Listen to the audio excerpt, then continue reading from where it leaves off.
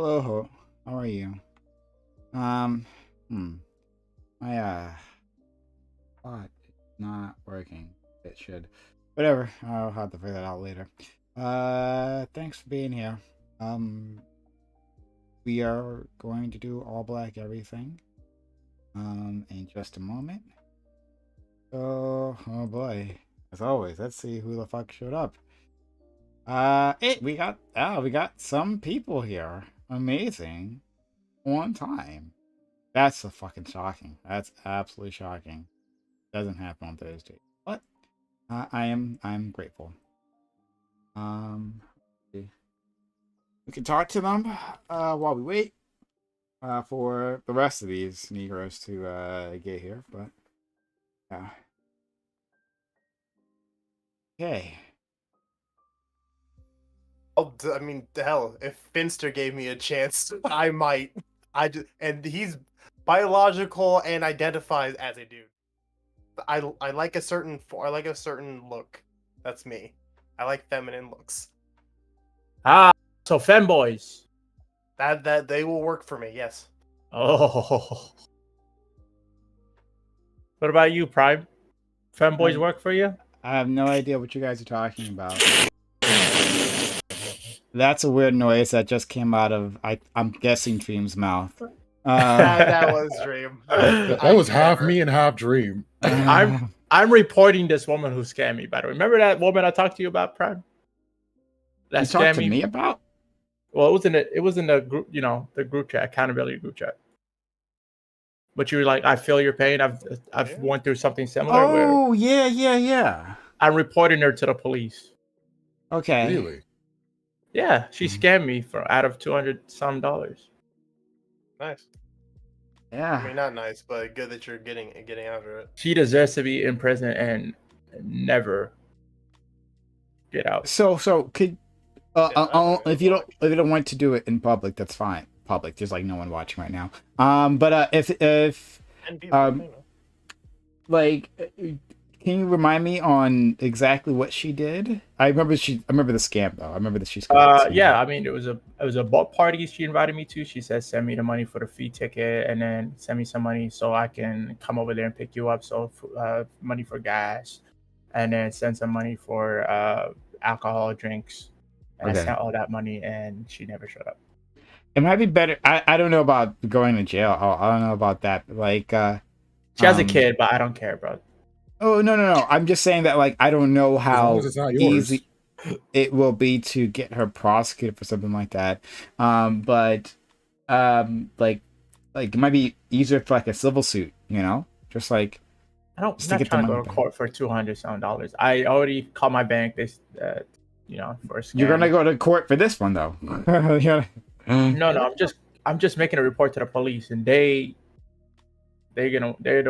just make sure that it's on record that this happened. Okay. So you're not expecting anything to actually come out of it then? Though I'm expecting the police to be like, oh, Kiana Henderson? Oh yeah, we have something about her before. Yeah, she does this a lot. I'm sorry to hear that. Naming names. Well, I know in California. Kiana Henderson, Oakland, California. She's a scammer. If she's a scammer, then fuck her. But in California, the threshold's about $950 for something to be a felony. So you'd have to lose close to a G for it to be something you could really take to court. Really? You can scam and hold on. No, actually, but there's small claims court. There's small claims court. Though. Actually, wait. If anything under 950 is a misdemeanor. It's only at 950 for a felony. Couldn't you go to prison? I mean, or jail for a misdemeanor? Not that I know of. It's usually a citation and some sort of restitution. Can you go to jail for misdemeanor?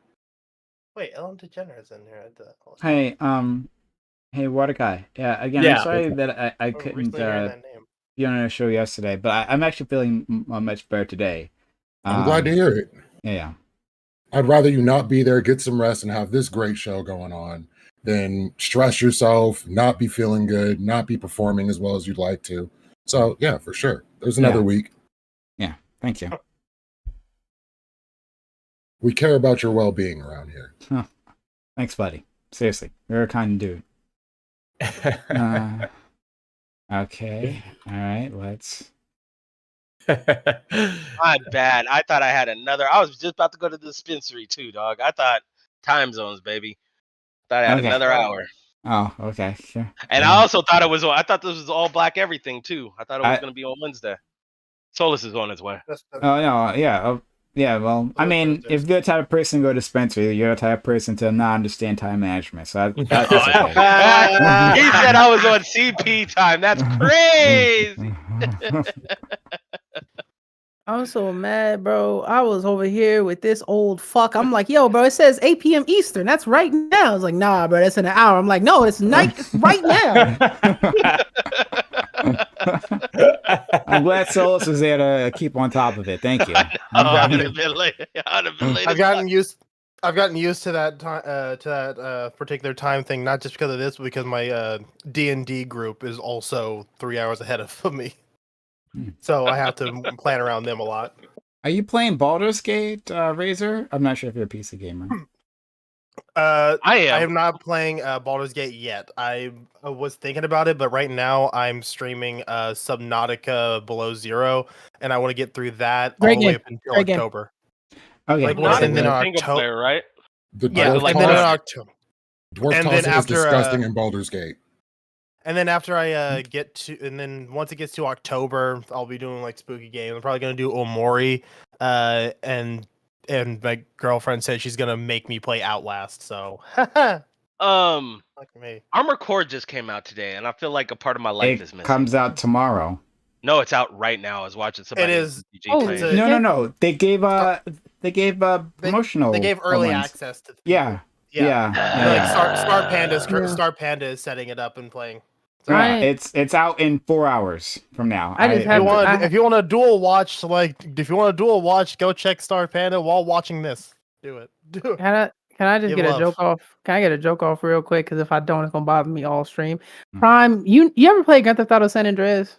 Grand Theft Auto San Andreas. Yes. You know how when you take CJ into the barber shop and you send him to go get a goatee? Goatee. Oh.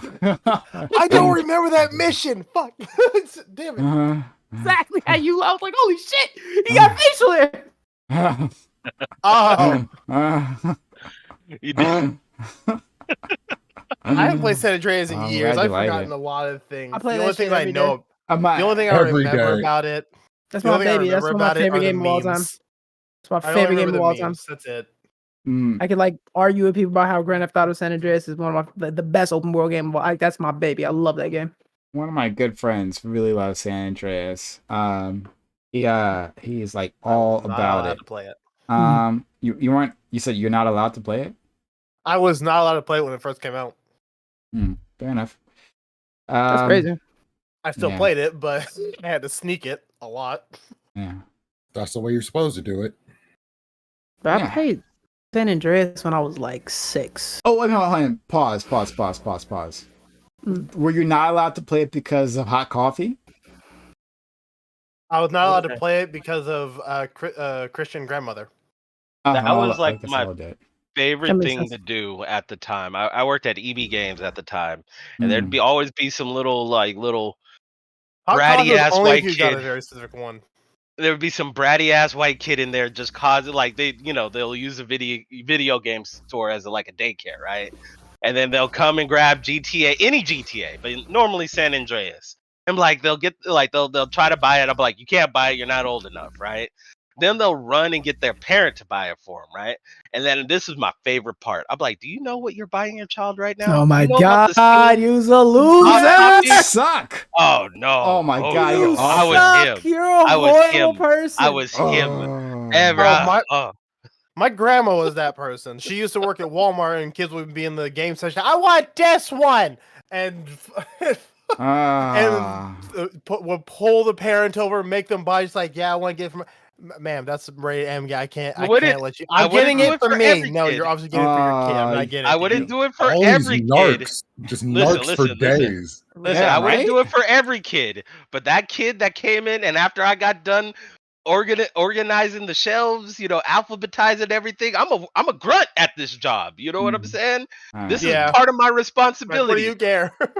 Bro. Fuck no, I'm getting my bro, get back. I'm No, getting my bro, get nah, back. bro. That you're talking about a generational game, bro. We're not talking about fucking He crimes can of play it LA, when bro. he's Like 18, all right? He can that's play it when he's crazy. 18. You're a horrible person. That's crazy. A win is a win. As AOP would say. But, but anyway, like guys, I forgot what I was gonna say. Oh no, there's so many things I'm excited about. So yeah, I'm excited about Armored Core. I got that pre-ordered. It's already downloaded onto my desktop, or not desktop. Fuck. My PS5. I'm not a filthy PC gamer. Come on, I'm better than that. Oh, jeez. I played And Genshin on PS4. so I am pumped for that. GSU Gambit, thank you for gifting a sub. It's SA. Hey, that's really kind of you. And tomorrow, he's not here. I wish Bam was here. But One Piece live action comes out on Netflix. It's happening. I don't know how I feel about Oh, that. I don't know about that one. Well, They're not yeah. doing. They're We'll not find doing a out. 1-to-1, is what I was told. Yeah. What I It's was not, heard. it's not one. Y'all gonna learn. Y'all gonna learn one of these days. Y'all gonna fucking learn. But I am. Hey, it's being headed by Ichiro Oda himself. If it's not perfect, he's not having to go. So Yeah. I'll let it. It might be good. Yeah, so hey, like, who knows of any anime live action, right? They've been like continuously disappointing. Except that Bleach one was actually pretty good. That Bleach movie they did, that was actually I'm pretty still recovering from Um, Cowboy Bebop. I don't know if I have it in me. good. Oh, okay. So Yeah, oh, man. Bleach was pretty good. I'll give that one. Yeah. I have mixed thoughts on Cowboy Bebop. And to the audience, we are waiting. We're just waiting for other people to come up, so that's why we're talking about this. But so stick around, please. But anyway, I liked a lot of the things they did with Cowboy Bebop. I didn't like Vicious, right? That was wrong. Up and down. Don't even bring it up to my mind. That, like, just thinking about that motherfucker depresses me. That was awful. That That's where the healing- bad casting, bad writing, bad direction, awful. Everything. Up and down. Everything. But I think other parts of the show were actually really cool. I liked like the main cast of what they were doing. I liked how they were expanding some of the missions they did, and also some like putting them in different, giving them different outcomes. Right, like the whole thing with the apes. Remember that, like the devolution thing, turning people to apes. Like that mission, I thought was an interesting twist. It was different from the TV show. There were some things that could have been done. I thought Steve was it John Cho or Stephen Cho? Yeah. John Cho. No, I think he did a fantastic job acting. The guy who did his partner something black. Jet Jet Black. Yeah, Jet Black. That the actor, he crushed it. He did. Guys, like there was a lot of potential there. They dropped the ball. Vicious, like I think That was the worst part of It it. was- Them it was so expanding that storyline was So bad. totally unnecessary. I think it wasn't necessary, but I think it could have been done, right? Like If they you didn't could- do it bad.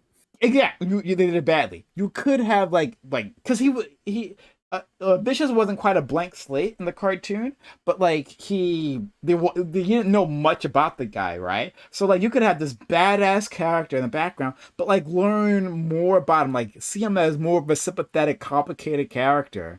But they turned to a little bitch, a crying The crying little bitch. Exactly.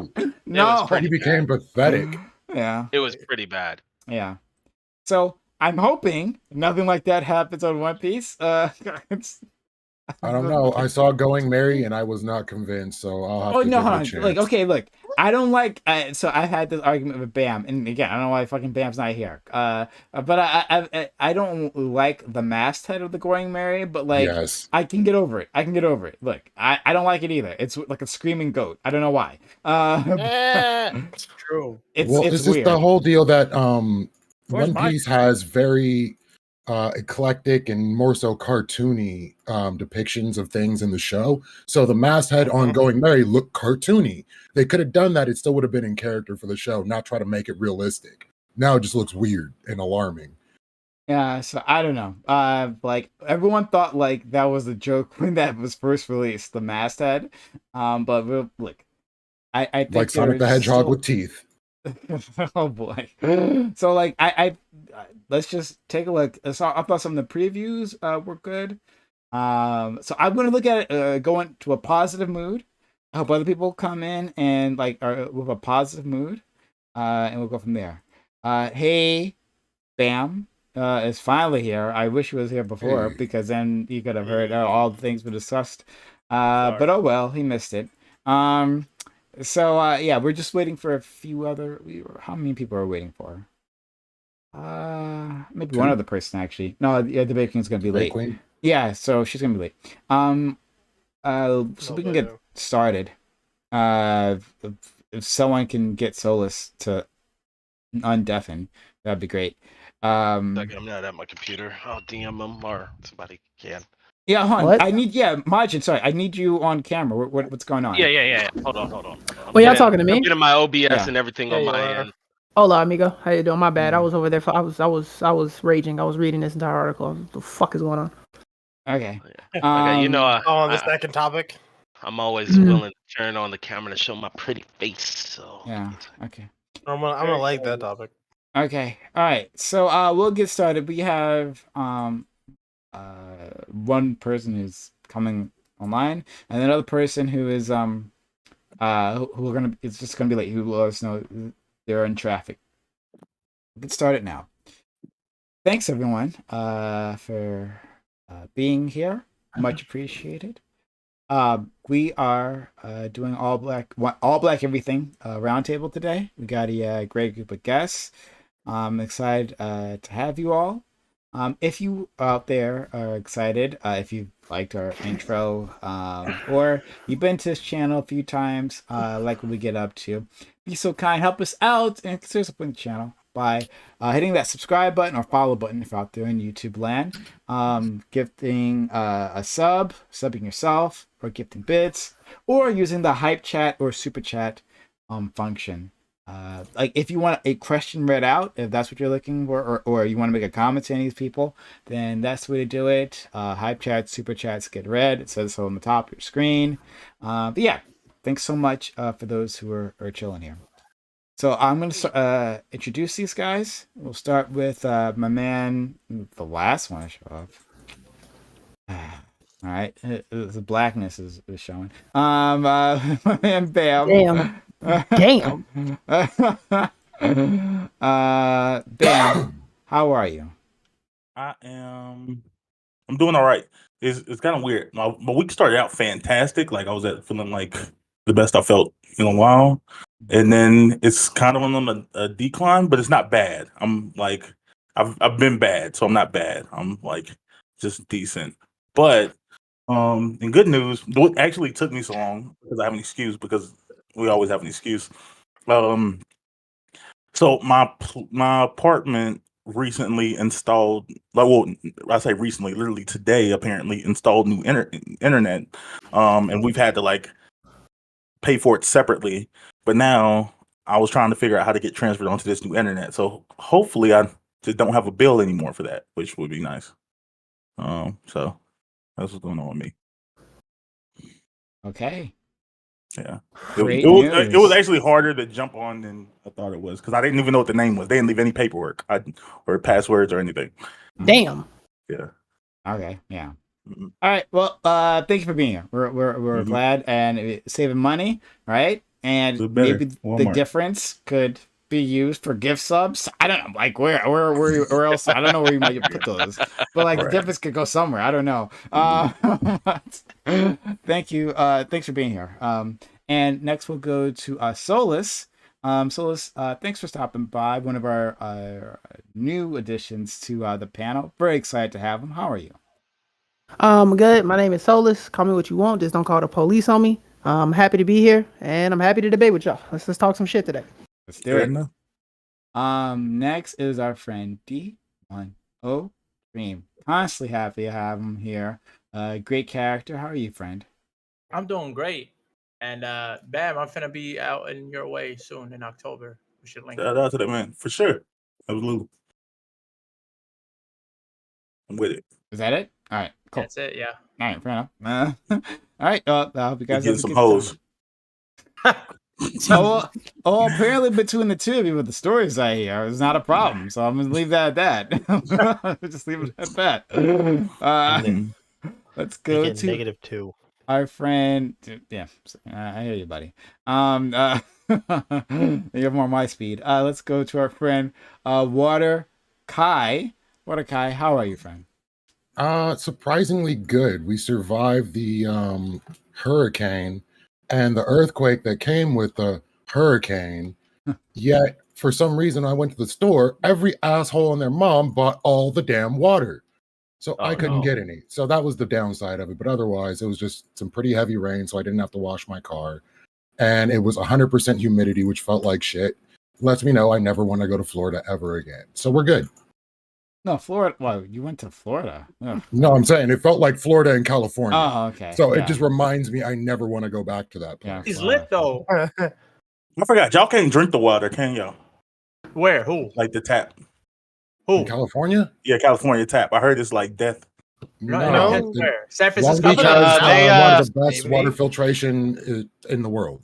And Yes, they get that's a lot of their water from Oregon and Washington. So. Oh and my we have some fucking of the God, best fuck water. Oregon. Yeah, you know where. Yeah, you know where I was going. I grew up drinking well So water he- out of water hose. So, He's like, I'm he's fine with like, anything. Maj is like, I piss in it. So now, and I'll let you know. Yeah. how you I'm feel. blessing all of y'all. You know what I'm saying? I'm trying to. Add that protein. Add that minerals. Next to godliness, you know what they say. Oh my god, yeah, yeah. Well, you should get like a home water filtration system. Why do you get bottled water? Bottled water is not great. Oh, because I'm lazy and don't want to deal with it. So I just buy 8 bottles of water and it lasts me 3 days and I do it again. But on the third day, everyone took all the water and there was none for me. I'm sorry. Hey, Lath, do you have a Costco membership by any chance? Yeah. You should go. They have that like the Sierra Nevada thing. It's like $15 a month. They even give you like the dispenser, make it hot and cold. $15 a month, and you get 2 5-gallon jugs of water delivered to your house. Yeah, I can't do that. But maybe when I move, Yeah, which will be they'll within even the next carry few it months. inside. You can be like, "Yo, my back's hurt." Can you Like my carry it place in? is literally this big. Like I barely fit in my apartment. So trying to keep all the that water. muscles, I not think would happening. be hard for you. Yeah. All right, let's go to our friend Razor, who also could barely fit in your apartment, but like because of length rather than width. Razor, thank you. I am a pencil, yes. Hey, yo. Thanks for being here, friend. No problem. I just like Jesus Christ, whenever I want to say words. Yeah, it's great to be here like always. So far every week except for last week because people didn't want to show up. Rude. I didn't get the invite. just like, I wasn't sure. I was late. I just like to be like to have these kind of talks, hoping I can just get myself a little more energized for future projects by stimulating my brain with some really good things, especially with the topic with the topic, a movie that I actually straight up loved as a kid. Okay. So, Me too. All right. We'll figure that out. All right. Let's see it. Let's go to finally our friend Majin. Majin, thank you for being so kind as to And no, thank join you, us as man. well. Yeah. Thank you for inviting me back again. Yeah, I'm Majin.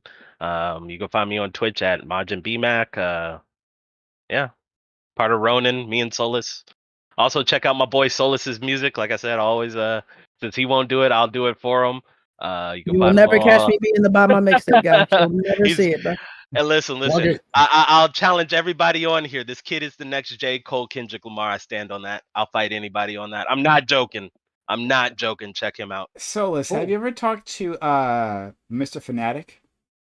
No, I don't know what that is. Yeah, Fanatic is God bless you.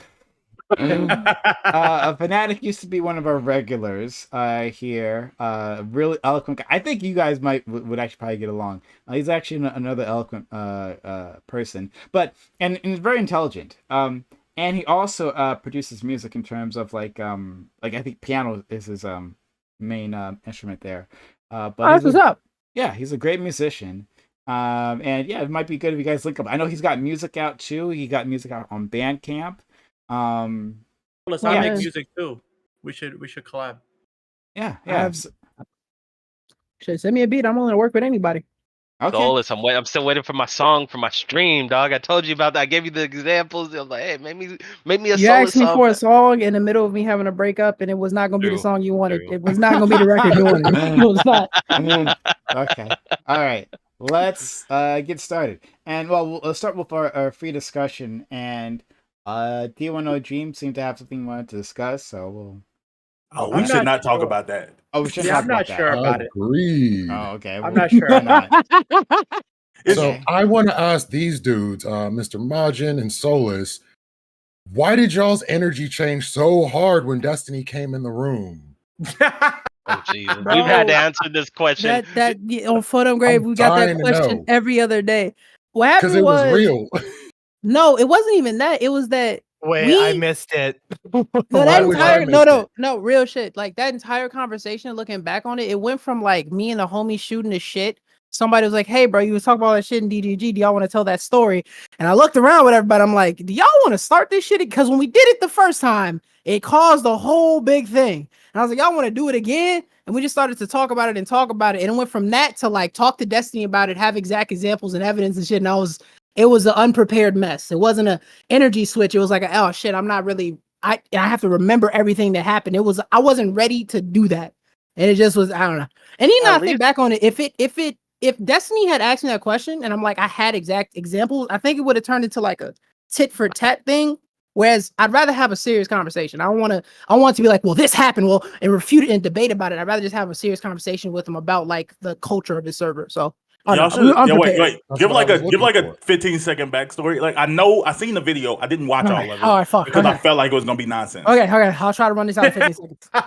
Me and a group of friends too. were in DGG together, and we got really sick of the debate bro shit that happens in that server. It can be very toxic. We got sick of the you're a low IQ idiot type of rhetoric, and we used to chill in rooms together, purposely making sure that they were like a lax environment. A group of dickheads would come into our rooms purposely to throw bombs and fuck with us and shit stir with us. We would call them losers, weirdos, and cornballs. They said that the word cornball was some kind of weird coded slur for white people. It's not.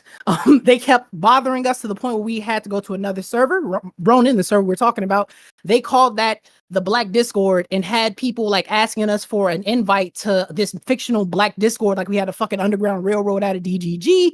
And that led to several other snowballing effects that led to like a big blow up between these two groups. It's been a fuck you relationship between the two. But TLDR, me and a group of friends wanted to chill into DGG because we got sick of like the debate bro shit. It got turned into something racial and a lot of shots were fired back and forth. That's a TLDR. And yeah, like Is that for Destiny in the chat saying what's all that shit you was talking? Whatever. We can talk about it all again. And on my panel, like with my aspect, because I stayed very clear. I don't want to be sensationalized or drama farmed in there. If he came on it, like, so it for me, it went from like bullshitting with the boys on the stoop to being like, hey, it's game time. I'm a competitive. I've boxed. I've played, college football, stuff like that. There's a difference from when I'm shooting the shit with my boys and it's game time. And I'm sorry to say it, Destiny is that guy. 500,000 followers. The guys on here. I gave. Real quick. Hold on. Let me finish. No, my bad. You're right. Cook. Anyways, like, so I gave the man the respect that he deserved. If I'm gonna take somebody on a debate, I'm going to give him my best. So you saw me game up. You saw me get serious. The runaway is fucking crazy. Never ran from a man in my fucking life. I wouldn't even I'm about to say, begin to say you ran. There was no running, but everybody just kind of toned down. It was just like, soft. oh, well, people were kind of being debate broy and we were getting uncomfortable. Like, what is he going to say about that? Yeah, some of the people. Well, no, I No. told the story, That's what I was about to if say. you remember, he gave me some weird hypothetical, right? I told the story that there was a character on there named Mika that called me the N-word with a hard R. And the story has developed from then. I thought he got a day ban. It turned out he only got kicked. And that I was like, so what's the case? What? Hold on. Why is that not permaban? We don't know. What? We don't know. But hold on. What I was about to say did is you that ask Destiny that? It's like, why isn't your server? we never got to it. That's what I'm saying. We never got to like. We did, but he left. He left about to right say- when because he tried to lead me down some weird hypothetical. And I flat out said right before he left, I was like, "Do you want me to engage in some weird hypothetical, or do you want me to tell you what the fuck happened?" I was about to say it felt like it was getting. I think what would be productive is like a serious conversation about culture in that server. I'm not trying to have like a debate about it, and it wasn't so like. It wasn't like, okay, a group of dickheads want to debate bro us and we want to chill. That's fine. Like, I'm not tripping on that. But that got turned into, hey, bro, let's fuck with the black guys. Like, imagine you and your friends are chilling in a group and y'all just want to chill and relax. And then a group of people come in there and they're fucking with you.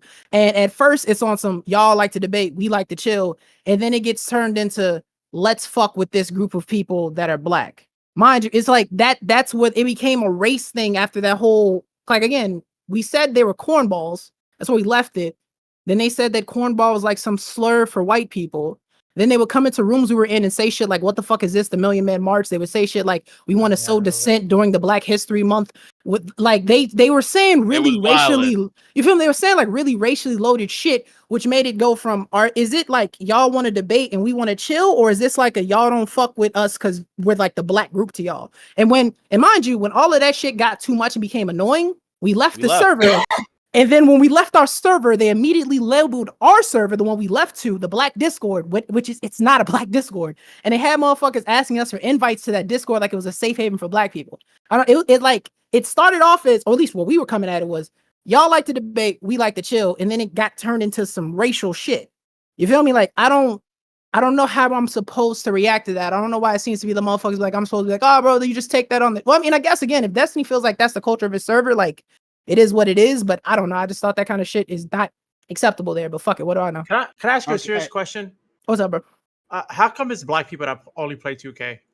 That was the Yeah, man. bro. Can I show you that clip? Today, Bro, hold on. We Can I were show in you that BTG clip, bro? That today was and my that happened. last. No, real shit. That was, I remember that, right? And that's a Can you funny joke. explain what about- that means? I don't know. No, NBA that happened at 2K? DGG. That was my last straw. I remember it was Juneteenth. I was in a room with my homies and we was arguing about Fallout. I remember because my friend was arguing over Synths and I'm a BOS stan, right? We was arguing back and forth and I was streaming 2K and someone random I've never met came into the room. I still have the fucking clip of this and they're like, hey, yo, Solus, you playing 2K?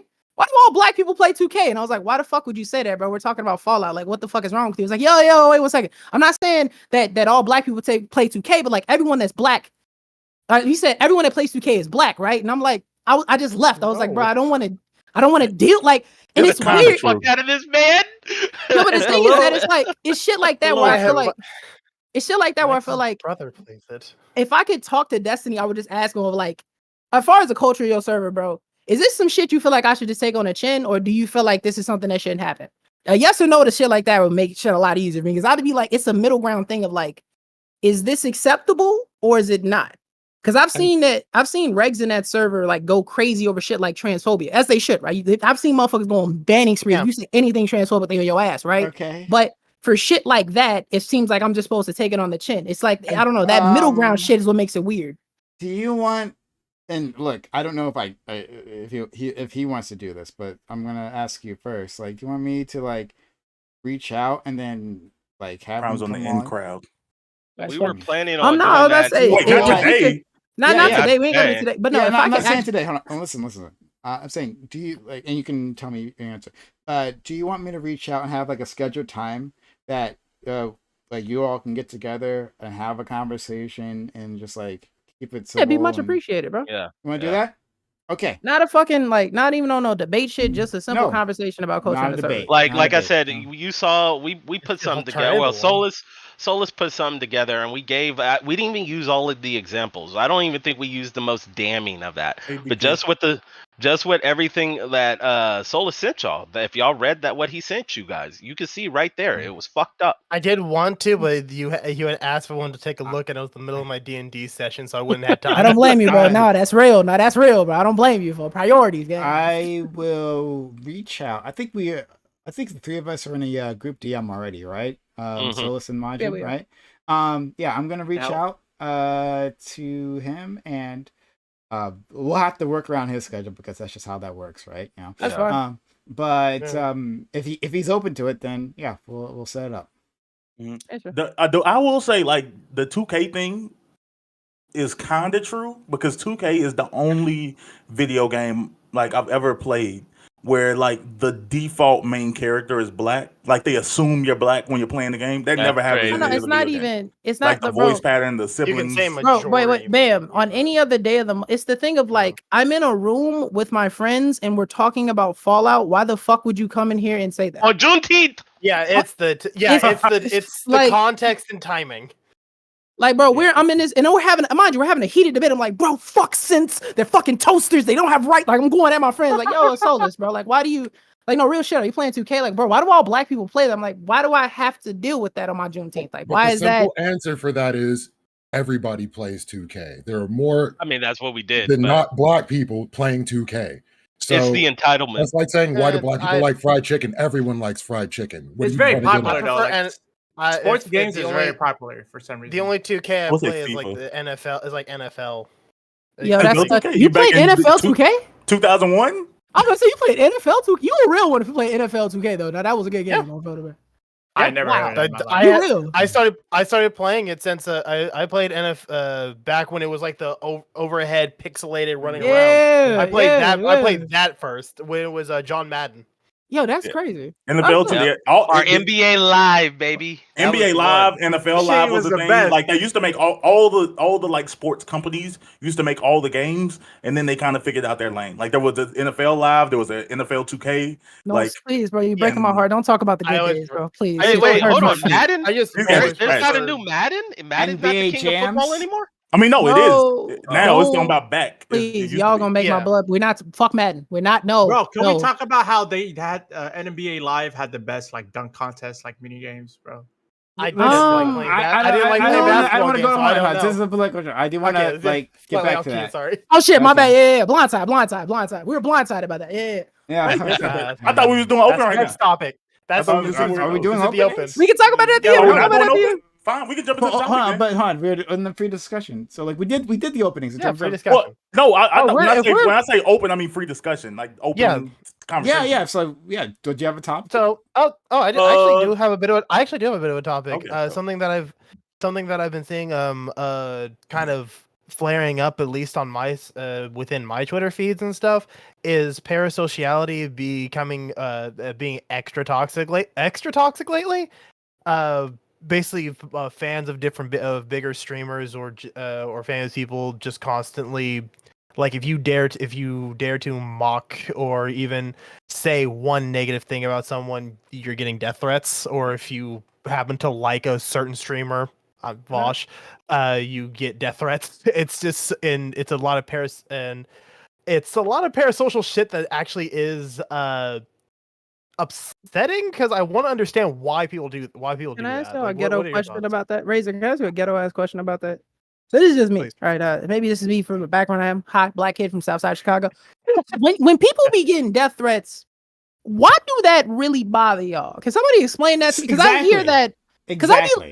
and again, maybe it's just where I'm from in the environment. I'd be like, show me. Like, there's no threat in some weirdo on the internet being like, I'm gonna shoot you. Like, there's nothing that's a nothing statement. Now, granted, you shouldn't do it, but like, why does that actually bother people? Y'all think I they really feel gonna pull like up? Honestly, I've been a victim of massive online bullying. Okay, I word, think Probably word. deserve I think it. the Okay, reason so- why people do take it as a threat, especially nowadays with stochastic terrorism definitely being a thing, with like constant online harassment and like death threats coming at you from a little bit of everywhere. You end up with basically a dice roll of like a percentile die. Just like you have this chance of someone acting on it and doxing and going after you. Mm. Like that's so constantly ain't got hearing that death thing on you. threats. Yeah, It's Well, like so can I ask constantly you- hearing well, it Can I over ask and you a over. question then? So does it change if someone threatens, like, they're like, yo, I'll slap the shit out you in real life? Does that hit the same? Do you fear that same thing of like, well, maybe they might actually do it, or is it more lax if it's like, I just want to hit you? If it's just like an online, it's like a single person, and it's like a single person who's like saying it. I have engaged with someone who they didn't go full death threat because they would have gotten banned immediately. Strangely, on Elon's Twitter, but I basically was going back and forth with them, and then eventually they were just saying stupid. So they were just saying basically stupid transphobic shit, and I was just like, wow, you have literally no brain. It's just like I'll show you, Wait. I'll show you, I'll catch your fucking ass. Like, What please counts as a try. death threat? Because I'm Um, gonna kill you a lit- death threat? Because there's no way, right? literally calling for like calling for the death, like someone needs to take this f slur out, someone I hope that I hope you fall into the wood chipper like you deserve, stuff like that. That's a Just death threat to constantly- you? It can be seen, it's wishing death there, wishing death. upon a person. Yeah. It's Um, about the that's the number. numbers and stuff like There, that. if Me you can get personally- enough of Yeah. those that you event, like for that a person can like we can Yeah.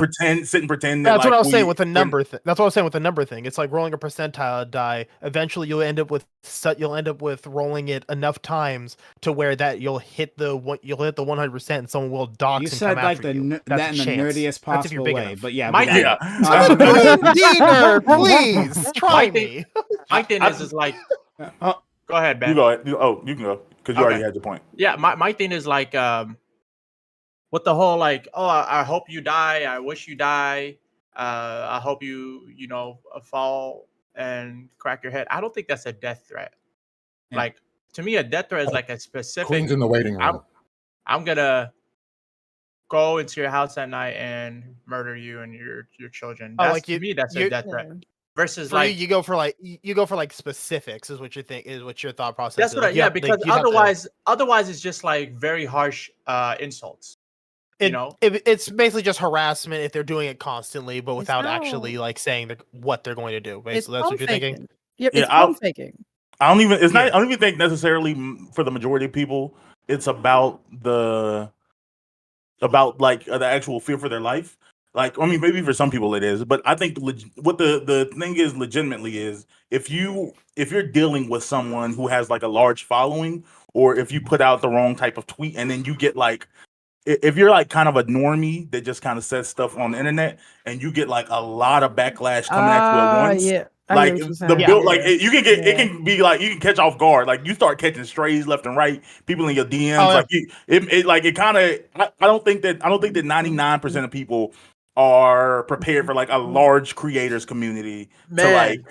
You No, know, and like, that's where, to and come that's, and I think this is, and that's what I was talking about when it came to like the whole parasocial relationships that fans have to like their favorite content creators, where like it'll be a tweet or some like something on social media where you're like, hey, I didn't like this person's take on this, or I don't like what they say about this, and then because that particular creator is not really- exactly responsible with their messaging and stuff, all their fans who have somewhat of a parasocial relationship with them will go after you for saying it. Like it'll be a constant barrage, like a few months back when I got completely harassed by Jai's community because I said I don't like her.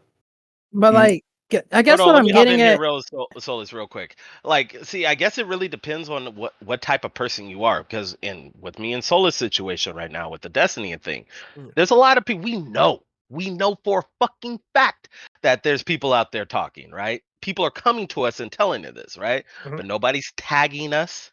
Nobody's doing. Solus is quite frequently went into DGG. You know what I'm saying? I go into Wix. Like we are accessible to people.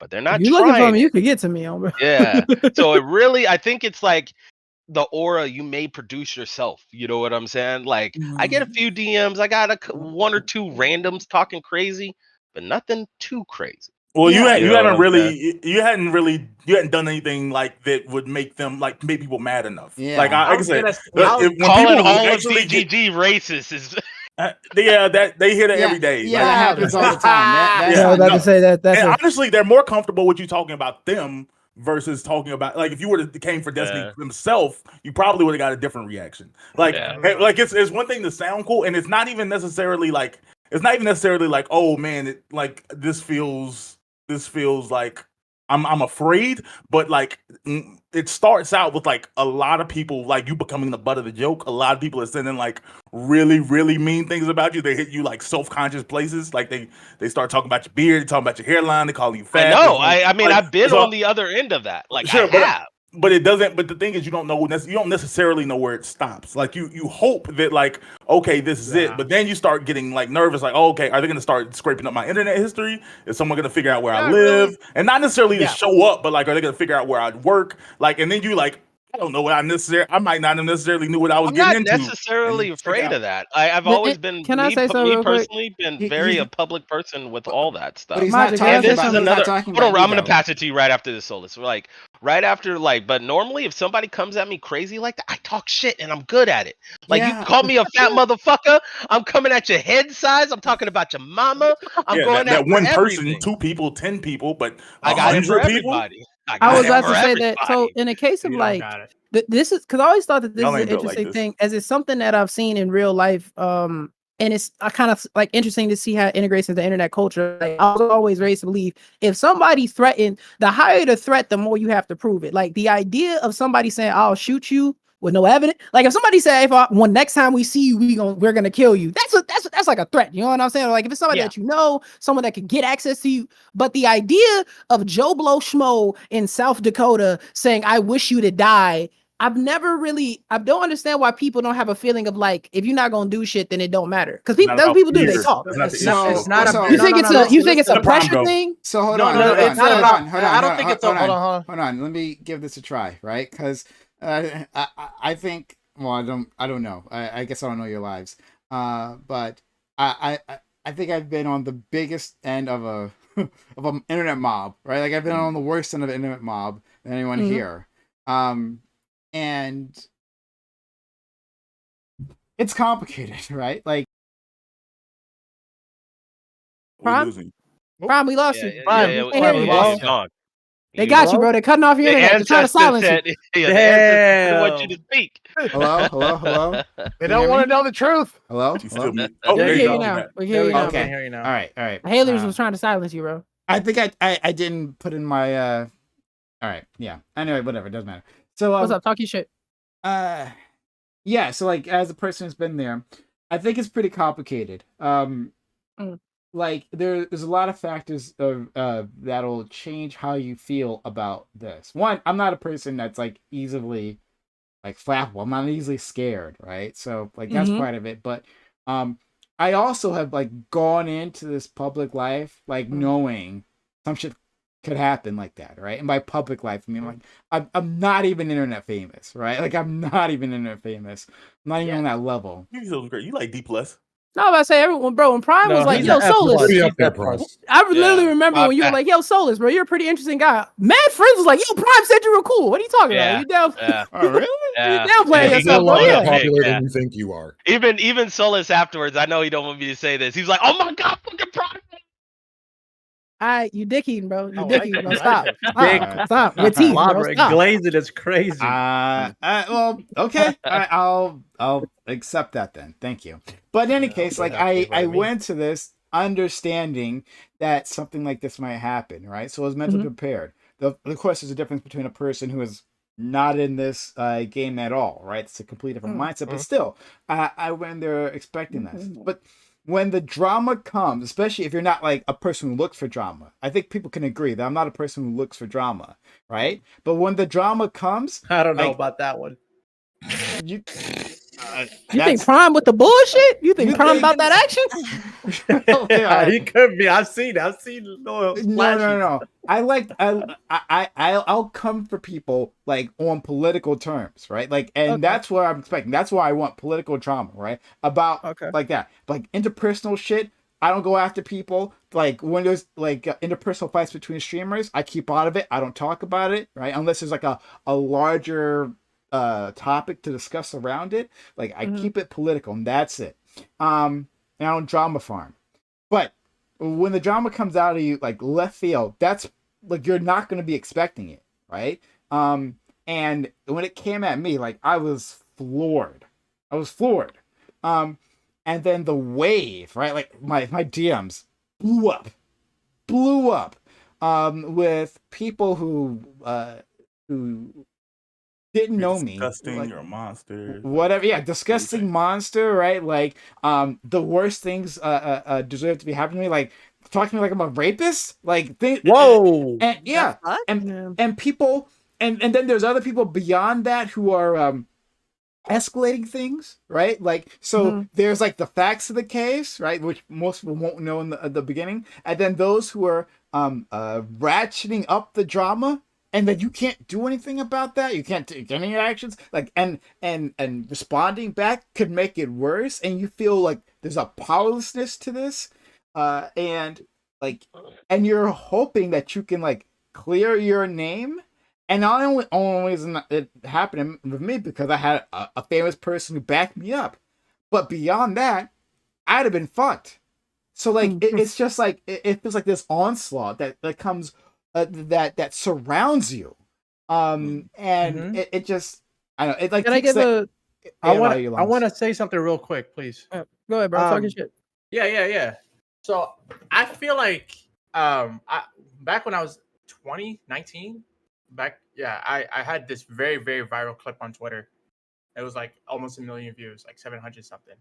And it was embarrassing because I thought I looked good dancing, but I was trash dancing, looking back at it. It could be like that. I was It could be like that. bullied to oblivion because of it. And I thought I had the toughest skin in the world, but after you've been dogpiled by countless thousands of people, that shit really gets to you. So if I felt bad from that, I can understand, and that's just from getting bullied over dancing, right? I can understand like how people would be, how people can feel really hurt by a more severe comment, like people want you to die. So like just for me being hurt because I'm dancing bad, I'm hurt by that. I can imagine how it will take less people to say that they want you to die for you to feel even worse. And so that's the perspective that I'm coming on with the death threat situation. Can I give a nuance that? I'm sorry, go ahead, Solus. No, okay. Yeah, but and I the do want final to thing finish I'm my gonna- I want to hop Right. in after Solus because I hold on. I do need need to finish my point, but Solus, you go Oh, I thought you were first. done. My bad. Yeah. Solus, Okay, you so wanna go? just Do I real go? quick. Do you go? Yeah. I don't. Okay, Solus, real go quick. ahead. I'll say go two after you, and Can I then just say I'll two let sentences? Majin. Okay. Let me say two sentences, then Solus goes. Okay, sure. Yeah, and with the dogpiling thing, just another thing is like when you were talking, Majin was talking about, or Ben was talking about, if you go after Destiny viewers, I did go after Destiny on Destiny's Reddit, and I just got dogpiled. Like they didn't even understand my arguments that I was making. They didn't even try to acknowledge it. They just, if I didn't say anything bad against Destiny, which I'm a huge fan of, anyways. It's like I'm a big fan, but here's a critique of him. Any critique is like not received well in that Reddit at all. Which he would probably agree with too. I was about to say like that's not unique though. Can I go after Matt? I was Imagine? I was just Okay, about to say so- that like I feel like so this is the nuance where I try to look at it. I've always been the kid that cracked a lot of jokes. I've always been a person that used humor to get through things, and with that, I grew up with a lot of like roasting. My entire family roasts each other. My friends did. Like I'm a rapper. I'm pretty witty when it comes to jokes and shit. And something I've learned in that culture is, and even too, y'all can relate to this like on the internet. A lot of times, the person that is the butt of the joke takes on their own persona. People don't, like you said, they don't know what the fuck you actually said. They don't know what you actually mean. They don't really care about you. You are just something for them to laugh at until the next thing comes along, right? And so how I try to look at it, and I always wonder why, because I feel like everybody participates in some shape or form. Why other people don't do this is like when the joke's on me, right? Just like when you're getting roasted, is take it on the chin and keep it pushing, right? They don't even know you. They don't give a shit what you had to say. You are just entertainment for right now, and that just is what it is. It's not. It's not, a lot of the times it don't even be personal. You're just the meme right now. You could actually talk to these people and they'd probably be like, yeah, bro, I really get what you're saying. But that's not the type of time. People are just looking to laugh. It's the internet. No one actually gives that much of a fuck. But I mean, that's just how I see it. Yeah, so on that note, like I literally saw like someone sent me a screenshot of this individual who was like an individual who had been on my panel previously, right? And who I had treated kindly, who had basically was saying like, oh yeah, I knew Prime was awful for this and this reasons, and then someone responds and like, okay, well this is all wrong and here's the proof, right? And they go back like, oh, I actually don't give a fuck, right? This is just entertainment for me. right? feel Literally me? what they said. It's unbelievable. So yeah, they literally don't care about your life. But like, especially in this internet age, what this does, it leaves a trail of breadcrumbs so that other people can find these things later. So like these words Yeah. don't just happen at one point in time. Like Yeah. they are memorialized there. So and I wanted to just like finish my previous point with that, like part of like what changes how you feel about this is like your level of openness, like how public you are about your personal life. So going into this, like I knew some shit could happen, and so I've been very careful about like my personal details, right? Like I don't talk about that shit at all. I leave it out, right? Mhm. And I am so glad that happened, because if not, then my actual name would be attached to a sexual harasser, right? Like that would be there. It's a public record. So like in the future, I like opportunities will be taken away. I lost opportunities like in big ones. Like at that time, it was a really awful moment for that stuff to happen to me. Like at that time, really huge opportunities. Like if I DM'd you guys and you find out like what I missed, you'd be like, oh man, it was disastrous. Send it. I would But like in to any see it. case, I was tuned in, boy. but in any case, like You can win like, on it Ellen was- DeGenerates. hold on, guys. So like it was an awful moment, but like that would have been worse if my actual name was involved there. And then like, can people find you, right? Like, will they? And it doesn't have to end with you. Will they contact your family and harass them, right? Contact their workplaces. All these things are on the table. So like we haven't even gotten to death threats. And then it's about your gender, right? I happen to be male, but like female, like it's the death threats and the rape threats. And those things just, and they'll send those rape threats for any fucking. They'll send those rape threats when they think you're a slut. Like I'm gonna rape you, all right? Whatever. It's crazy, Yeah. right? So like, and that has, and for especially for women, like that has a different feeling of like oppression on their mind. So there's all these factors that go into it, and yes, a lot of those people can't carry it out, but like that like an ocean of those comments coming at you, yeah, that'll destroy your mental health. Part of the way I protected myself was to like not read that shit. I was like, you know what, I'm gonna concentrate on clearing my name, so I'm not gonna be worried about that stuff, right? And but that's the way I've always been from the very beginning, so that really did help me. But for others, like some people can't help but read. There's another streamer I had known, and she had gotten to she'd always gotten in a bunch of drama, and she would constantly read those messages, constantly, and it destroyed her mental health. She like had to take constant breaks from the scene because there was so much, because of all the things, and sometimes just like basic criticism, anything you do, right? But then once you get to drama, it gets even worse. So yeah, like it's hard to like say like how individual people should act, right? For me, death threats, I'm with you on Solus, that like on the fact that am I scared about dying? Like no, right? Most people are motherfucking punks, right? Like I get that shit, right? Talk your shit, Prime. Talk your shit. They're bullshitting you, right? Like even my dress was out there. These motherfuckers ain't showing up here. They're not showing up here, right? So like I'm really scared of that. But that's me. And for so many others, I perfectly understand why they aren't. So Majin and then Debate Queen. So yeah, like pretty much I'll cover both you and Solus cover, but what I was gonna say, but I guess I'll reiterate it. But yeah, you shouldn't read any of the comments. One of the things I know y'all don't know me well, but like I'm pretty well known in the Discord of DGG. Like if I go in there, everybody knows who the fuck Majin is, right? I'm the butt of jokes most of the fucking time. Matter of fact, before all this shit started, you guys Solus, there was like 2 blatant lies that I paid for flied some e-girl out to me, and then they broke me, and I had to take a sabbatical in fucking Canada, right? Didn't really pay them much mind. I don't look, me as an old person, I don't read the comments. Like even DGG, I don't read the text chat. Video games, I don't read like the actual, like one of my buddy Waldro was like, yo, we play Rust together. He's like, Majin doesn't look at the text chat.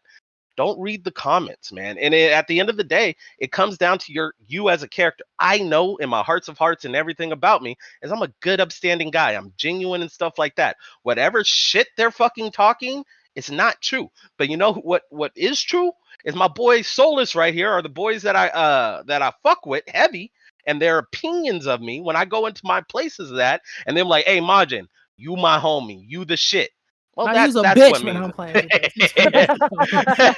With but that's what means something. I don't give a fuck about fucking NPC number 1, NPC number 2, whatever. I don't know you. I don't know your face. You ain't what you eat. Don't make me shit. All right, like it's true, and you just got to keep it pushing like that. Debate Queen. Yeah. I actually had a little segue in the beginning of last Friday's thing on my channel, and basically I just was fed up. Like, I'm tired of hearing all these white fucking leftists going after black people, making up bullshit lies, all that shit. It's just fucking racism online. Ain't nobody got time for it. But people like out there fucking believe the lies. Oh, you get someone DDoSed me. Oh, someone sent some razor blades in the mail. Oh, someone sent a huge long letter to get this person fired from their job. Bullshit lies. It's like, why do you feel the need to go after black people? Why do you feel the need to like do this shit? It's fucking pointless. And a lot of them espouse it like racism and hatred and all that bullshit, but like, you ain't a fucking ally at the end of the day. Yeah. That allyship is bullshit. It's fucking bullshit. And you gotta take that shit with a motherfucking grain of salt. Can I I ain't gonna ask lie, Prime a DQ. question? I really, Mashallah. hold on, wait a minute. I gotta say something. Fuck your shit. I ain't gonna lie, DQ. I'm rocking with this teal blue right now. Oh my god, this I'm a fan. motherfucker. I'm a fan. Like I said, Oh my DQ be putting it on. Okay. Like at first I thought it was crazy, but I'm like, you know what? I kind You of. said she got that shit on, bro. She really put that do. shit on. She put that shit on. Yeah, It is a nice color. I'll give it I that. did. Yeah. Yeah, but if you watch my Friday thing about Islam in the beginning part, that's all I literally fucking go into. Like, I just can't fucking stand around and fucking be quiet anymore. Like, I'm gonna stand up for people, because it's just bullshit. You ain't no fucking ally. You ain't a fucking leftist. It's fucking bullshit. Bull Prime, can I fucking ask you a shit. question? Wait, isn't So, that an oxymoron? when You're there a was- Muslim leftist? Really? I don't know. I don't want no smoke. I don't want no sauce. If y'all finna shoot at each other and go at it, I don't want no I'm problem. serious. I'm gonna put up the. I'm putting up the barrier. We ain't doing that. I was gonna ask Prime a question. Prime, so when those opportunities are taken away from you, having an actual, because a lot of people will say shit like, if it ain't affecting my money or my family, I don't really care. When there was an actual $0, like it was a dollar amount to what was taken from you, how did you? I would imagine that caused you some kind of frustration. How did you deal with that?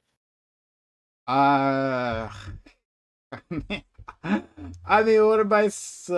I don't know what I was supposed to say. Like I punched a few holes in my walls. Like there's nothing that could be done, right? I just had to take it on the chin, understand that those opportunities are lost. Hopefully, maybe I can get them back in the future. But like, I mean, it was I'm thinking about it now, and like it had been something I had been working toward, right, and building up, and like trying to prove myself for, and then this thing happens, right, and basically it's like a PR sensitive thing, and the moment it happened, I knew it's done. We're done, right? Like that opportunity is just gone now. I would probably have to wait a few years, assuming I could get myself out of it. Like, in that moment, I wasn't positive of that. But like, assuming I could get myself out from under this, it still would probably take me a few years to even try again. Yeah, it does suck. There's probably, because the thing is, people, the downside of people on the internet jumping from joke to joke is once they had, like, there's some people to this day that was the only thing they heard about you, and that's who you are now. Like Yep. if you come up even years later, like, oh yeah, he's the such and such guy, or that's the such and such girl, and Yeah. and that's something that you don't really move past. I think there's only two types of people. Yeah, you cut out. Whatever you did. How did right. that happen? Yeah, You Yeah. pulled a prime Kai on us. yeah. Yo, That's your fucked shit up. just That's stopped. fucked up. Your shit Yeah. just Good stopped. joke, but that's fucked It up. might be Discord. It might just be Discord No, fucking no, up. I think no, it's that's his his mic. mic, it's He his talked mic. it. Hold on, talk. Hello? 'Cause- Yeah, yeah, there you we go. can hear you. You're back. Back? Okay, that was crazy. There's probably only two types, two types of people that, well, maybe three types of people that can handle that. There's people that like have almost no presence online, the type of people that can actually like really disconnect, like they cut it off and like go out, which is rare for today's times. I think the second type is people who, I don't know, have a strange characteristic of really not giving a F, but that's not even be a positive thing. Like they probably if they don't like feel any of the like negative criticism coming to them, they probably also don't give a F about like things too positively either. Like you probably have like some little stuff going on there. Or the third type is someone with their own sort of rival content base that can give them enough positive affirmation that it kind of washes out the negative. So you're hearing all this negative stuff, but if you kind of have a following yourself and you have enough people on your side, they're like, no, you're great. That sucks. I can't believe they're doing that to you. You might be able to overcome. But if you're just the individual, just a GDI out here and like facing all this backlash, like I don't believe that no matter how prepared you think you are to like take on it, I don't think you can. The second thing, even bigger than like streamers, I've had it happen to me 2 times, like to semi degrees, like in just like the Twitter world. One was when I got into some Twitter beef with Jackie Harry, the mom from Sister Sister. Me and her What had. the hell is you doing? Wait, what? Wait, what? Yeah. You not doing what? No way. What? That Yeah. shit just Yeah. smooth. Like, who was it? What? Yeah. Was I there? Was I there That's when this royalty happened? too. What are you So doing? So many That's questions. royalty. I feel like I was there. I don't even remember the context, but I know she was talking junk. That's all I didn't know. And me and Jackie Harry went at it, and like the aunties started coming at me, and like the younger black women coming for the aunties, and I got called some like super mean things. I was like, dang, maybe I'm not as cute as I thought I was. Like they got on me. That's That was crazy, bro. that was a minor one. The bigger one was like the big one was this was like an accident. This wasn't even intentional. I accidentally got into a little bit of beef with the Beehive. And You fucking never around wanted with to the do fucking that. You Hey, around. wait. done fucked up now, fucking buddy. around. Say Fucking nothing around. about Beyonce. Play. I don't say nothing about Beyonce. bro. Like you really shouldn't. Like it didn't go well for me. It didn't go well for me at all. Like at first I was like responding to everybody, but then they just kept coming, and then the people I responded to had like 6 or 7 people responding to them. Like I was like, oh my god. Like I was like, I learned just stay out of Beehive business. And what's crazy is like we're in the middle of like what potentially a United States civil war because Beyonce and Taylor Swift are on tour at the same time right now, which is my insane. Taylor Like, Swift ain't nothing, bro. bro, don't say that. You don't understand how I'll that say that. the I'll say that with a Tay-Tays, proudest Keep me chest. out the of it. Swifties, Keep me out of it. the Swifties I didn't- are just as intense as the Beehive. Like We know. Beyonce's white better. women come out No, and my drum. God. Michael I do Jackson's not, better. I'm not a part of him. Jackson. Michael Jackson. Jackson's better. I Better than Beyonce and Taylor Swift combined. But it's crazy that they're like I touring at the same denounce time. Like this. it's I mean, like I kind of like watch it from the outside. Like there's legitimate like I guess I'm like kind of playing, but there's like legitimate like racial tension based on how you feel about preference between Taylor Swift and Beyonce. It's a real Yeah. thing. Can I ask you a question? In that What's up? case, and maybe even with streamers, if a bunch of fans of a fucking artist come at you like that heavy, do you look at them like y'all a bunch of losers and keep it moving? Is there Yeah, any like- thought of like, bro, you're really arguing me because I said Beyonce's album was trash? Does that ever pop in your I mind? feel like it's a different energy when it's like a When it's an actual, like, fandom big of like an celebrity artist, right? like It that. feels, at least to me from the outside, like if the Beehive came after me, right? Like I think I would feel far less threatened. I understand that it'd be like a torrent, right? It'd be like a fucking not even a fire hose, right? Like it's like it's a tsunami, but like I feel like it would be a different thing that like I don't know, but you can. They don't. They fear no. They fear nothing. It's different from streamer energy. They have no like Nicki Minaj's fans attack the CDC. over Nicki Minaj, like Nicki Minaj, the cousin with the balls, like, and then the CDC said Beyonce said that Nicki Minaj was lying. Her said that. Oh, go ahead. That sentence is so perfect. Oh yeah, my Nicki Minaj, like this is back like in the peak of COVID. Nicki Minaj was kind of an anti-vaxxer. And Nicki Minaj made the claims that like, oh yeah, like I have a cousin down in like Jamaica, and her boyfriend balls, like he got the shot and his balls expanded like 4 times the size. And then the CDC came out and said actually that didn't happen. There's no notice of like, the vaccine doing that. And when I tell you the barbs were outside at the CDC like January 6th. Like they was like, we will rush this bit. And I was like, if you're willing to attack the United States government, you have no you fear nothing. You have no there's nothing that can stop. She was. I think that somebody was running around on this planet with Randy Marsh balls. Like, no, nobody's gonna buy that. If you really, y'all got it. Wait. So I just want to know because I got it. So she said, "Hey, I got an uncle, cousin, dude, family phone him from Jamaica." Whose nuts grew 3 times this Christmas. And the CDC was like, hey, bro, don't do that shit. That doesn't happen when you take the vaccine. And the barbs pulled up today. Like, you don't call Nicki a liar. Like, they pulled to the CDC and was like hilarious. Ready to bum rush. Like, they had to end up calling like the state, what you call it in? Like the military in, because they was like, wait a minute, the barbs is like dangerous. Do you think if Beyonce ran for president, she'd win?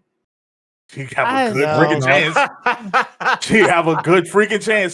She would get her name would be on the ballot. Like she would be on the debate stage on the national ballot.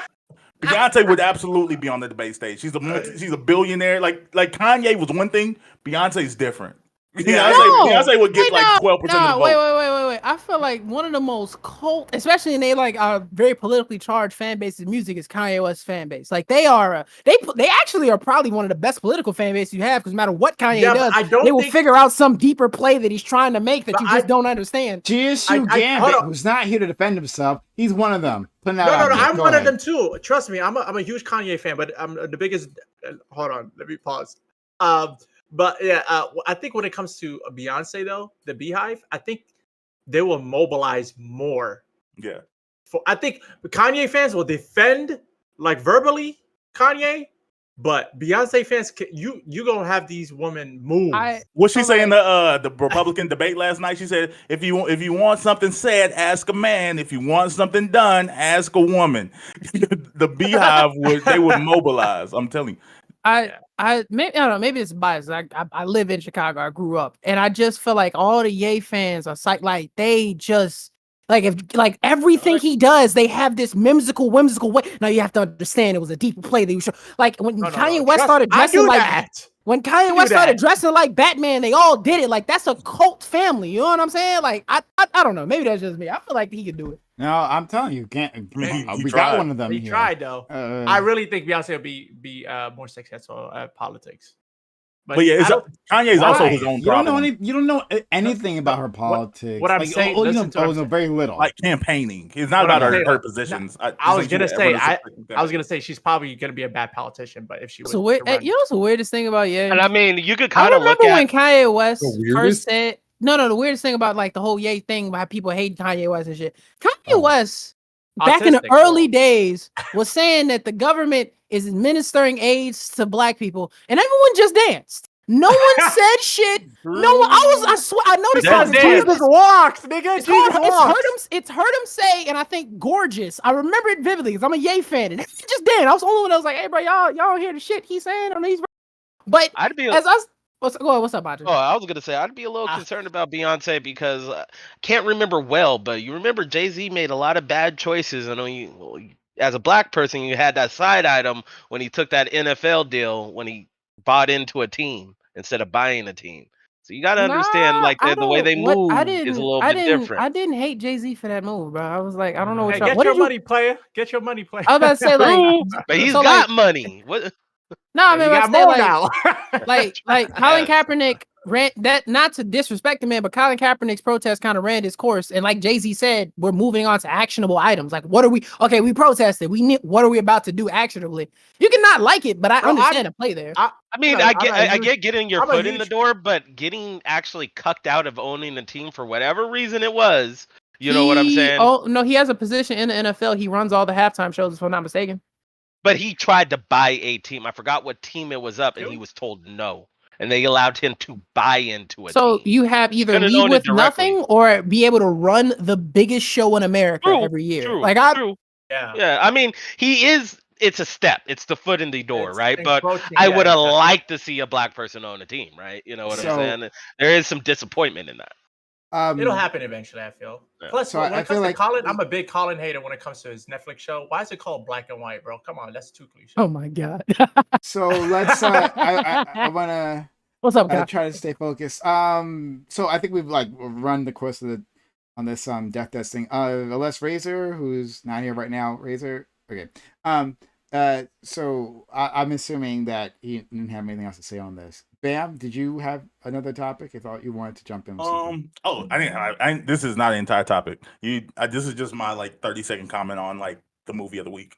Seen Blue Beetle, and it's like the most 7 out of 10 movie I ever seen in my life. It's 7 out of 10. Come on, But though, there's, right? there's nothing wrong with it. It just the only issue is there's not an issue at all. The thing is like they have no idea what they want to do with it, like because they're blowing up DC, like they're blowing up the universe and starting. Well, I mean they're doing it. It's confirmed that they're blowing up the universe, and they don't know if Blue you Beetle is mean going like to be. blow it up, like nuke it? Okay, Yeah. I thought you meant like blowing up, like it No, could not explode better. them. No, I'm saying they're Yeah, like yeah, yeah. starting over, and they gotcha. they had no idea. Basically, they have no idea if they want Blue Beetle to be part of whatever they're making that next, or if like they're gonna blow it up too. So it had like no direct ties or references to any other character in any of the movie because they're like, we kind of don't know what this is. Like if it does well, then like yeah, this is part of the new gen. If it doesn't, then they're like, oh, that was part of the old stuff. But like it felt like a Mexican Black Panther. So if this movie came out in like 2012, it probably 2012, 2013, it probably makes a $1 billion. Like it was like really like fine, but there was nothing special about it. It was just like the typical story you hear, and it was kind of like it's just a little late for it coming out. I But felt it's- like it was a nice movie. You take your little brother, your siblings, your kids too. It's great for the next generation.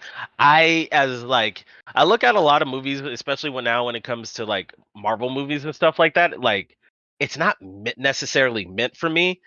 If it has some tie-ins to stuff to my old head, I'm old head, right? If it has some callbacks to some shit like that, fuck you, Solus. I'm gonna love it. You know what I'm saying? But like, generally, that movie, I couldn't have said a bad thing about it. I could take my daughter to it, and it would have been a great movie for her to see. So They already did Mexican Black Panther. Yeah, the last one. Fair enough. But so I do want to like concentrate on politics here. That's what my audience what I got understand. comes through for. We do have the Trump mugshot. The Trump mugshot. shit. I've been waiting for It this. dropped? Go to- Oh It's shit! on- I gotta look yes, this It's up. on the front page of NBCnews.com and probably all other news So- sites as well. So Um, yeah, one of my let's get it. Oh, one of my look at him. OPs County? posted that. He looks like he's trying his hardest not to cry while being Oh mad my as fuck. god! No, I Oh think- my Kind of looks like God. Droopy the dog with a bad spray tan and a wig. So It me feels and like- Solus have Wait, this where is buddy named Cal, and his name is Angry Black Baby, right? And his Oh, profile it's picture just of this another day. Angry Black Baby, and That's what you said. He looked like folks. no, I'm saying the title. He looks like an angry white baby, like just with this mugshot with Trump. Wait, where's this mugshot at? Y'all posted in a group chat thing? NBC, If you look at yeah. the stream, No, Solus, just yeah, I go got it pulled up. NBCnews.com. NBCnews.com. Just go there. It's I right got Or it just pulled up Twitter. right now. Yeah. His eyes are red. He looks like he cried in the car on the way there. Yeah. That's fucked up. That's It's- fucked up. Um, If so- this was 2008, that Gucci Man cover of that shit would be so hard, bro. Oh crap! Did anybody watch? Like I made a reference, but did anybody actually watch the Republican debate last night? That I mean, I Well, watched it a was In the little middle bit of of the it. D&D session, I was listening to it. I'm about to say we can definitely reference some of the highlights of that. Guy, was he debating? Trump So I was in. now So I- understand. No, Trump was nowhere Oh, near go it. ahead. Go- No, sorry, Indian. I finally ahead, Kyle. understand why so many rappers like Donald Trump. The second he got the RICO charge, he fit directly into that. All of a sudden, it makes perfect sense. So, actually, you know what? That's a subject we could talk about right now. That's actually interesting, right? Like, why some like black rappers, like Trump, you know? He freed Um, them. It's pretty Well, easy.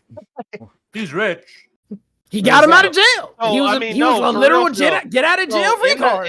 in the 90s and stuff like that, Trump was very active in No, the no, black we talk about community. today, photo. We talk Oh, about today. today. I was like, well, No, he he said black freed- rappers in no, general. historically. hold on, yeah, Yeah. but there's a Yeah, historical historically, yeah. thing. All right, well, talk Oh, about that. yeah. Back in the day, Donald Trump, everybody wanted to be Was an Donald Trump. ally. Because he was an before he ally. was this Donald Trump, he was just a rich billionaire. So you can imagine a lot of rappers wanted to associate And it's with not the even cool. that. He hung out with like famous Mike Tyson, a lot of prolific, famous black athletes. He was right next to him all the fucking time. He was Like no he ally. was. That's crazy. The I culture know That they- fucked just with him, wasn't the though. word for him. Yeah. He Ally, was no. he was the king of New York. Like that's what Yeah. he did. He was in Yeah. New York. So if you was in New York at a big event, Donald Trump was gonna be there, and he let you take a picture with him. The But culture fucked with he him. didn't go home and like, man, I really like those black people. That has never been Donald Well, Trump. no, He- because no. again, Mike Tyson creamed Abdul-Jabbar. There's Yeah. a ton of different people that were best friends with Trump. Best friends. For 'cause they- real? like I said, they're just hot. That's just No, like wait. the celebrity of it. Wait, I don't believe Kareem was Kareem- friends with Trump? I don't Oh. believe that for a second. I don't. Wow. I don't. Not Creamed Kareem. him- Yeah, he was. Yes, Yes, he he was. was. Yes, he was. Absolutely Well, was. before the Central Park 5, right? It had to be. I don't know when it was. There's but I no know he way it was cool, after though. Central Wait, Park. are we talking about Trump being? mean, this is like I zoned out for a second there. We're talking about Trump being racist. No, being very popular amongst athletes and rappers. Okay, it's about him being racist. Okay, because I definitely remember him and his father definitely kicking out. I definitely remember the stories of him and his father being very prejudiced against any black individual who would try to either rent a room in his hotels or buy any or be anywhere near his properties. That was. I felt like that was later towards like. So I no. can get This a is his present day. father. This is his father. And eventually him when he took the business over. Yeah, it but was like what he when the did. story I could give became the present prevalent, day it while was people fuck during with him. like during the Apprentice thing, and that's when Trump wasn't for No, the no. black Majin, folks no more. Majin, And when he Majin. started the You're Apprentice, talking about like you're talking about the old shit. I'm Present talking day, before the Apprentice. the Oh, we're present talking day, present a lot day, of he still present. is racist for the Central Park 5 thing. He still says No. that they were I'm guilty, not even though saying they're Donald Trump isn't exonerated. racist. I'm saying that because Prime asked why do a lot of rappers fuck with him. Well, he I literally gotcha. freed very popular rappers like Kodak Black, right? And I remember specifically when Ice Cube was on that tirade where he got really sick of the Democratic Party and he basically was like, black people will just vote for. He felt like black people should vote for whoever has the high, like who's gonna do for black people. He drew up an entire list of demands, or not demands. I think for black people, I think reparations was in there, and he fucked with Donald Trump. And Donald Trump was willing to listen. Like it was that. Like it was I that. can't believe you got by the propaganda. I can't put believe you quotes- I breaking put up the quotations plan on for Black listen America. there. But I put quotation on listen there. No, it basically is a wall. The words no. are coming, When I not say getting anywhere listen, near what him. I'm saying listening is that that's how hip hop felt. Like, well, at least the motherfucker talked to. Not that he actually took it into stride and was like, "Yo, I'm gonna do something." Yeah, But no, that no. was the sentiment in hip hop that at least Question. he talked to this person. At least he Question. I have a freed good these question people. for y'all. What's up? Would Donald Trump be redeemed? Can he redeem himself if he said, No. "Let's give black people I reparations"? just no. Let's I go. don't Like- care what you say. Let's No. give black What people, words let's gonna give say. black people reparations, and actually follows up with it. It would take a long time. It would take a long time. He would die. He would end up dying before he can go. That'd It be would a always- war. that- That'd be a that- problem. In this boy. that hypothetical, stain- in this the stain hypothetical, that- let's imagine Yeah. it could happen in 4 years. In this, I mean, No, I'm for engaging sure. with you. It's just like Bro. what Bam said.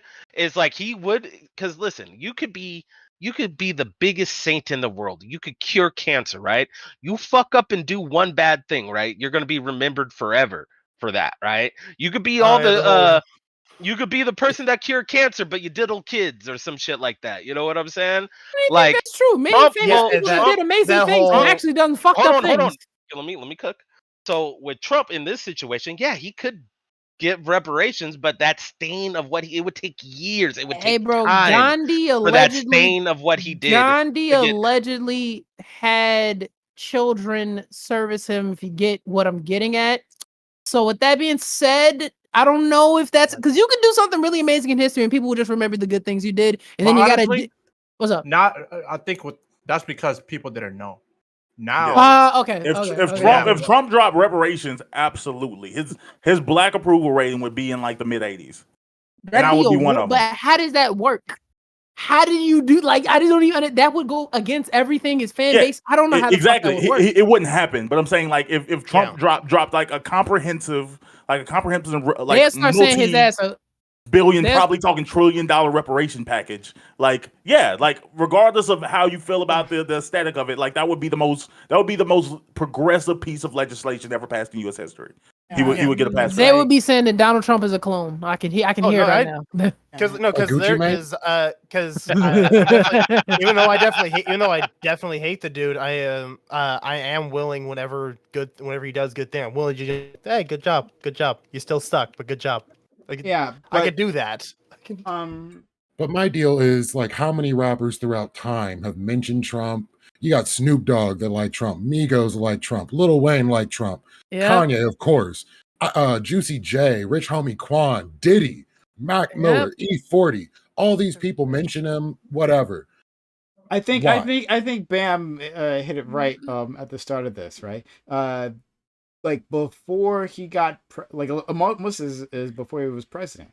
Before he was president, he was just as a celebrity. He was like associated with like wealth and status, which is what like all Trump wanted, right? He wanted to be associated with wealth and status. He wanted a marketing PR. baller. He made himself richer than he is. Like, is he Yeah. actually a billionaire? There's like very much big questions around it. He don't want to prove it, right? He don't want to like literally there was the case, I think it was Fortune 500, like the Fortune magazine, that like he was on the Fortune 500, and then eventually they rescinded that because they're like, oh, we're not so sure, right? It's crazy. So like no one knows, but probably not, because I think if he did have the goods, he would brag about that too.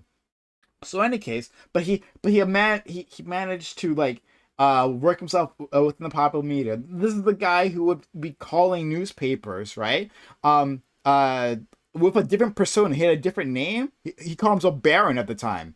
His name, he called like the name of his like youngest son. Right now, Barron. He would call himself. He would call it to newspapers, and he would.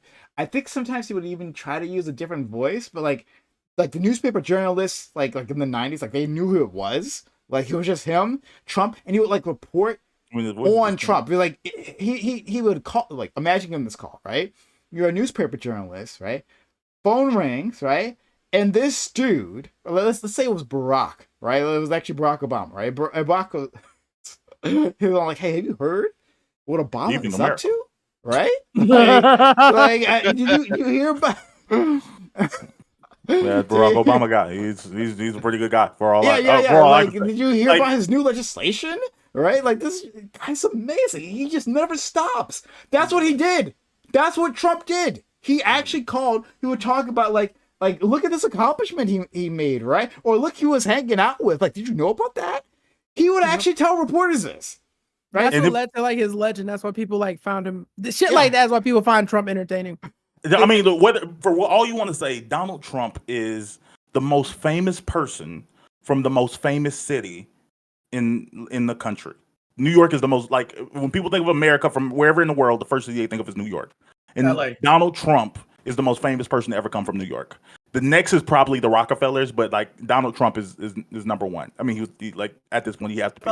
Rockefellers are not that famous. I feel like Jay-Z trumps that. I think Jay-Z is more famous than Rockefeller. Yes. Not even getting engaged in that. There's a joke in there. There's a Rock Rockefeller's Nation family. joke in there, but I can't find it. It's a Rock Nation joke in there. But like we have to, I don't even know if you call it flowers. You just have to accept that's the reality. So when you think of rappers, celebrities, athletes, whatever, like when you're in New York, who's the guy that you want to be around? Like it's not even about it's not about Trump himself, about him being a cool person. I don't even. It's an essence. It's like this is The what status brand. looks like. This is the baller of all ballers. This is It's I'm kind of gonna- like, I y'all remember actually that streak wanna- when motherfuckers? Do y'all Hold remember on, that so- streak when motherfuckers would have Michael Vick randomly in their music videos for no reason? Yeah. yeah, Like that. It's like Mike that. Vick You was like wanna that in be- Atlanta. Yeah. So like I actually got somebody that I think would be the biggest, bigger than Trump and everybody of that. That's Gotti. He's the one that taught everybody that New York lifestyle, the glam, the grit, like all that. Gotti was the king of New York before Trump. Nah, Trump name just was image. That's not even Trump a name just that rings with me, bro. image the mobster. John Gotti? Gotti, Teflon Don. Like I know John Gotti, but John Gotti's not Like that's on a who global Trump scale. stole his whole essence from. Which He is why I was talking imaged about RICO himself as that- charges. Yeah. He modeled himself after John Gotti, like the head of the mob, the king. I think Very racist. I'd heard something about Mhm. him like trying to model himself over. Was it John Gotti? It might have been. I remember that. Like he did try to model. In fact, like his lawyer had worked for like a mob boss or something. Like his previous lawyer.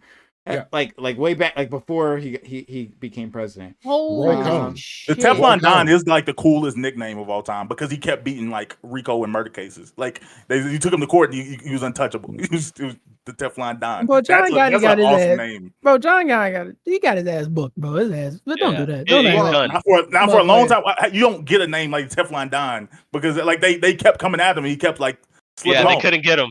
Well, the same. Whatever happened People to them? call. Because they had a reality Trump- show with his kids. Sorry.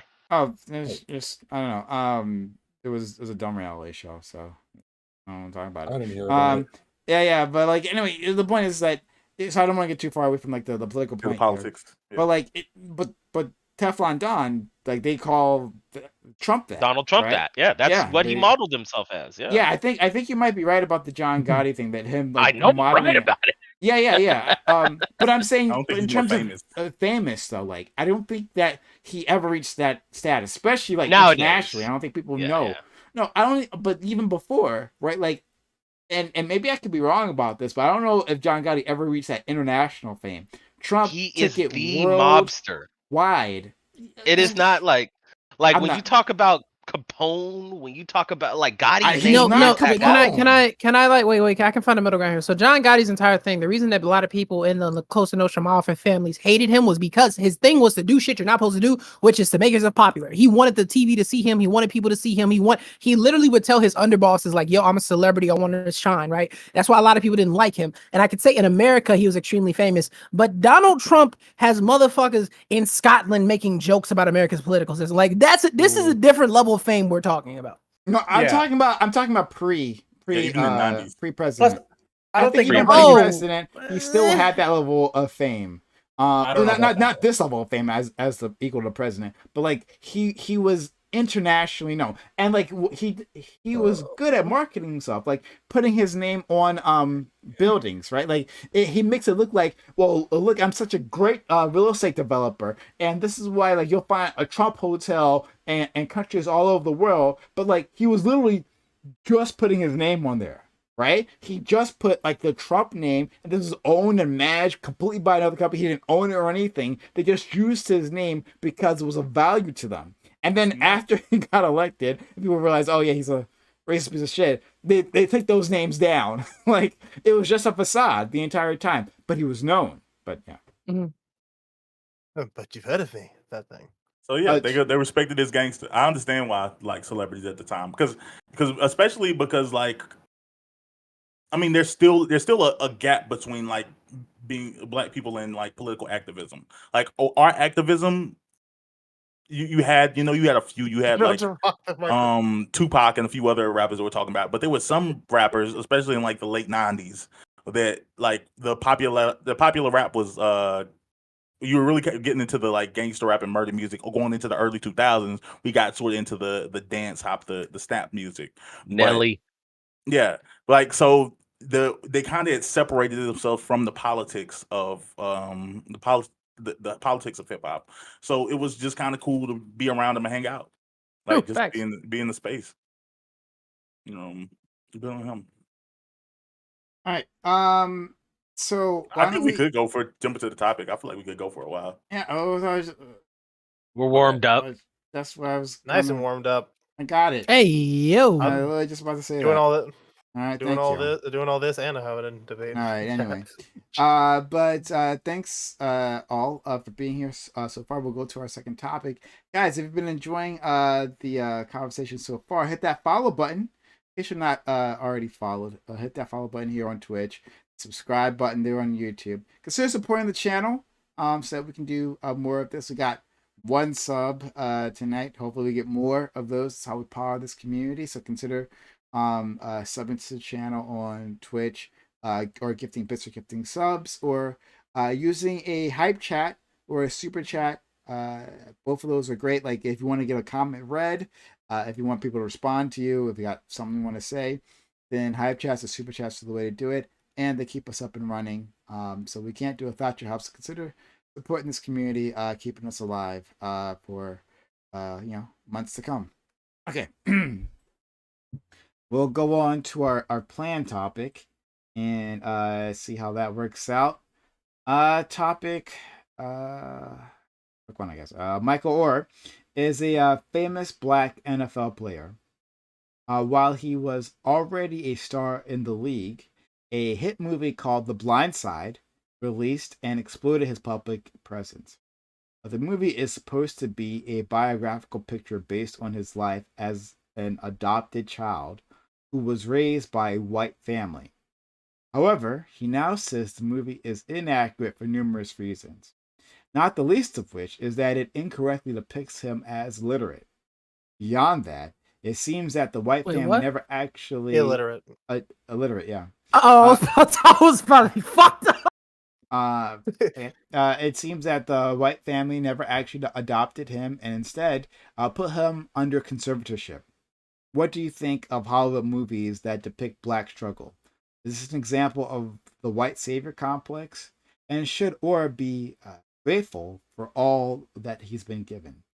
So yeah, I had, to be clear, I never saw this movie. Oh really? I'm not a sports fan. Surprise. I'm not gonna watch an NFL thing. It has nothing to do with sports. Yeah, it has absolutely Yeah. nothing to do with it. Yeah, You should remember watch Titans, it. great movie Well, too. unless the you advertisements are count like the- football, and then I'm like, oh, I don't It's like care. unless you count the I fact that see. it's basically high school and it's basically high school college football. Yeah, the advertisement says whatever. football, and so I don't care. That's really it's Yeah. that simple, right? Okay. Anyway, Did you watch Um, Remember the Titans? Oh my God, guys, please. Doesn't get the So stuff. the point is, So yeah, I is get that, to be able like, to go. So I haven't seen this movie, but so I was just learning about, but I knew of its existence. And I was just learning about the plot when this came out. Last week, I think, is where this story started to blow up. So I'm not trying to do necessarily a review of the film or anything. But the overall societal implications around these things about white saviorship and paternalism when it comes to black folks, and what a white audience wants to see, especially in a movie, right? They seem to does it seem to you that they readily accept stories where those minorities just really can't handle themselves, and we're here to straighten things out, or why does Hollywood pump things like that out? Or should Michael Orr, who has gotten a lot from this, right? And I imagine his merchandise is sold better than it otherwise would have. I imagine money has gotten into his pockets from this, one way or the other. Should be grateful, right? Should be more grateful to the family that did take care of him to a certain extent. Is this unfair for him to do? But yeah, we could talk about this specific case and have a larger discussion around these types of things. So we'll start from my man Bam for opening statements. For sure. I'm just gonna run through a few of the facts and discrepancies really quick. So first of all, a conservatorship, for people wondering, is kind of like the situation Britney Spears is in. Basically, it's saying that this is an adult who isn't responsible enough to make financial or legal decisions for themselves. So basically, we have the authority to do so. It's different from he was under the impression that it was similar to an adoption. It actually doesn't give you any legal family ties at all. Even though adoption over the age of 18 is a legal thing in the state of Mississippi. Legal or illegal? Legal. Number two, he actually didn't make any money from this movie because he had a goal of pursuing college sports at the time. And well, he was a college student athlete at the time, and at the time, student athletes couldn't make money off of their name, image, or likeness. So he had to sign away his rights to make money off of the movie, to be able to make the movie. Which people argue, like, knowing that's the case, the family should have like either set him up a separate account to put his money into, like his cut of the money into, or waited until he was able to make some financial gain. But every one of them family members got paid for the movie, and they've received royalties to this day, something he hasn't made a Ooh. dollar off of. Yeah. Number three, the movie depicts him as like this homeless kid that they discovered, and they got him into sports, and like, he was quiet and shy, and they like grew into what he was. The reality was he was actually already a star. He was actually already an All-American athlete at the time. I think he was in his junior year. He had been playing sports his entire life. And Well, the I thought they found him at 11. no, he was much older than that. They adopted him around, I yeah. think, the beginning of his senior year, some shit like that. Yeah, he was over 18 when they officially adopted him. He was like 19. But he was like a junior year. He was an All-American athlete, and the Tuohys, the white family from the movie, are boosters at the University of Mississippi, or Ole Miss, where he went to. And basically, the way the movie depicted is like, oh, they found him and they just loved him, and he happened to want to go to the family school. But actually, this was a recruiting bid. He wasn't homeless. He actually was living with a character that's depicted in the movie, and they just said, hey, we'll just give Michael more resources than you're able to. We'll take him off your hands. And they basically brought him into the household and coaxed him every day into going to Ole Miss, because their actual interests were in like boosting the quality of the school's football team. Yeah, I think there's a couple of the facts, but those are like the biggest ones to build the conversation off of. I think what they did, like, hearing all of this is really insane. Okay. Solus. I'm gonna be real with you. I feel like the only thing that I find egregiously disgusting about this, and I have to say this in honesty, is that they didn't cut him a check. I look at everything else and I look at it like, if I was him and I was like fairly sliced into it, if y'all want to like dramatize my upbringing, like I could chalk that up to Hollywood. Like, at the end of the day, the fact that they didn't give him that's the shit that I can't get over. Everything else, even if you want to look at it like what they did was fucked up, which I do agree, like to scout out this kid to basically try to make money off of him, all of that is wrong. But the fact that they didn't give him a dime of that and their own kids got paid for it is where that's the one thing I feel like fucks all of this up. And I don't understand why you would do that. It just seems so unnecessary. And I feel like that's where you get into the whole, that's not even white savior shit. Like, that's just disgusting. Like, that's, I think, less of you as a person type thing. Like, that, I don't give a shit to even pay you for what I know I'm about to make off of you. I ain't say that's white savior. Like, that's just straight up, I look down on you. But I don't know. That's just my way of looking at it. Okay. Let's go to D1L. I think when it comes to whether or not he should be grateful, he should. But it doesn't mean that he shouldn't go after what he's owed. So he should be grateful. I mean, he played 7 years in the league. People are lucky enough to even get a tryout for the league, right? But he was able to play 7 years for the NFL. I mean, that's a great amount of time, and they pay you well in the NFL. So he's at least got some millions, if not hundreds of thousands, just from playing in the NFL alone as a tackle. But on the other hand, doesn't make what they did any less wrong. So he should be grateful. He got exposure. He got good things happen to him because of what happened in his life. But what they did was still wrong. So I hope he does get some type of closure with them, because it seems like they don't talk to each other anymore, because he understands like how wrong he was done by them. So yeah, he deserves some type of closure, financially or whatever. Okay. Waterkai? I don't necessarily know when this individual was playing sports, but I know the book came out in 2006. The movie came out in 2009. I'm going to guess between now and then, this dude had enough money to get a lawyer to actually look over the paperwork that was for the supposed adoption. Like, is this something he just now realized like a year or so ago? So, like, looking to the situation itself, it's very bittersweet because you look at what they were able to do for him. They were getting him tutors because he wasn't excelling in school. So he may not have been able to get into the NFL if he would have had to drop out of college or never been able to graduate college. So that was in one way they were able to help him in his future. I don't believe that entitles them to make millions of dollars, but that's actually being contested at this point, whether or not his statements are real, how much money they actually got, how much money the kids got. So I will say the fabrications for the movies to make this seem more like white people helping black people kind of thing. Same thing, I have issues with movies like The Pursuit of Happiness, like all these, picked up by like Green Book. Yeah, all these movies irritate me and I just refuse to watch them just based on the stupid premise of they don't comport to reality. But I think it was definitely a bittersweet thing that happened between him and his family. Razor. So hearing about this almost kind of gave me a little bit of a heartbreak. Back in school, I believe it was middle school. We had special days where we watched movies, and The Blind Side played. I loved the movie. It was like one of my favorite movies about sports movies.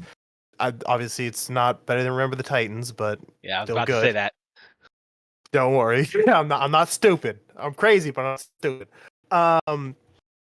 But hearing about this, but back then I wasn't like super into I was not super into politics. I wasn't actually like as in touch with like the black community as I have been in the recent years, understanding different understanding the different ways or different words, codes that are used to better understand social issues.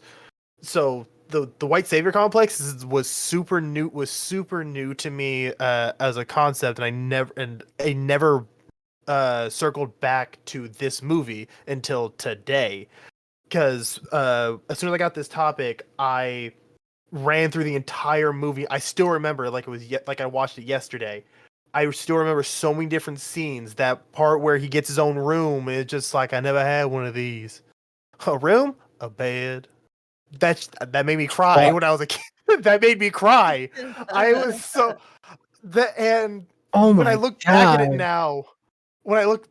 now, I'm just thinking, oh my God, this movie was racist as shit. It's probably not true, definitely right? I assume that's that's definitely not like a true. white. I don't think that was true. No, but yeah, that definitely would be a white savior complex in a being put into a movie. Just like, hey, look, if a white person adopts you, you'll be good. It's like, what the fuck? Yeah. Should he be grateful? I don't even fucking know anymore. He hasn't gotten any money from the movie of his fucking life story that was heavily embellished. I'm not okay with this. Make the family look good too. It made the Ding, family look ding. good, and it's just yeah, so guys, bad. let him finish this. Yeah, opening it's just statement so first. it's just so bad to me now. And like I said, I felt a little bit of heartbreak when I heard this story, because that was like my favorite like football movie for the longest time. Like just drama stories, anything. Like I fucking loved that movie. I would sing his praise. People would talk about, oh, Blindside is this. I didn't understand shit. So now when I see this, I'm like, wow. I don't. Seriously, The words. fuck Hollywood for making movies that depict the black struggle like this, or try to pump up the white savior narrative. It's so fucking stupid. Okay. Let's go to I'll go to DQ first because it seems like because I got a Marvin has longer more to say. story. Yeah. DQ, go first. No, he should not be grateful for these fucking people who did him over and did him fucking wrong. Fuck them white people, like for real. They did him wrong. They told him we're going to adopt you. Just sign all this paperwork. Not really knowing what it was. So saying that, like, he should have had a lawyer to go do it now that he's, got money in the NFL. It's like, no, this person was supposed to be your family. This is supposed to be someone that you trusted. And they fucked you over? Hell nah. And you're just coming out like to terms with this stuff. You are just maybe he kept quiet for a while. Maybe he just recently found out. We don't know, but either way, it's all fucked. It's all fucked. Like for the embellished story that it is in the white savior complex, like yeah, it's a lot. It's a lot.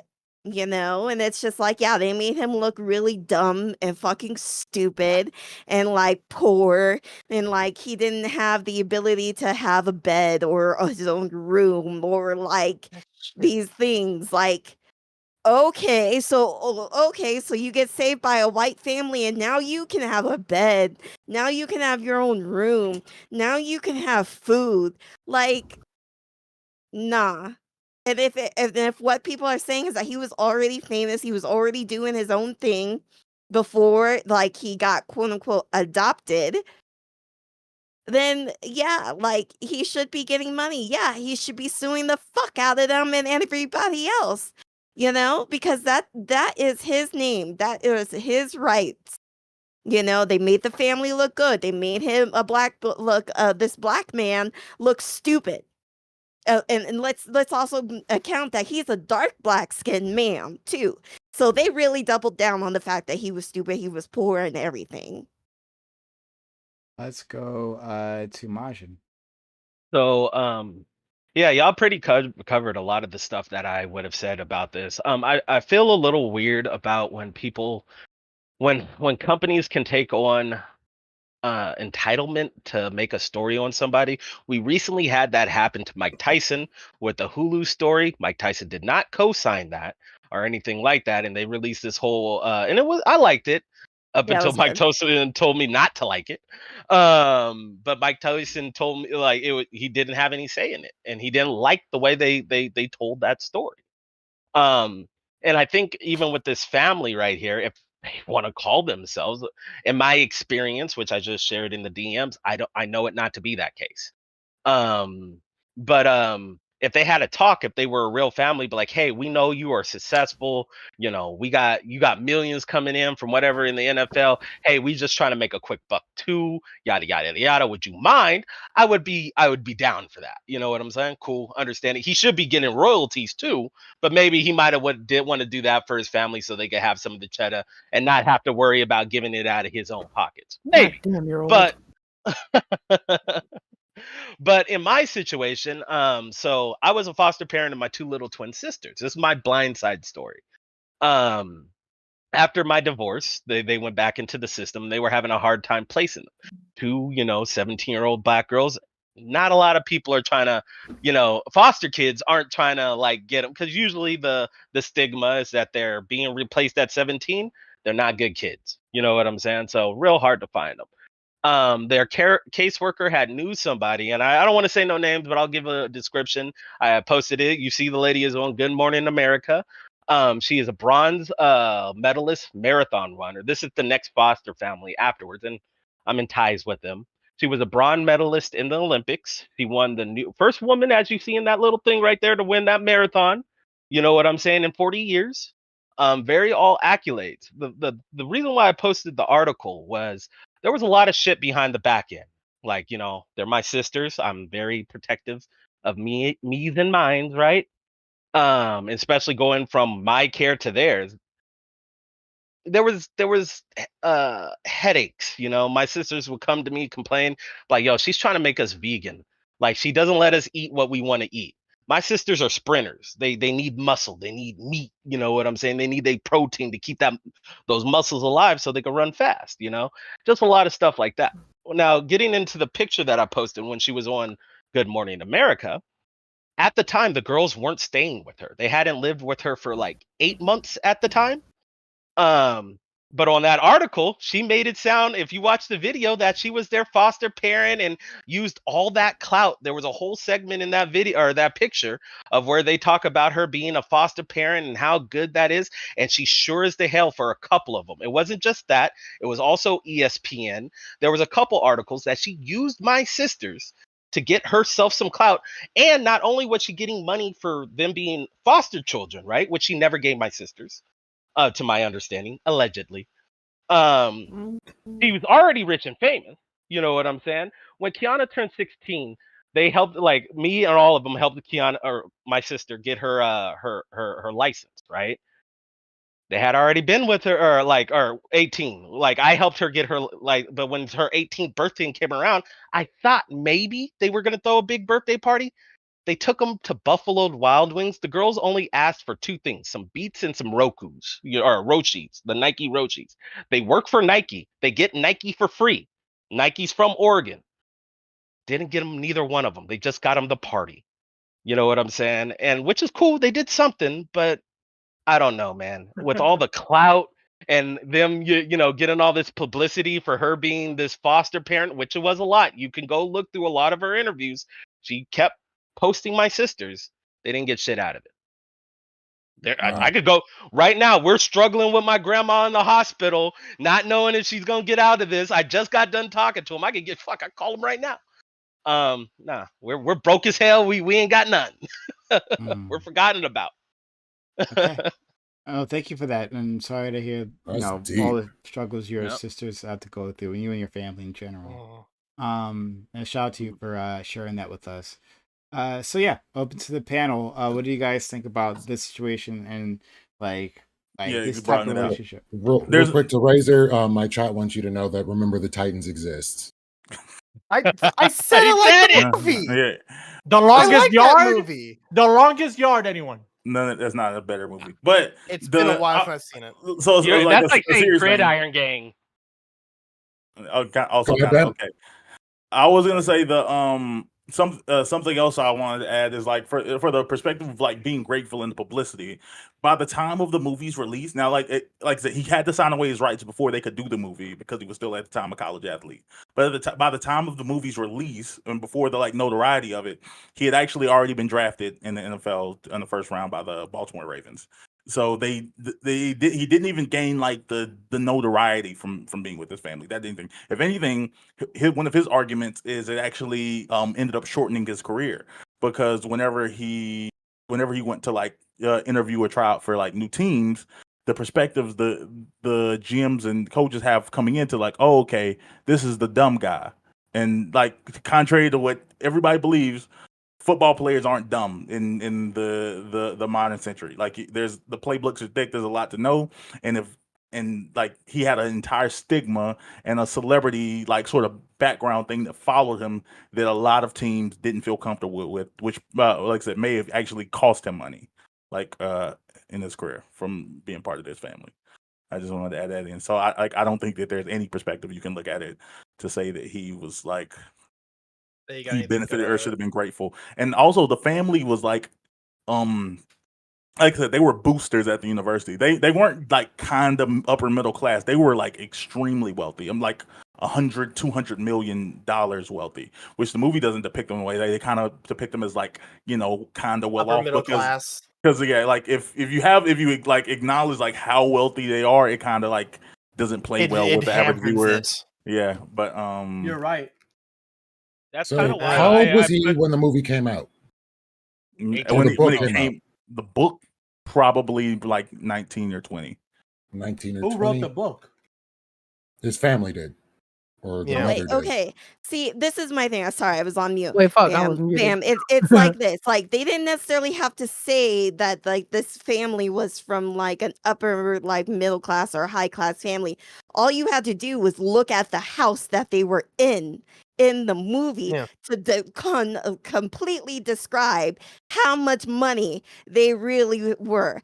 Like they had Escalades, they had nice jewelry, like, you know, like Can I ask y'all a question? Come on. Can I ask y'all a question Please about do. this? I wanted to ask y'all, like, Do y'all think if they give him an equal revenue share, that is whatever your idea of fair, that he would be as pissed as he is with everything else that comes with it? All the other Like negative things still exist. They still depict him as an idiot. All that comes, but they split it down the middle with him 50-50. Do I y'all think he think that? I think he's quiet, but I think he's still upset. Nobody listen. Yeah. Nobody likes being called an idiot. Like even if it's in your For Even a if you couple are an hundred idiot. mil, Even for a if you are couple an hundred idiot. million, man, I'm just. No, He's got it's money. It's a It's a pride principle thing. thing. Yeah. Yeah, he'd It's be a gonna pride quiet. and principle thing. Like I honestly think it would be a pacifier. He'd be quiet. I don't think he would. yeah, but for He how would. long? Yeah. Man. I mean, even now, it's not. He's still kind of quiet. Like his thing isn't about the money. The money is like saying that like, oh, like it's the fact that you like did me dirty, like you did something disrespectful. But what his actual concern is about is the fact that he was told, like they told him it was conservatorship. Like they explained that to him, but they didn't explain what the conservatorship meant. They just said, oh yeah, it's a form of adoption for people over the age of 18, when it's not actually what it I means. So don't- he's like, oh, okay, Yeah. it makes us family. I don't want to sit here and call this man stupid, but I know that when I was 23, I had a job and my dad cashed my tax check because we both have the same name. I knew I got robbed. I knew I could go to the authorities. So by 23, by the time this movie came out, because he was 20 when the movie came out in the first place, Yeah. wouldn't he have known to sue for defamation if the claims that were being made in the materials were untrue There's a and that ch- these people were going to be taking money from him? There's a No. chance that he didn't have them. There's a chance that he didn't have money to get a good lawyer. Two, Or he being manipulated. or being manipulated. Yeah, two, being manipulated. Three, he was so busy with his with his basically football career starting to actually kick off and everything that he just didn't have time to ever look into it. Things were doing well. Also, this is his So- family. Let's not forget that. Like, Yeah. even if he Right. says Yeah, fuck yeah. whatever, Right. Yeah. You're You not got- going to go after your family. You're just going to believe what they're saying, and that's manipulation. These guys, right there. they've been in charge of him. Even if he never in his core of core, like I use my sisters. If they didn't feel like that was their family, they had a family. This Yeah. is just the people that are taking care of them. If it's for a couple of years, they have power over you. You know what I'm saying? Those people had my sisters till they were 20, and they felt like they were gods. And especially when you don't know no better, when you don't know how the world works, how money works, how clout, status, and everything, you just know that this person is really famous and is providing a lot of good opportunities for you. You do not bite the hand that feeds. You know what I'm saying? They could end everything for you, and you can have nothing and be crying on the street corner. You know what I'm saying? So wait, don't how see old that is in he? this How case. old is he today? He's 36, 37. I believe. 37. You know, Okay. when y'all were 20, would have thought to go get a lawyer? Yes. But Lee- Immediately. No, I am- Swiftly. Lee, no, that's no, exactly- No, no, hi. So I'm 20. Wait, I'm no. 22 Lee. years old. If that was me, I'm lawyering up instantly. I don't believe I'm a very fuck you, pay me person. Lee. If you owe me, give me what I'm owed. But, But at the Listen, if Mike. it's Like, your what did he- family, if it's your family that says, "Hey, we got you. Don't worry. There's no need for a lawyer. We got you." bro, you You're got gonna, a year. people you're gonna wanna be get away like, from you have a, okay. bro, you have a year. Give me. I don't see it. It's gonna be problems. But Lee, he is at this point now. You know what I'm saying? Like that's what exactly in the complaint right now is that he's saying he didn't have, like he felt like he didn't have that power of or For somebody 20 mentioned it. years, 20 years. He did I not know feel it's he a had the hard power. excuse now. I know it's a crazy I excuse just don't now. buy it. But that's what he's saying. You know what I'm saying? And if he maybe just kept it, there is such a thing of keeping something in your back pocket for fucking too long, and maybe he was just sitting there and waiting on it and holding it, you know, and now he did And it. it could be But not that like, I this is not a that deep I think story. he'll fall through. Yeah. Not I think he'll fall through. It'd be the because a lot of time football. Matrix. People don't want to be. People You don't. are- Yeah, You're you're broken. You're breaking distraction. up, buddy. You're breaking you're up. breaking Oh. up Solus. Yeah. Oh, what? Just start again. Just start over. Yeah. You hear me now? Barely. Mm. Yeah, You're like barely- It's like robot. internet breakup, like of your. It's even in your It's- camera yeah, too, Solus. Yeah, yeah, you're It's like slowing down. you're skipping and roboting. But You yeah, stop like, down the main the porn, issues, there's a Knock a off lot the of porn, claims. and then you will And- probably. Alright. I knew that joke was coming. I knew it was. The Somebody. Pornhub Yeah. is too strong. So there he's claiming that he did not understand a conservatorship for 20 years. He didn't understand the legalities of what do you call it? Royalties and things like that for 20 years. He was in the NFL. They had jerseys, his jerseys. So he didn't understand that he had lawyers at that time. He could have just ran this Probably by one of those lawyers. Possibly that he had his own lawyer, But right? this is even a bigger conversation now when it comes to like even like smaller athletes, right? Me being a college athlete, I got hurt. I lost my scholarship, right? But I made my little D2 college some money, right? I should have got something out of that. A lot of Y'all these hear bigger me? like yeah, you're starting to come Yeah. back in. It's still bad though.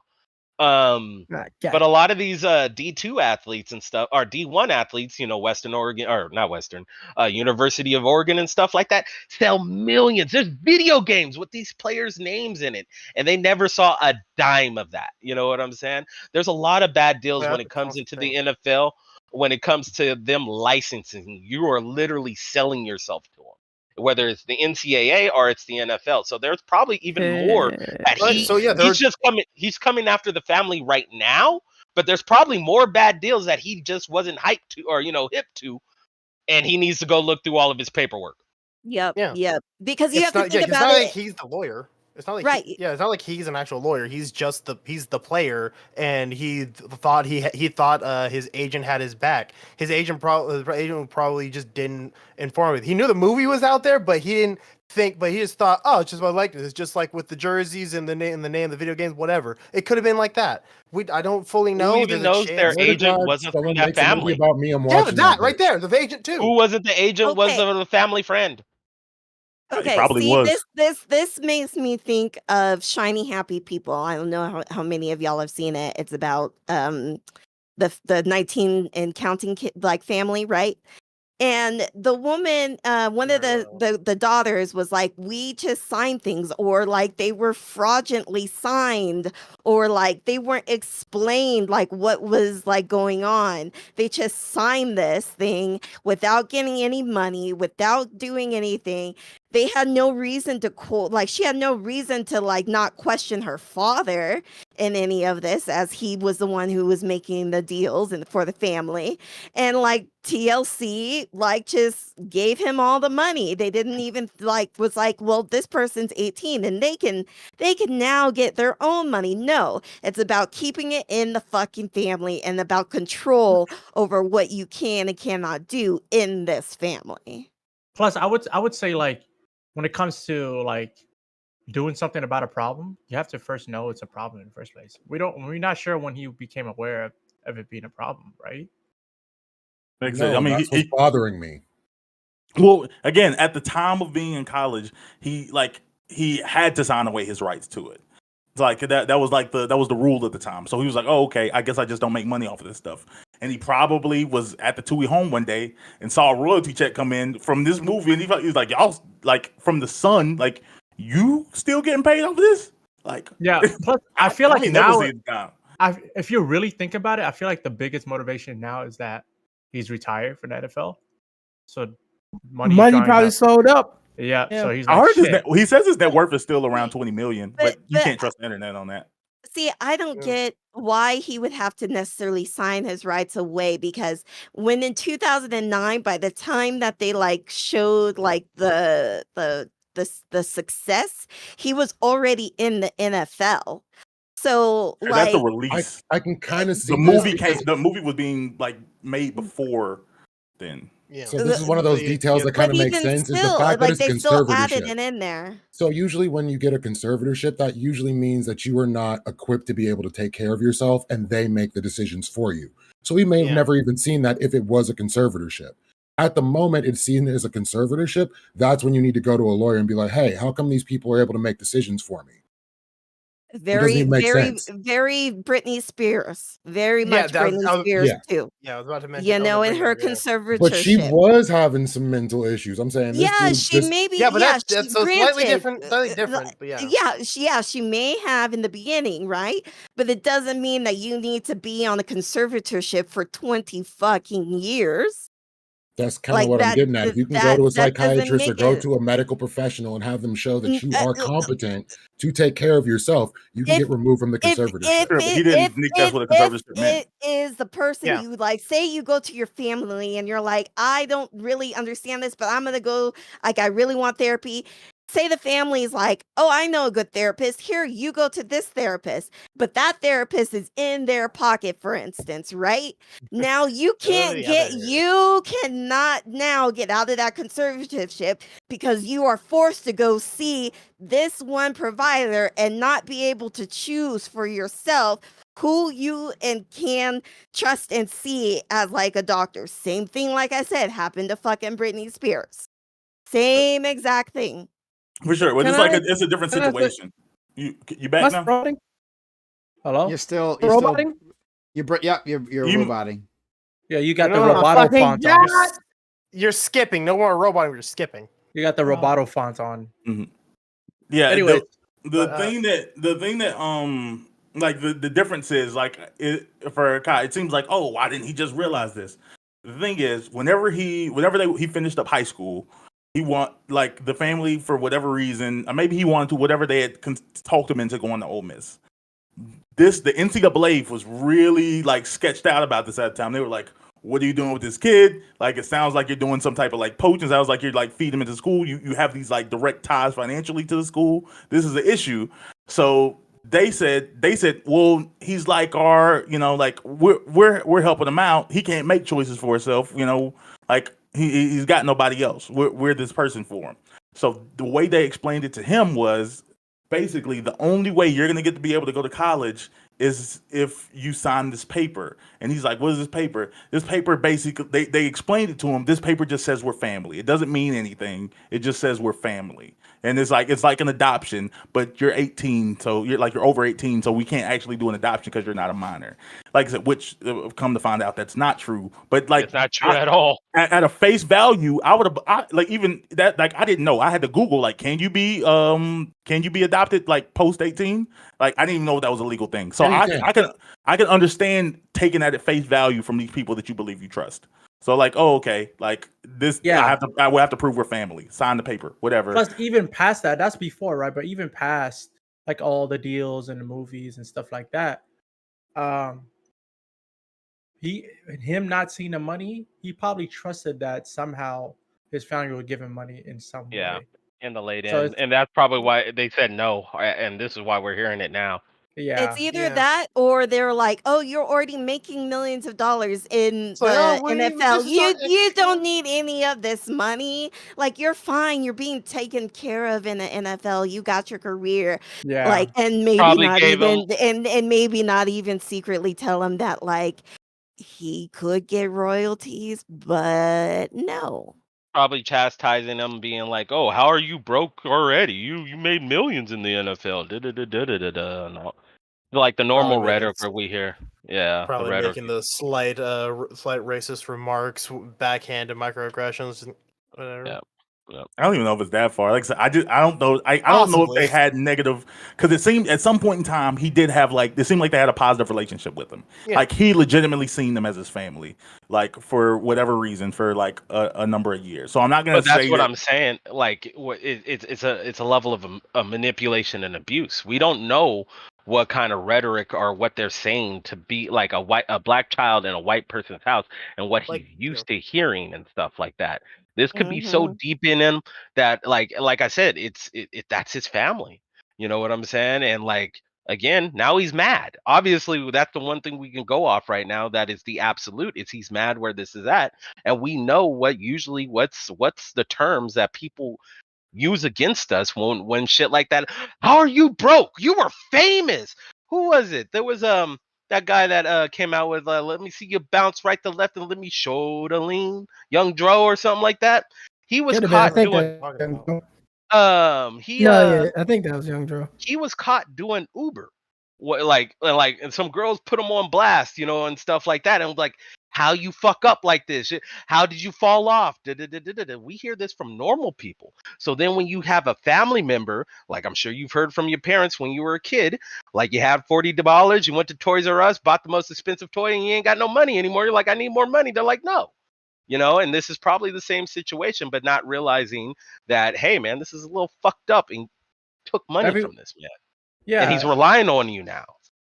Damn, how you young Joe and made shoulder lean and driving Uber, bro? That's crazy. That's embarrassing. How young was Joe. you on the Cosby Show, but working at Trader Joe's bagging groceries? True. That's Who another did that?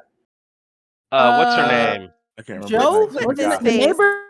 No. It was the son-in-law Yeah. that married I know who you're talking whatever his about. The name light is. skinned dude? Yeah. Ah, that's rough. Him. I know who you're talking about. My brain is not connecting dots. It's rough. Yeah. Yeah. But yeah, that's a few years ago. He was in the news too because Is it's this like, somewhat? you know, Is it so crazy?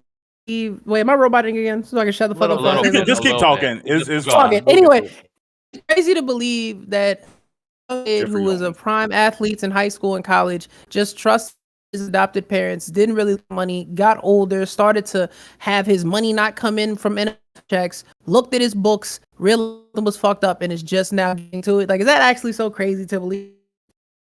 That's what we A little bit. Really? No. I don't think it's No, that sorry, crazy. sorry, I misheard that. My bad. No, sorry, I was looking. I mean, I don't think he's going broke. Jeffrey I just think Owens. it's principle. Yeah, I said that. But that Michael's going broke? I didn't hear it. Yeah, I don't think Michael's going broke. Thank you for the raid. Sorry, I missed it, guys. Thank you for the raid, Cherry. Awfully kind of you. Hope you had a fantastic day. And to her audience, thanks for being around. Right now, what we're talking about is the Michael Orr situation. The individual who was featured in the movie The Blind Side, you might remember. And he is coming out saying that the movie improperly showcased him, saying that like it was inaccurate in all kinds of ways, and also he didn't even get money from it. That it was detrimental to him, and seems to be suing his family, or at least pursuing some sort of legal avenue against the family depicted in the movie, the white family depicted in the movie. So we're talking about this relationship between what we see in Hollywood between white individuals and black individuals, and this idea of the white savior complex, and like what white audience are actually interested in seeing when it comes to troubled black youth, you know. So if any of that sounds interesting to you, hit that follow button. We'd love to have you here. And if you want to say something to the panel, consider using Hype Chat. Hype Chat's will power our community, and you'll get a question up here. Okay, thank you so much. Are there any versions of this trope that we feel like is done well? Because like The because white savior trope. well, yeah, I guess so. Like, can it be done well? Because in the top of my head, the first thing I went to was like I started thinking through like other stories that have told this, and I was like, I'm pretty sure I still love Hardball, and I don't think You like Hardball Django? would be by definition. Django's the best, bro. Best white savior trope ever. You would would say consider like the Django? you would I consider think the it's Jewish because German. it's Frozen because it's a work of fiction. Sorry. Yeah. How is these white savior? Hold on, stop. How are anything you guys named like Hold on, Django and Frozen white savior stories? No, I Django- didn't. Django I was didn't black. He mean to meant say fiction Frozen. instead I of meant Frozen. to say fiction instead of Frozen. It just came out wrong. Oh, yeah, okay. yeah. Django's the But no, obvious white savior trope because Django he is literally- It's yeah. not. literally- We were talking about a white savior trope, though.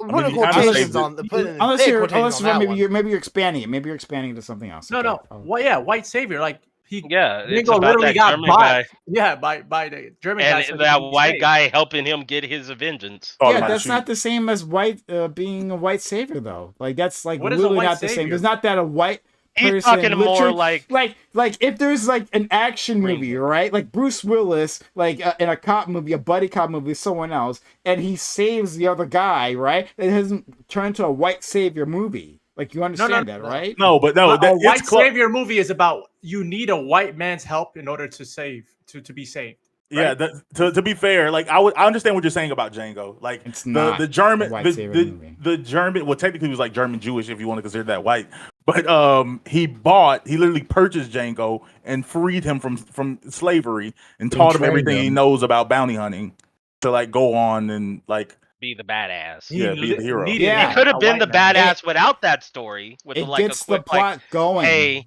It's But see, that's the thing. They My could have been favorite. like, "Yo, this that's this not no. this It's German not guy white savior, taught me." guys. This is literally not white Just savior. define That's white literally savior so not we can white see savior. whether define Sure. white savior trope. Sure, white savior tropes involve some sort of like ethnic group. I'm using white talk, right? Like like brown individuals, right? Well, we have a group of brown individuals, and they have some sort of problem, and the entire movie is about or at least a majority of the movie is about this white individual, maybe a group of white individuals, like managing this problem for them. Like they are So, the yeah. protagonist, right? And like these other individuals who may have like been in this problem for a long time can't seem to manage themselves. But the moment these white individuals come into the scene, that changes everything. Right, so Ooh, like I know, happens in Hold on, Django. hold on. that's I not looked- so I looked up- Django. I saw So I- He Django. literally That's helps him literally find not- his Hold on. wife. What about Hold on, hold on. what about Hold Brad on, Pitt? hold What on. about the Brad Hold Pitt on. train? This is so the Brad stupid, Pitt train Bam. movie. The Hold on. Brad Pitt train movie. The bullet Hold on. train? Okay, Yeah. so No, I I haven't. really did. I I haven't seen that wanted to yet. figure this I out. haven't seen that yet. So obviously I wanted to know like an actual definition if there was one, so I just googled it real fast. In film, white savior is a cinematic trope in which a white character rescues people of color from their plight. The white savior is portrayed as messianic and often learns something about themselves in the process of rescuing. So what Prime said about them being the main character usually, true. It's just them being someone who will save a group of POC and Hold on, say hold on. like, You're wow, just lying. I Hey, you am. just- You're lying. You're Hold on, literally you just lying right now. described- Hold on, but you just described exactly what that guy was in Yeah. Django.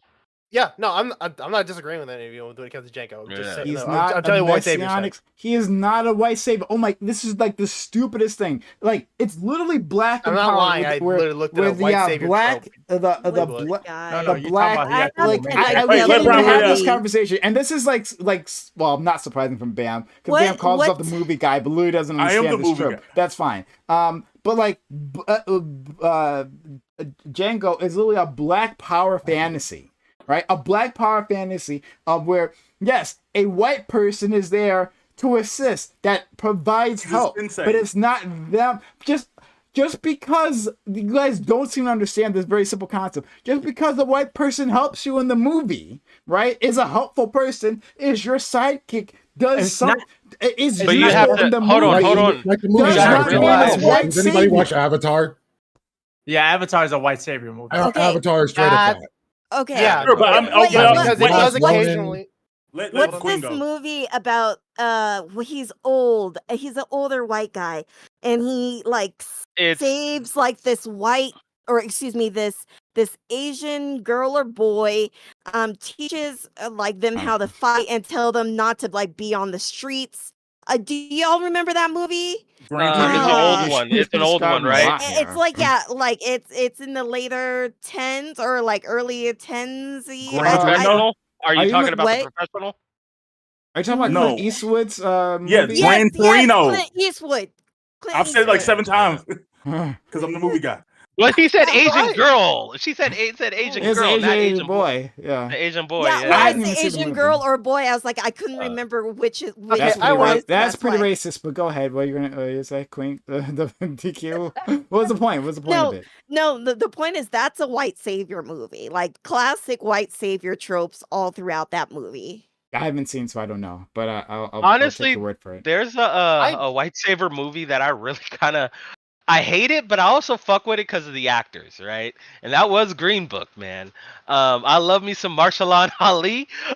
I know I butchered his name right there, but I watched it. It hurt. It hurt me deeply, but hey, man, good performance from the man. I would have wouldn't watched it say that. again. That's close. That's closer to a buddy cop than a white savior. So Yeah. Mahershala Ali was like the more impressive person the entire movie. Basically, the only thing like it was kind of reverse trope of like the 48 black hours. guys. The black guys like sort of like preppy and uptight, and the white guys like showing them like, hey, it's okay to get loose and hang out and be in the moment a little bit in life. Like it's like they've done this movie a million times with the reverse like race race thing. Like, yeah, the green. I would consider the Green Book a white savior. So And then- because I did want to like see if I'd like if people know these movies or anything. I just looked up a list of movies that people have that the internet has labeled as white savior movies.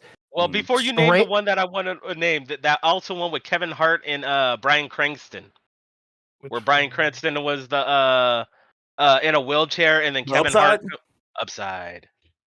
I So don't know. this is the weirdest one. If you what? guys watch or have seen Hold on, this, hold on. The Just say, hold on. Imitation Razor, of Life. Razor was just about to talk. Let's let Razor and then Imitation of Life. No. Yeah, I don't I know feel that like one. the Imitation of Life is, hold but on, it's hold older. on, Razor, Queen. hold on, Razor. Sorry, Queen. Sorry, Queen. Razor. I just yeah. No, So- that's good. Yeah, that Sorry. was my bad. That was my bad. Then, so this one's almost shocking to me because I haven't seen the movie myself yet, but I've heard a lot of good things about it. 12 Years a Slave is the first thing on the list here. What? Mm, Is that a white savior movie? Yeah, Have that's y'all why I'm seen it? confused. I don't know. I can't trust your guys' opinion. There might Who be a saved white him, though? person who That did was something Brad useful there, Pitt. and I guess that's No, Who enough. saved him?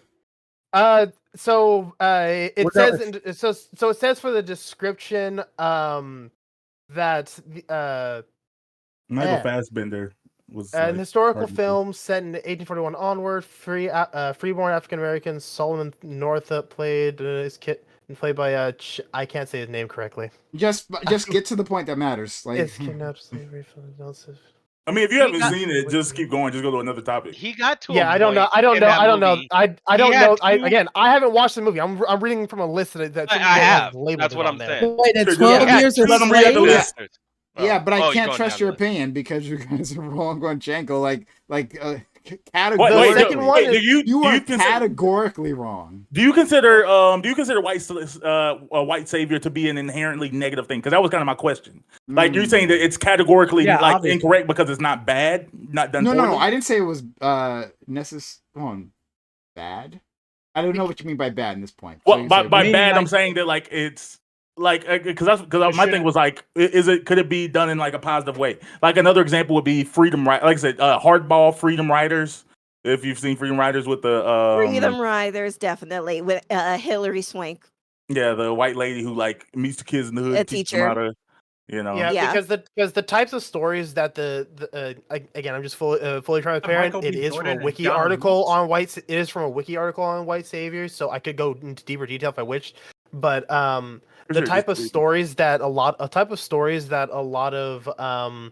that Wikipedia says white savior movies are the inspirational teacher and the man of principle. Those are the two type of stories that white savior movies usually fall into. Would Apparently. y'all have considered Dangerous the Hurricane Mind.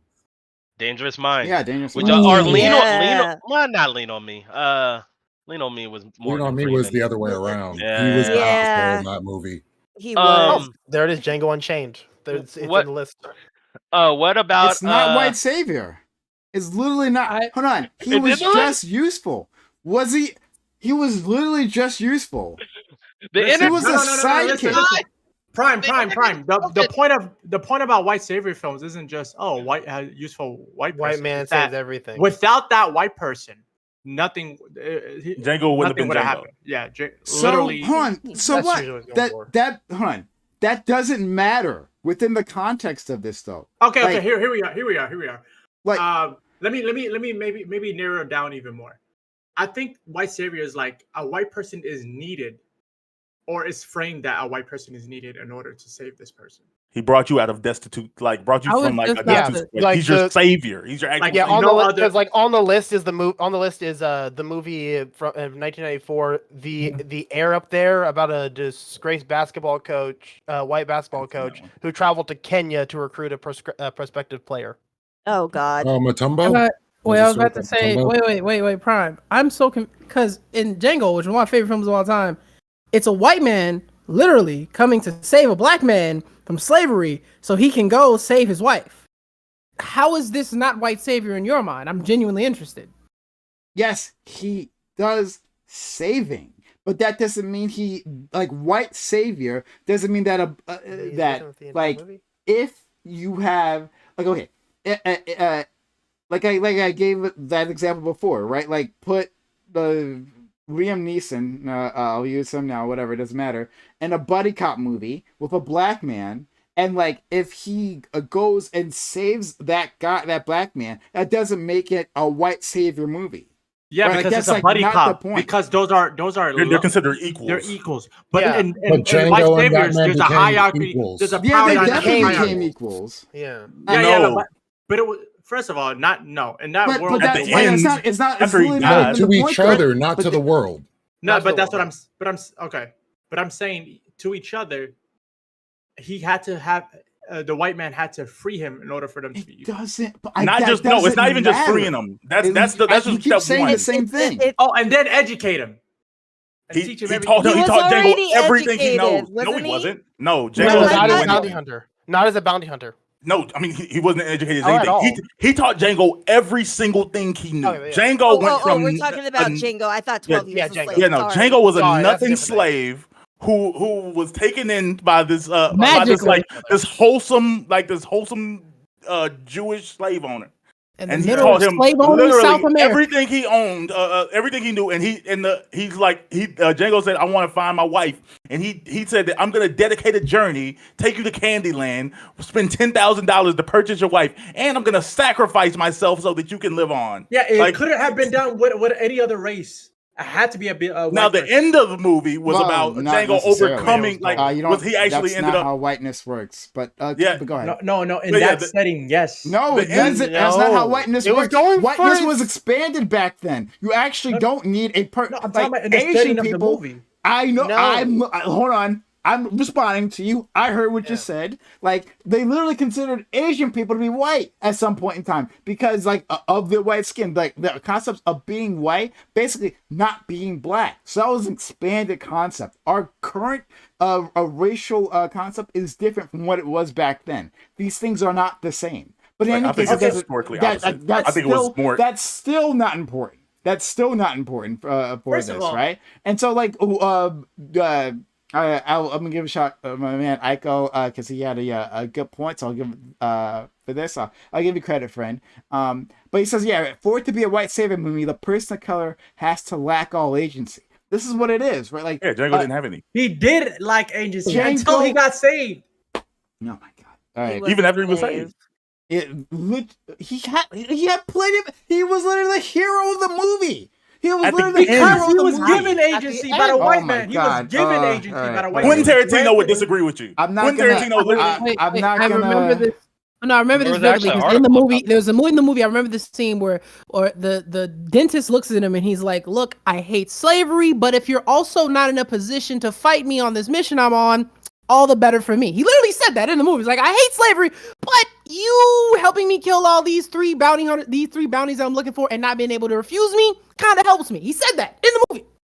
Yeah, and like Quentin Tarantino, even like because Jamie Foxx did an interview. It's hilarious where he was talking about when his first day on the set, he came out and he was trying to be a hero, and Quentin Tarantino pulled him aside and said, he's a effing slave. He's not a person. He's not cool. He's a slave. You're nothing. You're supposed to be meaningless. But if you make it to the end of the movie, you get to be the hero. After he doesn't get to be the hero until the dentist dies, until the dentist sacrifices himself. Then Django gets to become his own person and become a hero. Before then, he like I said, he is literally underneath the dentist, but he ends up surpassing him in the end as like a shooter and bounty hunter. That's the story. Yeah. I didn't even know I was sparked this. That's crazy. I didn't even know that was a controversial I think thing. I understand where Prime's coming from because I think like either consciously or subconsciously he's viewing white savior trope as an inherently negative thing, and what this has been done so well where But it's he said he's actually a not. good, huh? Yeah, I mean, he I said he's not though. I'm gonna it's- take his I word don't for think it. it needs to be inherently negative to do it. Okay, but, so like, give us that's fine.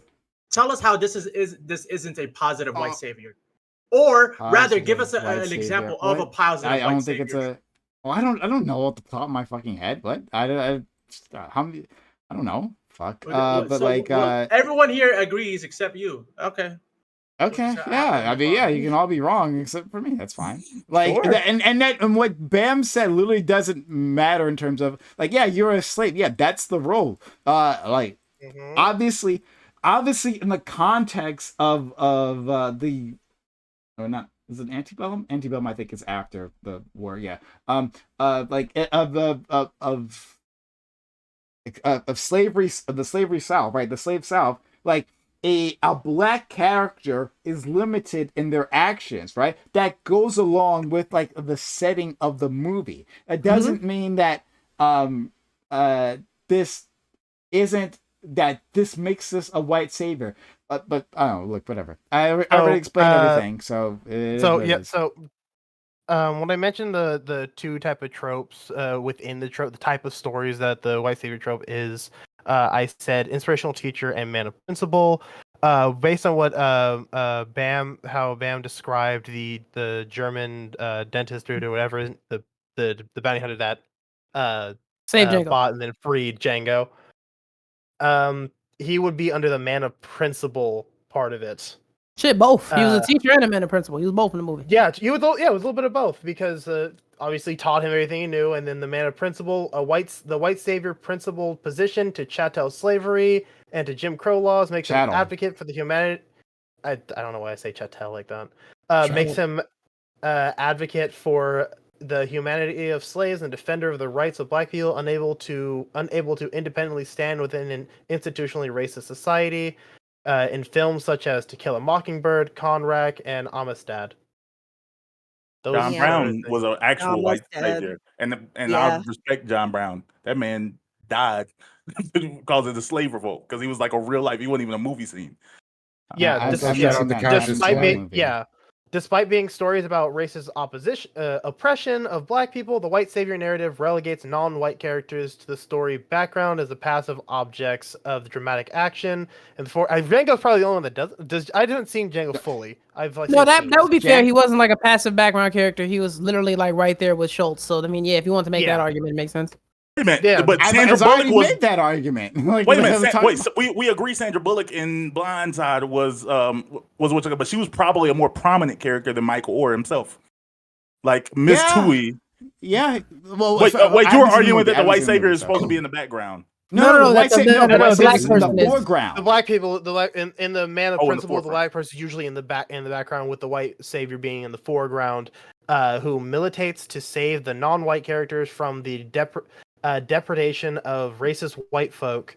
Respectively, aspects can include a false accusation of interracial rape, truncated schooling, and chattel slavery. That's the man of principle trope.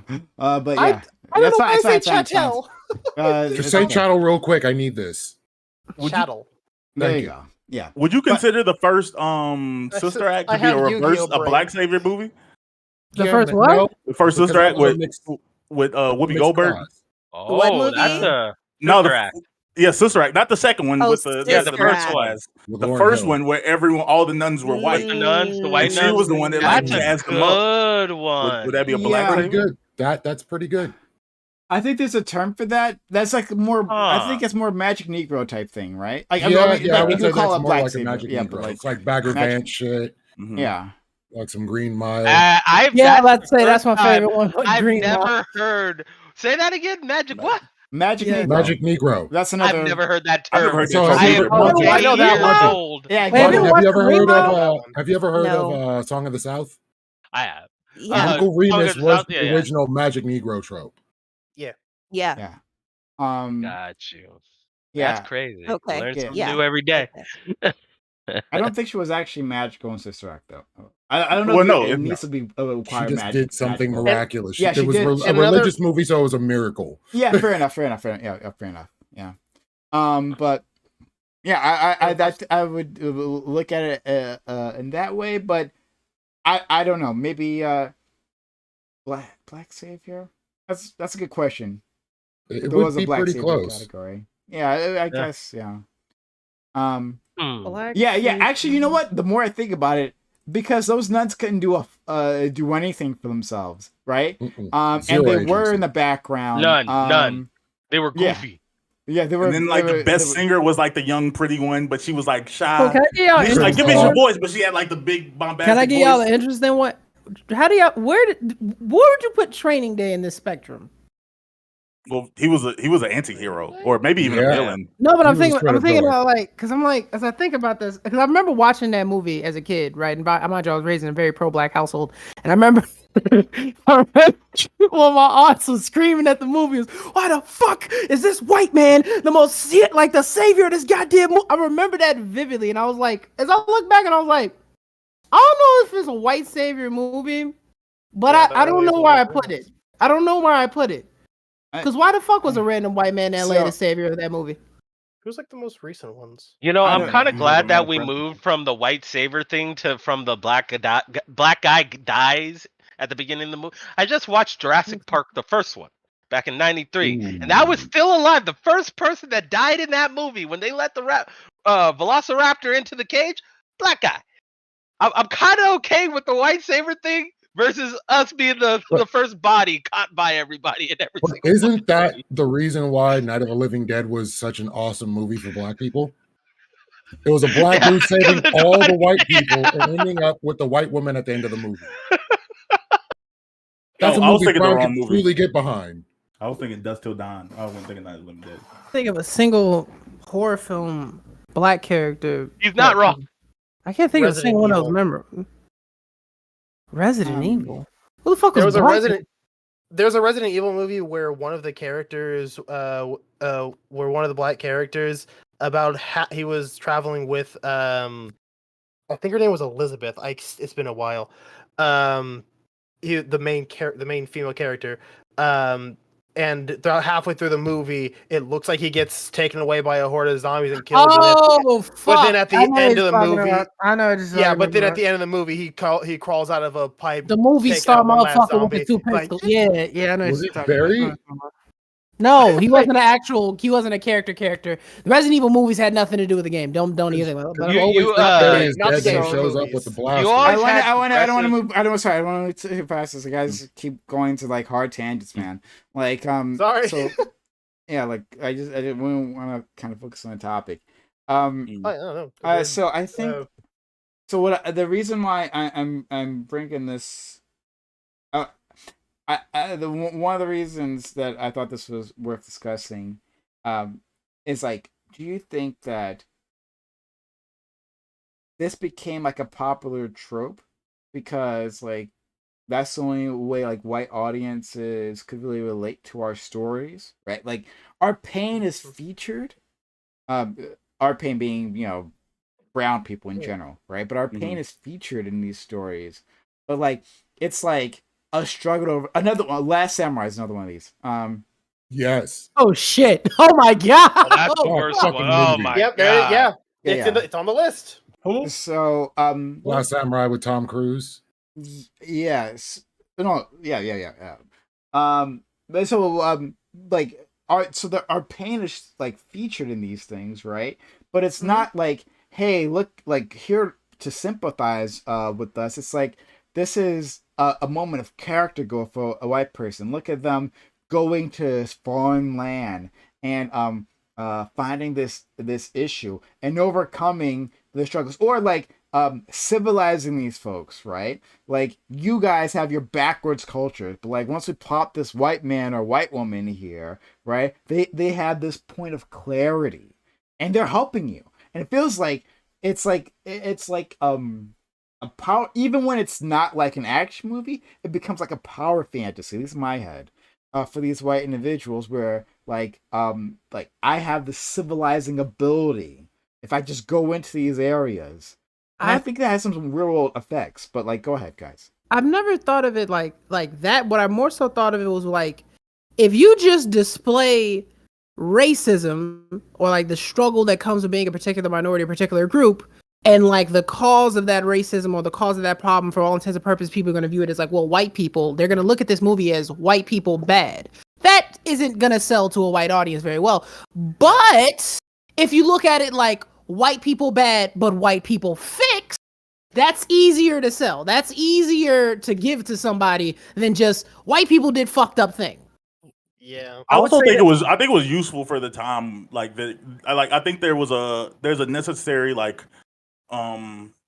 crossover period between getting a sort of like expanding black media in a way. Like there's a way of saying that like, hey, black, especially the movies involving children. Like I said, when I think of Hardball, when I think of Freedom Riders, when I think of the ones like the movies like that, it was kind of saying that like, hey, black kids are humans. They're just a little culturally different, and with a little bit of effort built into it, like you can have a lot of positive outcomes related to it. So I think it was actually did a good job at as like humanizing black kids. And so they're like, actually they're capable of lots if you're willing to take the time to invest in them, if you're willing to take the time to like actually meet them where they're at and get to know what their lives about, because some of their lives are more difficult than what you've typically experienced. And I think But to like I that said, I find that to be useful. Plus, But I to would that say that point, Bam, it's not meant for black people in that case. It's meant for white people in that case. In order to, I don't know. I To enjoy your it. So point. The Last Samurai black people was a love great Hardball. white savior film. It's a great white savior film. Last Samurai. Yeah. So that sometimes is for like a different reason. I think that's just like a white person power fantasy, more so than like Avatar. He kind of like became accepted in the culture the more he indulged in it, and even got a Japanese wife at the end. Yeah, I bet they did. This is why I brought up like Dangerous Mind. Sorry, why I said that it doesn't have to be an action movie, because I was thinking of Dangerous Minds, right? Like Dangerous Minds, where Michelle Pfeiffer, sexy as hell, walks into that high school, and like she just like straighten things out, right? Like there's like, well, I mean, I think some people get hurt within that, right? And she has like a baseball bat, I think, at some point, whatever. But it's like I can come in and with the power of my moral clarity, I can just fix these things. And I was saying like this has real world consequences, and we can see it, right? We can see how, and you've all been on Instagram at some point. You've all seen it, right? Those white individuals end up in Africa, like taking pictures, surrounded like little black kids, and like fucking cringe, mate. Fucking cringe, dog. I want to assume that individual in that picture actually did good work there, right? Maybe they actually really volunteered and did something really useful for that community. That's what I want to give them the benefit of the doubt there. But some of those people, they do barely anything, and then they'll just like take these pictures and like, well, look how caring I am, right? But beyond that, like there's an example of this woman. Oh my god, I think it was a story we talked about on the or maybe All Black Everything, or maybe in the very like years ago, where this woman, she goes to Africa, white woman, she goes to Africa and she starts a clinic there, and she I think she hadn't even finished school, right? Like college or anything, and like it was like very poorly run, and people got hurt, and I think people died because of the way it was mismanaged. And what she did, she just fucked off right back to the States. She would be American or Canadian. She just fucked off back to the West, and didn't face any of the consequences of the people that were hurt from her nonsense. She's just like, oh, I can do this, I can handle this, and she did not have the skills. Like, there were black, and this is exactly what a white savior is, right? There were black doctors there, right? Because there are doctors in Africa, in case you didn't know. There were black medical professionals, and they're like, the way you're doing this is probably not the best idea. Maybe we could do these other things. But she had the money. She is a white woman. She had the money, and so so she ran the clinic the way she wanted to, and there was deep repercussions for the community there. I have a question. Would it be just as bad if it was a black person doing that? Hell yeah. Sure. That both be horrible. If you just go over to Africa to experiment on black people and just do your like pseudoscience bullshit and then dip off when people die, that's fucked up. What about the other part? The other part, the earlier part where he said they like go on a missionary trip to help, some black orphans or African orphans and take pictures. Something you want to tell us, Dream? You done killed some black kids and dipped off No, back to the States? No. Morocco. He's been to motherland here.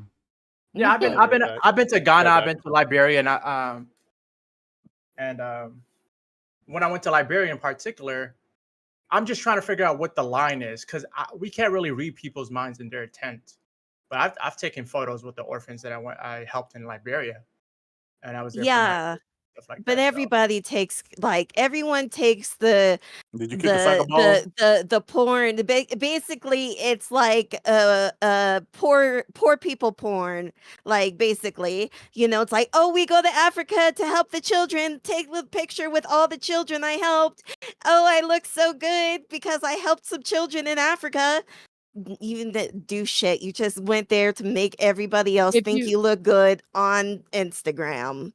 I would say if you Well, do it as if it's like a tourist attraction, if you do it like a one-stop shop kind of thing, I would say that probably would. I think intention is one of the most important components of human interactions, right? So why you do something really dictates how we view what you're doing. And if you're doing it as like a tourist stop, I think that I would probably look at that away, as opposed to like, not only do you help folks in Africa, but in your own local community, you help out like people who are struggling there as well, right? Like you go, it's not you didn't wake up and be like, they're starving in Africa and I just gotta go help them. Like if that's just who you are, you're charitable, that's fine. But again, if you're doing it because you're just drilled in your head, Africa equal poor, I need to save them, that's fucked up. I like that. I like I that. came song. back to a fun sentence.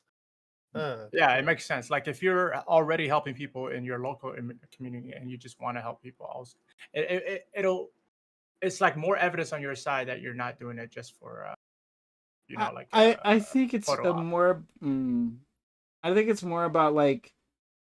I think this actually like there's so many parallels to how these movies are set up, right? Like I think it's how you view those others that you're gonna help, right? Like, do you view them as equals, right? Like this is why I was so forceful about Depends what you Django. mean by is equals. because Because he like saw Yeah. Django as an equal. yeah he saw No, Jim- and that's though. and let him like, go. hold on, just Wait, let me finish my let him point, cook. My bad, please, my bad, guys. my bad. Like, Sorry, go ahead. no problem. It's fine. But is there parity between you, right? Is this just another person that needs your help, that needs your empathy, right?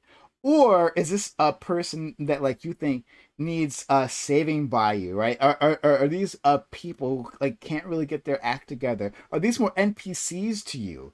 And it makes you feel good to like help these people to do good things there, right? And like paralleling that to the movies, right, where the white person is in the foreground and the black and the brown people are background, right? Like their struggle is the background to the internal struggle of the white main character, right? Like, are you the main character of this struggle, or do you realize you're like coming into this complicated situation? Like, if you're going to Africa, you're going to this complicated situation that's been there for a long time, will be there for a long time after you, and you are just doing your part to help out, or is this your story? Does that make sense to everyone? No, I get exactly what you're saying. Intention, man. That shit is important. How you view somebody. That again, in what bro said was real, is that you can't read people's minds, but we're also not socially inept enough that it's like we can't see. Like, again, I think it's very telling when people do it for a disingenuous reason. Not that I'm a mind reader, but I feel like I go off the evidence, and like what you said is like how you view that person and things of like the things that indicate that. I think it's weird if this is the first like charity event you've ever done. Facts. That shit is. I don't know about that. Like, why does it make this is the first? Like, Bro, you if could've you been want to do inspired. charitable shit, right? If you want to do charitable shit, You gonna in the waste? first place you think to go is Africa. Yeah, that shit costs a lot of money. Like you can do way cheaper. I don't know. Like, I don't know. Like, if like it's just that like you could have seen something not and necessary, it inspired you, or like you could have heard someone from that community. Like, hey, this might be the place I can make the greatest impact, right? Like that's where I want to concentrate my skills. I don't know. Like, it seems there's weird. always outliers, Prime. But what I'm saying is that if your issue is I want to help those who need food, you're in America. Some folks are without food. I want to help folks that don't have shelter, water, heating in the winter, fucking cooling in the summer, whatever it may be. Lack you in can do education. that. Yeah. All of that all exists here. If you're a charitable person, you can do it here. But if you're like, I want to help people that don't have shit, and the first thing that comes to mind is Africa, that's fucked up. Like that's Yeah. Yeah. You know what? I like movie probably shouldn't have been made. Like I was like I had to go into like what is the whitest Blood white Diamonds? favorite movie of all time? Blood Diamonds. No, Avatar. no, I can do worse. We like Dragon Ball Z honestly, Evolution. honestly, I blame your generation, Kyle, for not riding in the streets. Like I was too young to do anything about it. But they honestly, y'all should have did something when they made Radio. I don't even know what that Radio. movie is. Oh, Radio radio. with Cooper Gooding Jr. Wait, you've never seen Radio? I haven't No. seen it. I haven't seen it. I've never even They- heard of You it. probably shouldn't have let that That's a happen. good. I like the No. movie. Hey, No. Rab, I like the movie. You I like get that. Radio? Yeah. I mean, it's a feel-good story, Yeah. but What was there to feel good about? Because he was. So guys, he was, guys, hold on. I'm sorry, but not everyone has seen it. So like, what I understand of the story I'm about is to that, explain like, it to you right now. Okay, you go ahead. Yeah, so it's a special ed like black kid. Okay. He's an adult. and He's a grown man. He's an adult. Oh yeah, he's an adult. Oh, even worse.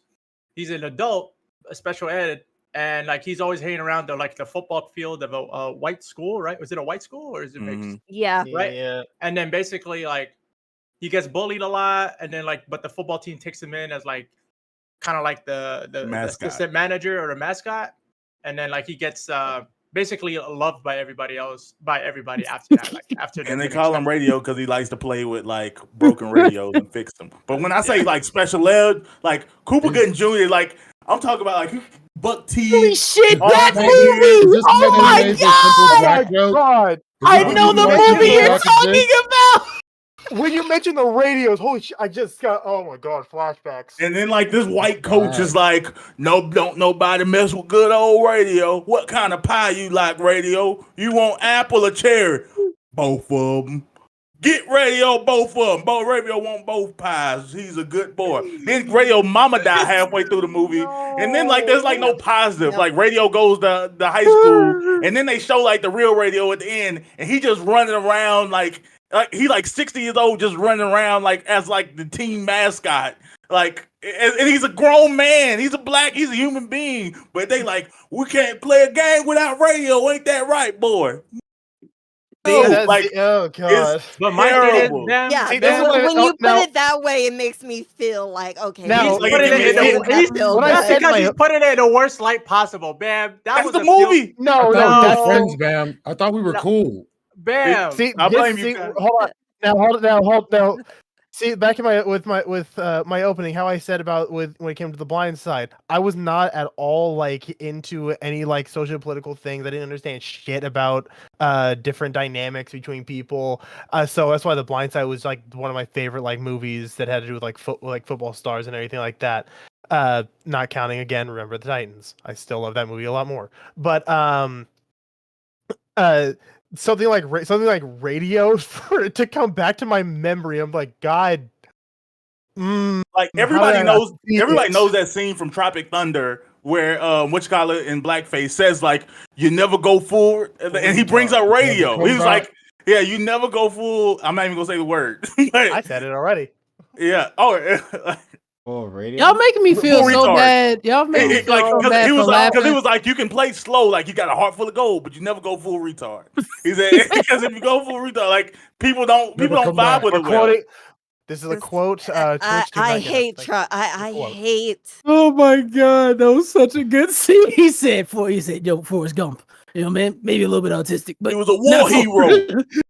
He was a damn war hero. Yeah, I don't know. damn war hero." And Tropic Listen, Thunder was. I think it was a good movie Tropic because Thunder. I hate I think that you movie. gain. I think you can gain a lot of empathy for special ed people with that movie. Like that's why I think it's a good movie. At least that's what I was thinking when I watched it. I'm like, you know, special ed people are, you know, they don't deserve to get their I feelings bet hurt. you wanted to pet him. But Like even- you see him as like a puppy. That- that sounds. That's almost the. Why would you same, say that? That's almost the same logic as the Autism Speaks people whenever they show their montages of kids with autism. Yeah. Like so it's What is the usually rhetoric? that. so like All I w- said was that they deserve empathy, and I can understand how they feel. No, They no, don't- Yeah. no. You're no. But would you treat them like an equal, Dream? it depends on the From level. how of you're saying autism. that, it doesn't sound like you would treat them like an equal. You'd Well, it just be depends kinda on the level of pitying them. autism. It depends on the level of autism, obviously. So Like, you this know- this is what we go first, Fraser. Because you understand how like Autism Speaks usually does its like promos and stuff, right? It's a very I eugenics don't. I'm not really organization. familiar. I understand they want to get rid of autism. That's pretty much all I know about it. They're very eugenicsy. Let's just say that much at least. And the way that they show, basically, like that I know like almost everyone knows that extreme stereotype of kids who get diagnosed with autism, where it's the screaming and everything, the flappy hands and everything. They show that and say like, this is autism. We're working to fix this. They're doing as much as they can. Like, you should pity them. Like, Gotcha. that's when that's how it sounds when you're saying like radio makes. But I'm gives saying a good light to people with autism. Like, no. mental health. So 1 second. Thank you, SB Philly, for the $5 hype chat. Awfully kind of you. And yeah, I'll check my TMs. So I just quickly before I lose this, I saw a film. I want to say this was a film. This is a long time ago, right? But I just have a general knowledge of this film that I had seen. It talked about like a person of who person with mental difficulties, mental deficiencies, and intellectual deficiencies, and they were a parent, right, to a child that didn't. It was like a normal functioning child, and like the struggles of like how do you be a parent where you have that trouble, and like that. From what I remember, this was such a long time ago, but from what I remember, that individual, the slow individual, had agency. Like they could, they were like performing actions, like you could see their struggle. It was like through their eyes and how they were trying to overcome these challenges with the world around them. And not like that things were just happening to them and people were just like felt bad about this person. This person was actually struggling to, to raise their kid, because it's a hard thing to do even as a person with normal mental faculties. So like that, I think, so I bring it up to say, to answer. I Am Sam. I Am Sam, is that the one? I don't remember. Sean Penn plays Sam, a mentally challenged man that instantly becomes a single parent when the mother immediately I know what you're talking abandons them about. when they leave the hospital. Yeah, I've seen I like that that one too. I like that one too. So I was just gonna say the dream, and then I'm done. I was just gonna say the dream that like you brought up Radio, is that's a good movie. I haven't seen it, but like I always think this would be a better example. Maybe that's what I was talking about. But yeah, I think that would be a better example. Because it shows like agency of this individual, and like you can see their struggle through their eyes and empathize with them, rather than like they are just like an object being acted on the world. But go ahead. Sure, but my thing is like, there's autism is a spectrum. It varies a lot. So like the type of autism Radio had is probably different than the type of autism that white guy single father had. And so you can show these different types of movies with varying levels of autism and have sympathy for all levels. So that's all I'm saying. And especially like for me, I mean, I was a big bully back in middle school, elementary school. Like I used to bully, special ed people all the time, and I regret that. That was one of my biggest regrets growing up. It wasn't until high school I became a much better, agents. Like probably later high school, I still bullied early high school, but not until later high school, and then college where I really. And you know what the biggest like empathy equalizer for me is like when I watched Love on the Spectrum on Netflix. That documentary, or like that show about like real life love with autistic people, really like opened my eyes about like all the types of autism that exists out there. And like I just think the more exposure you get to all the types of autism, the better you are. Because I did not treat them with manners and kindness and wellness growing up as a kid, because I wasn't really exposed to that. Why, like just what that was like, or like the reason for it happening, or any type of empathy. I did not like get exposed to that growing up. I don't know. Wait, you said you didn't get exposed to any empathy while growing up? No, I didn't get exposed to like. I didn't get to know an autistic. Have empathy. I never got to know an autistic person like personally. Okay, okay. Yeah. So like you Yeah, didn't like get to like see like so for instance like I never got to see the humanity of them. Yeah, basically. oh yeah, so basically like I think of like my middle school and like we had like the ability to pick like your advisory class basically. And some people chose to like pick an advisory class that actually would work with especially challenged people. And like they were just really good like-hearted natured people. And I mean like even one of the one girls that I would interact with, she passed away, you know, like those are all things that like I still think about to this day. I still think about her and like I still think about like her family and stuff because I'm sure they miss her, you know, but it's like Yeah. I saw like that was like my first like real opportunity to kind of like see humanity Yeah. in special needs people.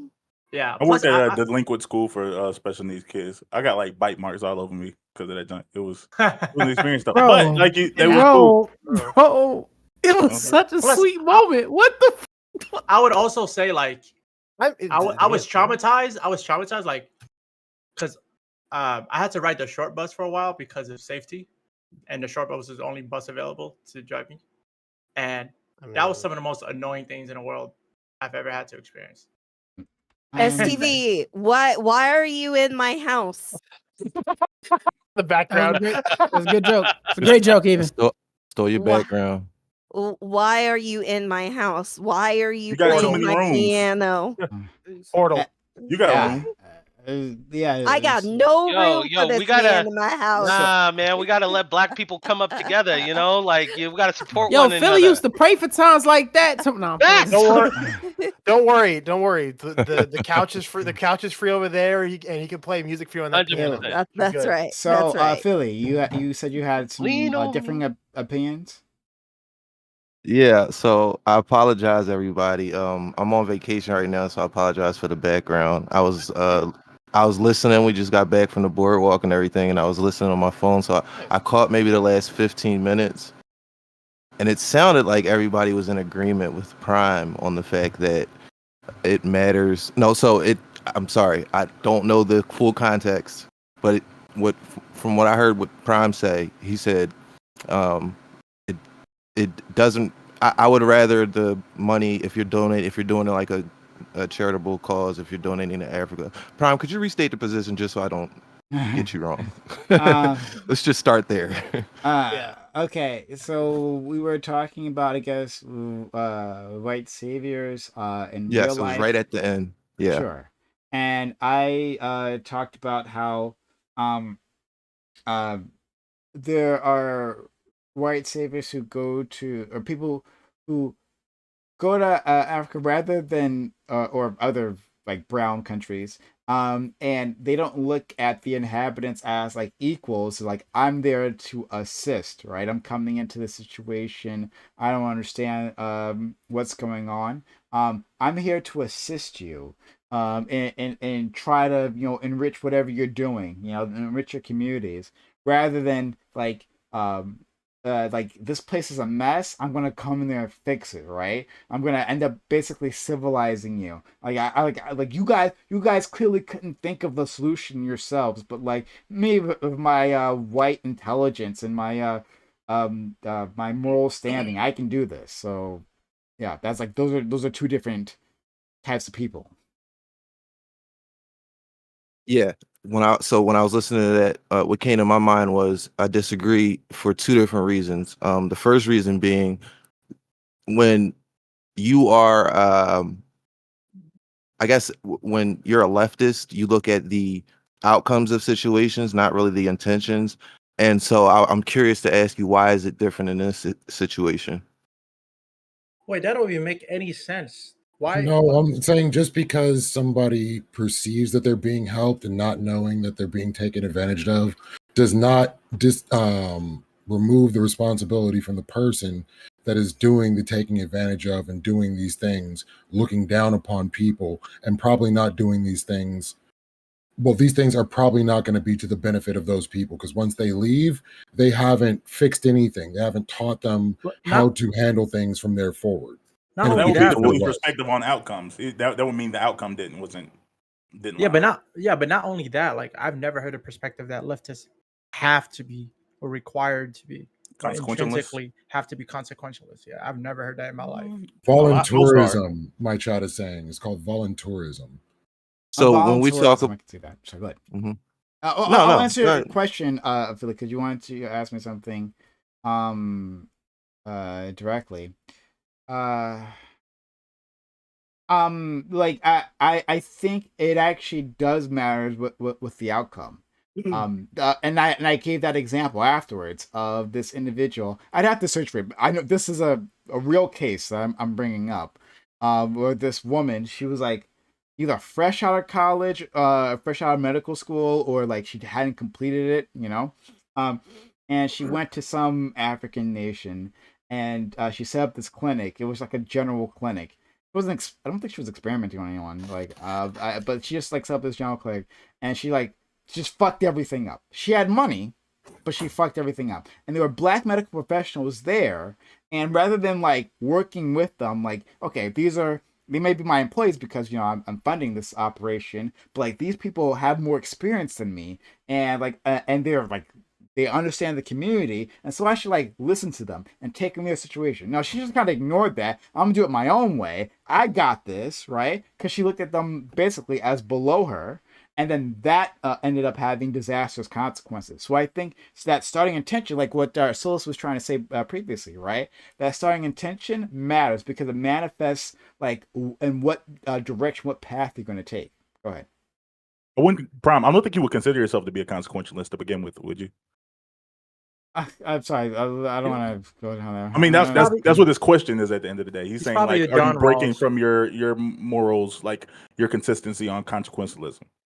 I don't know. John Rawls' theory of justice. I know that feeling. No, I don't want to debate. I don't want to debate. If you try to philosophize it, yes, that is what I'm saying. But no, I'm really just asking in plain English. Like, most of the times when we look at problems, like we are concerned, and when I say leftist, I'm not like, you know, I probably would be part of the left. So I think that we look at you know, what is the ultimate outcome of a situation. So if you have 100,000 rich white people and 98,000 of them are just donating money to Africa, don't think of it, don't really, you know, they care less really.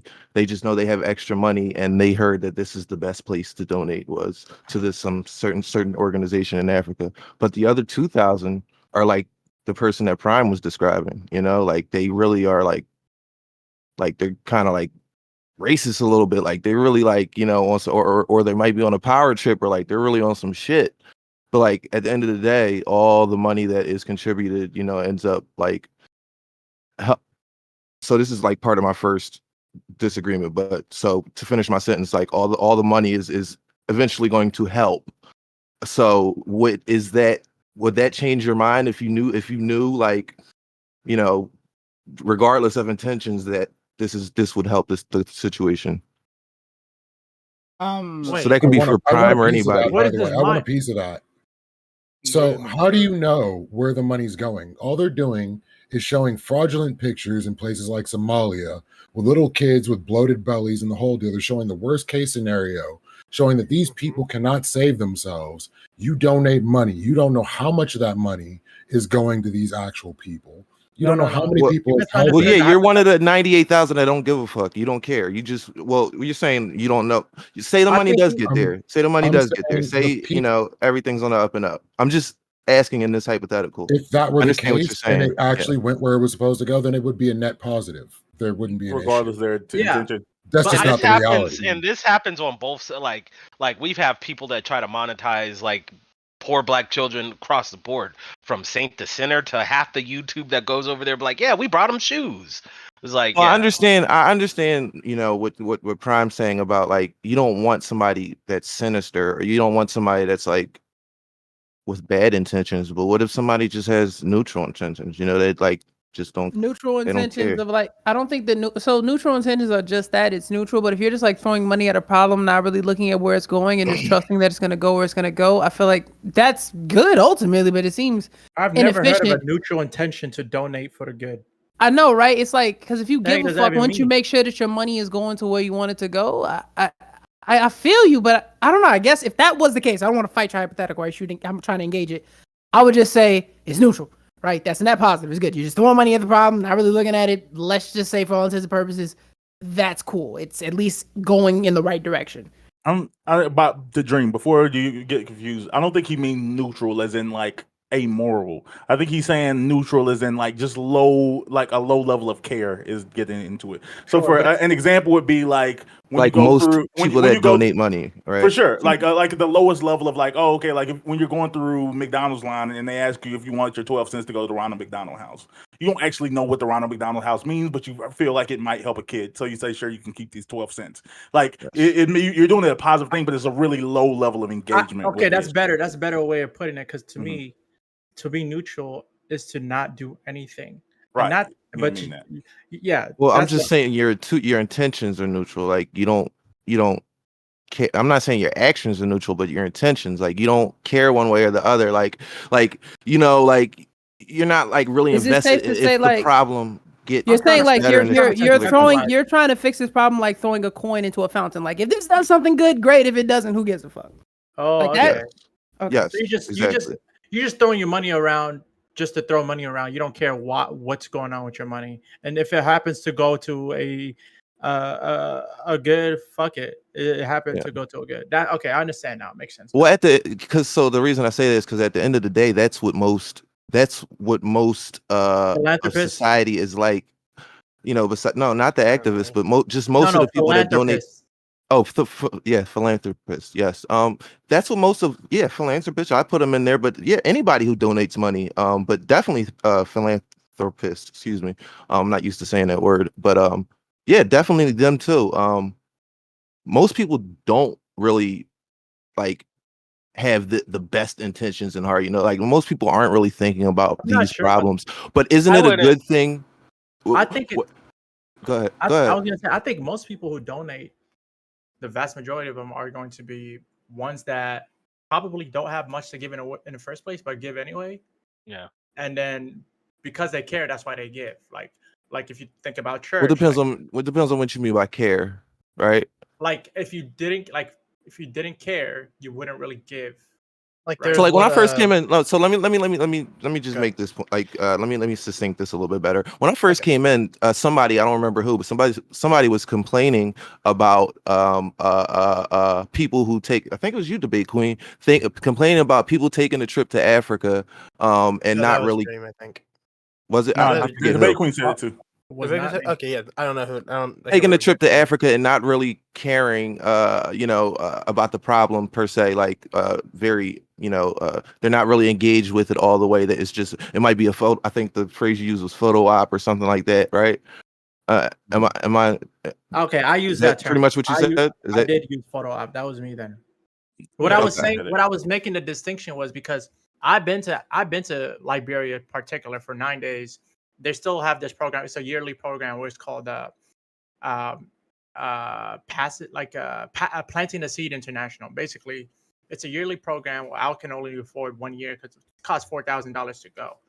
And basically, in this 9-day trip, you visit elementary schools, middle schools, orphanages.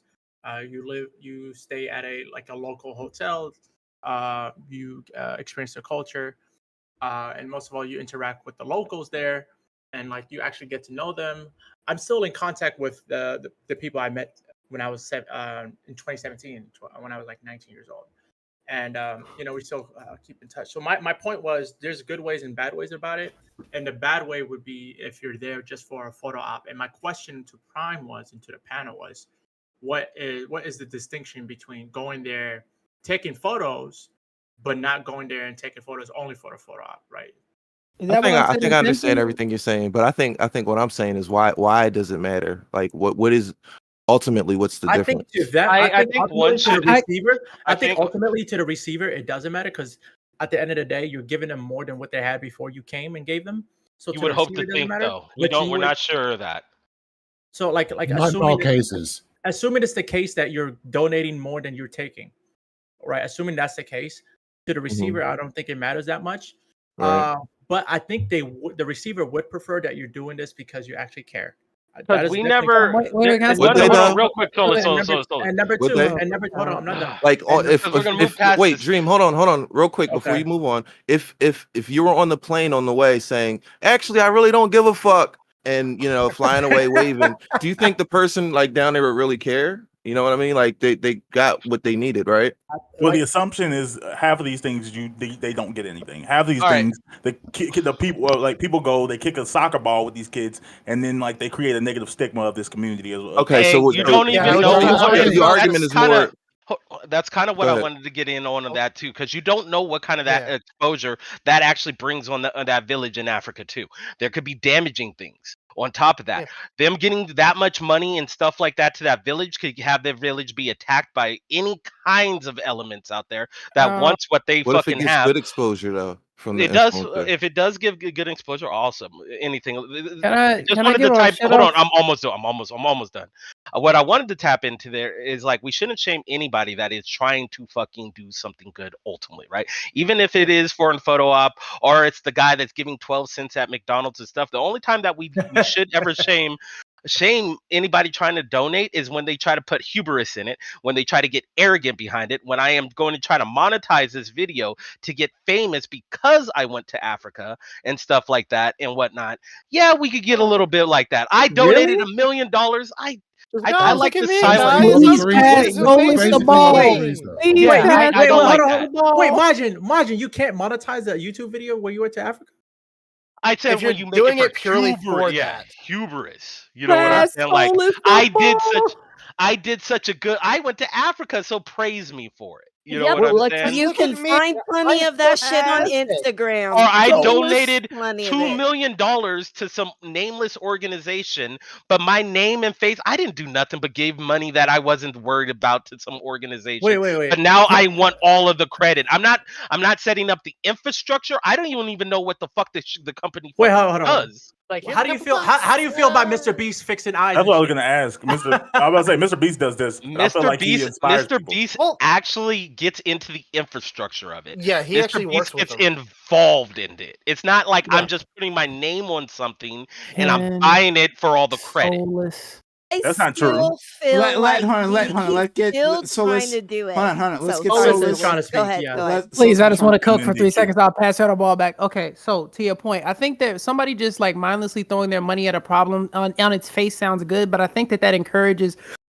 predatory folks who want to get that money to come Heartburn, to me. no. Sorry, I'm burping.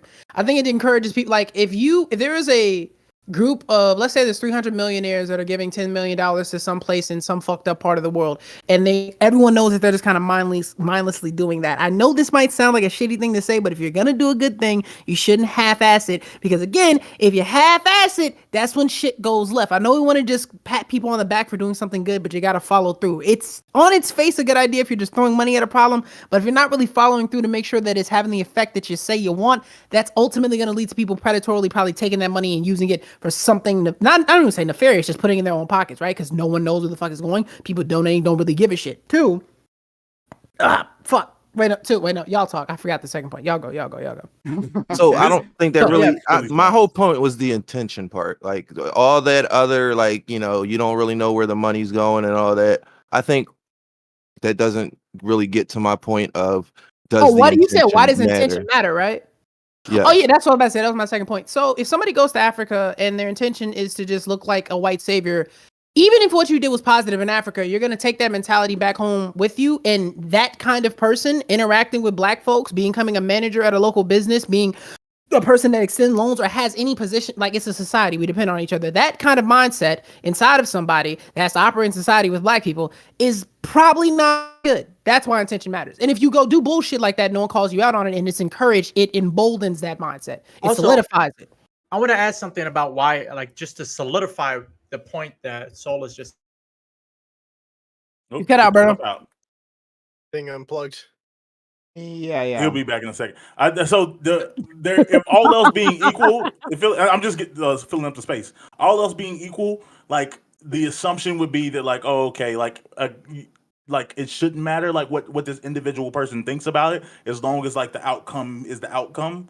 But I think what people are speaking to is the idea of generally intention seems to be highly related to outcome. Hello. Yeah, you're Can you back hear me? now. Yeah. Now you can say Okay, your point. perfect. I'm sorry. I think how the intent is what matters most when you call somebody a bad person. For example, somebody can like literally try to kill you, right? And on his like because he hates you, but on his way and try to kill you, he like he like trips somehow, and then like uh Saves a baby. somehow you as a result of him tripping, you gained $1 million, right? He's not a good person because you resulted in gaining $1 million and it helps you. But he was actually a bad person that just like by luck, a stroke of luck or happenstance, Can I- happened to benefit you. Like somebody can have the most evil intentions because they're a bad person, still benefit you in some way. But that you benefiting from somebody who's a bad person and doesn't like you doesn't make that person a good person. So that's Left why is wide intention open. matters. That's why that's why this matters a lot, like in terms of intention. Hey, I'm going there to actually because I actually care and I actually want to help, versus I'm here to really make a name for myself first and foremost. Just get popular, make money off these kids. I really don't give a fuck about these people. They could starve for all I care. But yeah, let me just do this for my sole benefit. I'm I got selfish you. in this aspect. So they're bad So- people if that's their intent. They Let's, did a good Okay. thing, but you I can don't. do a I'm good not thing. arguing that. I don't think I'm You arguing can do that. it. I understand. I'm just making it extra clear. You can do good things with bad intentions and be a bad person while doing those So- good benefits. Or I- not okay, good, so like, I- I Yeah. want to take it benefits. to another level. One second. We got like a few people. So we have DQ. She was trying to say something previously. And then Waterkai and Razor. So DQ? If you're Oh, talking, we Y'all can't can't hear hear me. you. I'm muted. And you- Sorry. There we go. Oh, There we we can go. hear you now. Yeah. I forgot what I was gonna say. So Okay. whoever can go next. Waterkai and Razor. So, have you heard about the missionary that got killed by the Sentinelese people? Mm-hmm. No. Senegalese. I saw Yes, the I have. headline Sentinelese of Islands. that. The Sentinelese Islands. Yeah, Yes, I I heard have. that. I saw that. Yeah. There were Was times it where they was- allowed him Just in, let him and there were explain times where they just straight up told him, "Don't come." And because of their experiences with other people coming in, bringing sickness and other problems, you may be thinking you're helping these people, but ultimately you're killing these people.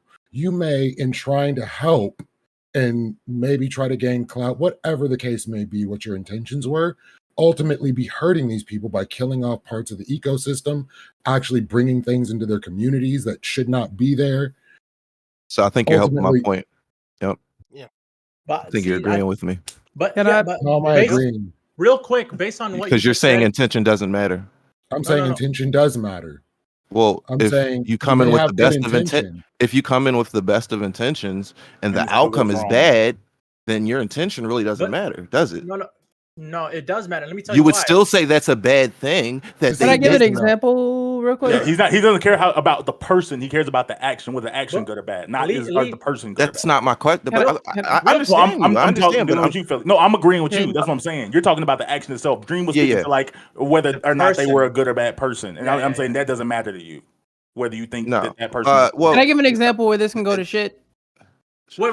Yeah, I was about yeah. to- Everybody, I was like- I'm not trying to take this over. I Let was- anybody This is in. a Hold razor. on. Like, up? let Philly finish his point. Then he can. Okay, go. Oh well, basically, I was just saying to Kai. I think you agree with me then, because everything you just said, basically, what I get out of that, how I'm hearing that is, it doesn't really matter your intention, because if you went to this place to do these great things and the outcome ended up being bad, I think you would agree that they shouldn't have done that, right? Yes, I So agree their with that, but intention, I'm also saying really there's a doesn't juxtaposition. matter. No, there's a juxtaposition. If the person went there Mm-hmm. with good intentions and did things properly and actually cared, and that was like if somebody actually cared, not just was Mhm. doing it for the clout, not just for whatever. This is where your intention really matters, because then you take extra protocols. You think more about the ecosystem. You make sure you don't harm things. There are people that go that extra mile to make sure they don't Yes. fuck up more than they fix. Exactly. Well, and then so This the is end where of that would intention be matters. the end of that would be that the outcome is good, right? Can I get? Yes. Hopefully. And that's what and that is what you're concerned with. I mean, Yeah, of course you want people to, have good intentions and do the right thing, but let's say You're talking about a hierarchy of preference. Would you rather have somebody that's doing good intentions and bad outcomes, or bad intentions and good outcomes, right? Well, just What? more to the specific thing that we're talking about, like with like donating money to a country. Let's just keep it there. We don't have to even broaden it out. If your intention there, just real quick, I'm like I said, I'm not trying to take this over, but if your intention there was to let's say you know give this village 500,000 more access to 500,000 more dollars by the end of the year, and the way you do it is by I don't know, leaving little bombs that blow up, and you know, money just comes out of them. I don't know. I'm trying to think of the craziest example I can, but let's just say that is your method. People's first reaction to that would be, you know, that's crazy. Like what? Like no, I don't like that. But if the end, your goal is achieved, does it really matter? Like you're in. Doesn't matter your intention. That's what I'm asking. Yeah. Well, it's proof that Okay. intention matters that the white saviors showed up and gave smallpox blankets to Native Americans in the guise of helping. There's a negative intention. There's so let's go to Razor, who's up next, then we'll go to Solus. Let Souls go before me. I'm still trying to figure. So it the out. example I was about to give, the reason I'm about to give this is because I feel like it perfectly displays the point of like intention and outcome. When I was a young kid, I was doing a lot of open mics and rapping. I was performing in front of thousands of people, and I was like a young prodigy with rapping and performing and shit. A white woman, speaking of white saviors, she came by and she had this program in this big poetry tournament in Chicago that she wanted me to enter into. And if you won this poetry tournament, you basically got to go through the same program that Chance the Rapper went through. They gave you an agent, they let you perform. It was like if you did really, really good, you got to perform in front of Barack Obama. It was like if you performed and you did poetry is what you wanted to do. I did really good. I went through the program. That white woman got me to where she wanted me to do. Her intentions was to look at a young black kid and help him like maximize his potential. That was what she wanted to do. That accomplished. This white woman was extremely racist. She was white savior to a 10th degree. She would say racist shit to me. She would literally say of my poetry group, she would say that I want to have as many diverse kids in here. And it was like she would make fucking grape Kool-Aid joke. I mean, everything you can think of, she would do it, right? And no one checked her on it. Why? Because she was helping us go somewhere. We were kids. We had dreams, and she was helping us get there. That white woman ended up having a black child. That's what I mean when I say your intent in the outcome can be great, but if no one checks that intention, you being that kind of person, having that in your heart and how you deal with black people can have a horrendous effect. I think nobody checked her because they agree with me. That would be No, they just nobody checked her because Solus. You're in the same place. nobody checked her because they don't. No, you don't. That's not true. They are looking at the outcome. They are looking at the good, like the outcome of the situation. Like who this lady is. Isn't it? No. It might be. I don't know, but that's what I'm asking. Dynamics. No one checked it because of pyrodynamics. Maybe that's true she's too. Their Maybe meal that's ticket. true too. That's their meal ticket. Why would you jeopardize your meal ticket? Like I'm not gonna check what's the my outcome mom. of that? What is the outcome of that meal ticket? Why? Like why? I don't know. What What would was the they be outcome? jeopardizing by The checking? outcome was this. The outcome was this. Young black kid got many opportunities that he then used to spark his music career. Also, outcome: white woman is racist and now has a black child. Never been checked about her racism. This is. And so, would you say that's a bad thing for society? Yeah, I would say that. Yeah, definitely. That motherfucker raising a black kid is horrible for society. How many black men would you think she helped in your situation? Just rough guess. I'm not going to nail you down to this number. Maju want to say something. Guessing. Yeah, I'm deafened. I just realized I was talking about stream earlier. I was like, why the fuck these motherfuckers keep interrupting me? I didn't even speak China talk over here.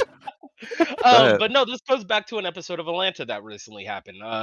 Two white ladies, lesbian couple, but were foster parents. Kid ran away from because he was being bad at home. His mama kicked him out. Ended up with this foster family. They did everything right on paper, even though they weren't feeding the kids. The kids even tried to tell the foster parent on paper, though, like Yeah, and this Them niggas happens was a not lot. doing everything right on paper. No, they weren't. No, yeah, like not on paper, like, but That in niggas was feeding presentation. them raw chicken, nigga. Nah, that shit was Yeah. not right. They're feeding raw chicken. But what I'm saying is that this happens frequently, where like white people will come to the hood and grab a bunch of little black kids and be like, "Hey, let me look good." Again, what happened to my sister? What happened to the Blind Side story? What is like it? Bolus's example right here. It's a good way to, like, if you feel racist or if people are calling you that, to fucking take that hard turn off that path, and nobody will ever question you again. She would literally. Even though I you are- understand. It is literally the birthplace of fucking liberal racism. For Sure, every I single underst- black kid that she helped, she literally taught several other black kids to be okay with dealing with racism, microaggressions, and people saying overall disrespectful shit to you. So yeah, she That helped. probably helped you out a lot more than you think. I mean, no, understand. I me feel like I'm the only one specifically, that I would say understands that what no, Philly's me saying. specifically, it helped. But at the end of the day, like the net negative is that she encouraged a lot of young black youth that she should have educated. Being like she was a teacher too. Also, she should have educated them to Did not she be ever okay call you with. the N-word or put you down? I think it was more so like racist shit, like ha ha ha, you're drinking grape soda, or I remember Maybe, we had or a maybe she felt comfortable enough with microaggressions. being around black people every day that she could make that joke, or she thought that was funny. No, You haven't even Or- proven to me that she's racist yet. But no. Listen, I understand I've that. been. Wait. I mean, no, it was never like she would make that joke and I would be comfortable with it. It would be like she'd make that joke. I'd be like, why the fuck would you say something like that? Other people would look at me like it was never like a hey man. I've never been that nigga. You said nobody I've checked never- her. No, that was me. I was that one kid that, bro, I come up from a very, very Okay. pro-black background. I was the one kid who was like, hey, fo, don't do no shit like that. I'm here to do poetry and rap. Don't make this shit weird, right? So do you think But- she shouldn't exist? So I understand what. I think, hold on, Billy, no. hold on. I would trade. No, Not I could answer that. like I would in trade a- everything she I should got. die, but do you think, like, I can answer. her- I would funny the way you Guys, said that. hey, Hold on. whoa. Hey, we gotta let him answer. So, like, if you're asking him a question, let him answer the question. Go ahead. I do would it. trade every single thing I gained from that program if it meant that racist motherfucker was not raising a black child. Okay, I so would, he if considered anybody that would ever negative. wait, hold on, let me finish. If any, Mhm. I would trade that. If anybody that she would have listened to would pull her to the side and say, "Hey, the shit you're doing to these black kids is fucked up. You are basically coaxing them and making it okay to deal with racism, and you're about to bring a black child into this world. Lord knows how you're about to raise them and what you're going to do to them." I would trade that. I would trade everything I got for that to happen. Wait, is Okay, that a so biological over black here- child? Go ahead, Bam. Yeah. And then Waterkai, and then was it Dream? And Razor, did you figure out what you wanted to say? Okay, so Bam. Yeah. So for him, so for him, he's saying that the outcome ended up being negative. I feel like I'm the only one that actually kind of gets what Philly's saying. Philly, and whether I agree with it or not, Philly is arguing that Philly is arguing that at the end of the day, if the outcome is a is positive, if everything goes really well, are we okay with it? Yeah, like, are you okay? Do you care about the person's intention? If everything goes really well, what everyone else is arguing is that people's intention is what creates the odds. Like, people's intentions is what creates the odds of things going bad. So someone with bad intentions has a higher chance of things has a higher chance of creating negative outcomes. So that's why we want people to have positive outcomes. But you're saying regardless of that, like, if the outcome is the outcome, if the outcome's bad, it didn't matter if their intentions were great, and if the outcome was good, you don't care whether their intentions were like bad. It's all about what if the outcome is positive, how do you feel about it? And people keep addressing other parts of the argument.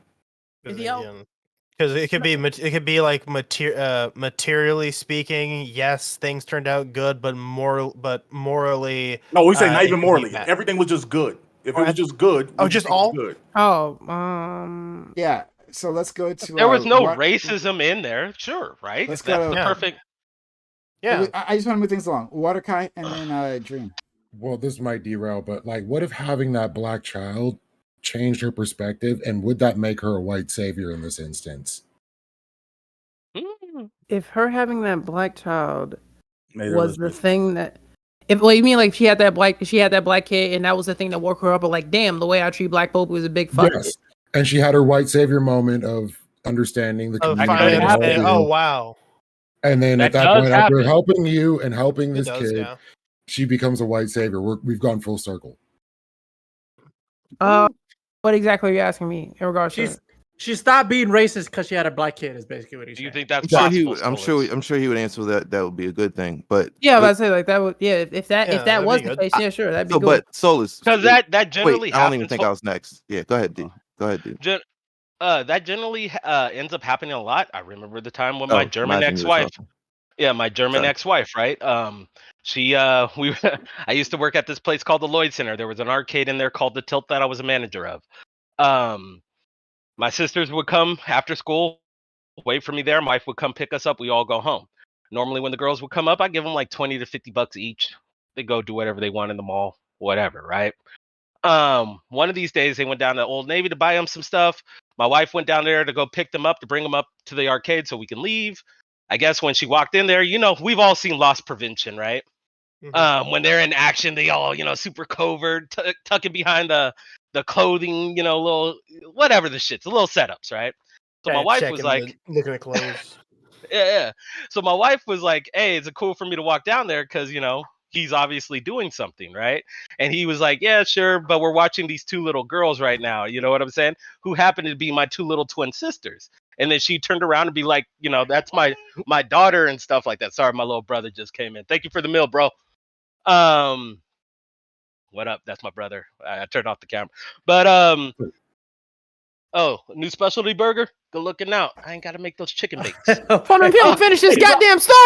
He brought me some food. I'm sorry. What am I supposed to do? All right, wait. I got to see if you're not done. nigga, Hold on. I'm almost there. All right, I'm after you. So my ex-wife, when I used to, her being white and from Germany, I used to tell her a lot about racism and stuff like that and the opinions. My two little sisters weren't stealing from Gap, right? They were just fucking shopping. But at the moment when she realized that, and the moment she had her epiphany, right? It was two little girls that she loved, that she considered her daughters. When she saw this white, or I'm assuming white guy, try to say that my two little sisters were she dropped that idea that I was always making that bullshit up about, like, oh, this is a racist moment and stuff like that, and really started to see it for her through her eyes. That was sorry. Yeah, a lot of the time in society. I could paint it to you, Bam, if you want to. He was talking about the whole, like, if she had a black kid. If it makes you a better person. Okay, yes. I got you. Yeah, because a lot of time a lot of the time, like with people in society, like if there's like a systemic issue that is happening, but it's not something that usually happens to your class or someone who looks like you, you will always kind of brush it off, saying, yeah, it's not that big of a deal. But the moment it happens to someone you love and or yourself, you finally get it. You're like, oh, fuck it. It's annoying, but it's almost like a what's the word? A necessary evil, I guess. I don't know. That's not the right word. No, that would be a necessary evil. Okay. Yeah, that's what. Yeah, that's it. Necessary. Yeah, I did that. Okay. I was making sure I said the right I words. just want to make my Go position. ahead, very Dream, and clear. I'm after Dream. Yeah, I want to make my position very Stop. clear. Like, Stop, I agree. Majin. You're making me hungry. Stop it. Just eat the burger. Guys, Hey, we're trying to yo. move things along. Dream, and then Philly. I think what Philly's saying is true, and also my position is true at the same time, because we're attacking different corners of the field here. So my corner of the field is saying, like, the intention matters in terms of identifying whether or not the actor that's donating is a good person. But whether or not it's a positive thing what the person did is a result of what the consequence is. So the consequence is about, did it help the people? The intention is about, did the person help? Was the person helping a good person? So that's what I'm saying. Like, I'm agreeing with Philly, saying, like, all really that matters when we're talking about whether or not what happened was a good thing is the consequence. But also what really matters in terms of whether or not this person is a good person that's helping is why they're doing it. Help actually. So just I'm not coming in here to, like, smash anybody in a debate. I just really disagreed with the way this was being framed, as if people who try to help out are like automatic, like that, like their intention, like we should be overly concerned with their intention. Now, I've heard everybody pretty much's point of view, and this reminds me just real quick, and because I know we're like over time now and shit, but this reminds me, and I think we even talked about it on the ABE, of that. Do you guys remember that coach in Georgia who was like real racist, but he helped like Yeah. but he helped like all these athletes get to the NFL and shit. Mhm. Like even Jalen Hurts, my quarterback from Philly, he was his trainer. He was like this trainer. Wow. But he was extremely racist. Like they had He did videos that of him hard like R, yeah. arguing with like black girls at the stoplight, saying a hard R in the camera. Like, when are they gonna hang him from these trees? Like, really, really racist. But to a T, every single NFL player that he trained came out, either didn't say anything, didn't come out against them, or defended him. Nobody came out against him. And while everybody else was outraged, everybody else, including me and other, I think Prime, did we do a panel on this, or am I tripping? I swear Yeah, I'll we be did. super concise. Yeah, Yes, I okay, remember. we super did. concise. I'm Could almost this- finished. Hold on, I'm almost finished. So my point is, like, I think it you have to view it from the person or the people that the outcome. You don't have to, but the way I am thinking about it now is you really need to view it from the people who are gonna get the outcomes. Like, so is this dude a bad guy? Yeah, I think we can all agree with that. Is he racist? I think we can all agree with that. But did he make an impact on all these guys' life in a positive way? Yes. Is he good for society? I don't know, but like, that's really where I think I'm disagreeing. Super concise. Two sentences. Disagreeing with that. I feel like we're all just agreeing. two sentences. Could this not be done without the racism? Does this not sound like the whole, hey, slavery was good for some black people? It taught them skills. But that's a lie, though. It's not. It wasn't. Yeah, It's not a lie. It's not a lie. I mean, it's not a lie, but it's not. It wasn't. It was a net negative. It wasn't. First of all, It wasn't First the of all, overall positive. slavery inherently is a bad thing because it's non-consensual. Inherently, Okay. the thing about opting in optionally into a football program is that it was consent. So what I said was it good for society? That's where I said I don't know. I don't know. Because But is it consensual to have a racist coach? Or like, let's say you understand that the coach was racist. You opt into the program, but you're not opting. What if you didn't know into he was that racist, coach? though? Like, you don't have like a choice Like- of coaches. like you're you saying, have like that he- coach. But they if you wanna probably play didn't Like know you're he saying was he- racist the like whole you're time. saying Let he- Prime, wait, let Prime finish. Prime was just cooking. Yeah, I didn't even hear his The whole question. time. Yeah. So like, is it actually consensual? When your choices are extremely limited. If you want to play football and like you got to do it at your local high school, okay, well then you can join. You have the choice to join the football program, but you have to join the football program to get to your goal. And they have the one football program with the one coach. And if that coach is racist, well, that's what you have to do. And you can say, well, the whole process is consensual, but like, that's my Do we only know- choice. do we So know I that don't the- know. It's Do we know that the athletes actually knew he was racist, or was the Well, video they the first found time out when the videos came out. Yeah, that's what I'm saying. So during the time, they're like, so they didn't know. I They had no idea. well, we don't know what anyone knew of that. Some of them particular said one. that. Right. Some of the athletes said that. Nobody, like, this was news to most people. Yeah, I we don't- understand Trump's exactly. hypothetical. Except the people that knew him, obviously, his friends probably knew, but Well, publicly probably- this was So the not known. slave But, like, master but- gave them the tools they needed. Good. Anyway, yeah, Well, she's- so his intentions didn't matter. The outcomes mattered, is what you're saying, Kai. You agree with me? You don't give a fuck about his intentions. He had the best intentions in the world. He wanted to help these kids get to the NFL, and that's what he did. But the outcome. I said That's two what I said. sentences. I said two sentences. The first Uh-huh. one, could this not be done without the racism? The second not point in of this, it, not in what we're talking about now. It's the whole point. Well, you're arguing for like an ideal world that doesn't exist. no. No, So he's the fact- arguing like, can the action be done without the racism? He's saying, Yeah, exactly. I'm sorry. I completely misunderstood. And No. so I the completely slave misunderstood what you're masters saying. during You're right. chattel slavery taught these slaves, in some cases, machinery to where they went on to become pretty wealthy at the time. Okay. Does that Once they have their freedom. make this good? No, it was doesn't. a net negative. Like those So are like the few and far intention between. didn't matter. Stuff. His intention of helping him make the tool or whatever. Help him. I don't Didn't know, matter. they're really Help kind him to slave help masters. himself. Well, Like, it if not- matters your intention. That's what I'm talking. That's what So I'm yeah, saying. if It this doesn't person- matter. we're Your talking intention. If this about. person produced garbage players, would he be viable? So to help himself, he makes good players and does it in a shitty way.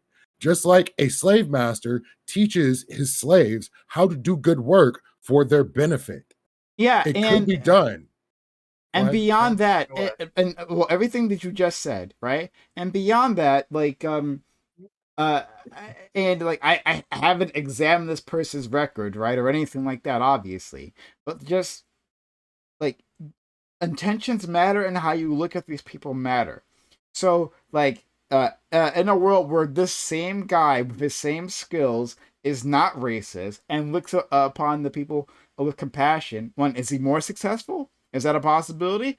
Are there people who he just can't relate to, who just need a little bit of love, right, from him to reach out, that he didn't bother because he's one of those. He's like a bad kid, right? He's not one of the good ones, and so he lets that kid go. Like, is there what happens to the people who didn't make it at all and were never going to, right? Like, how do he treat those individuals? We can see his successes. You're saying that he sent people to NFL, so I'll take your word for it. Like, you can see his successes, but like, what about the myriad of failures? Like, and why were they failures? Okay, you're right. We don't know the answer to those questions, but let's just say we do. Say You're he granting treated yourself a all the lie. kids. Well, I'm trying to create a with this, it's not a hypothetical, but what I'm trying to do is It's isolating the world. create that we something live where in. we can all, make a decision on what we think about this.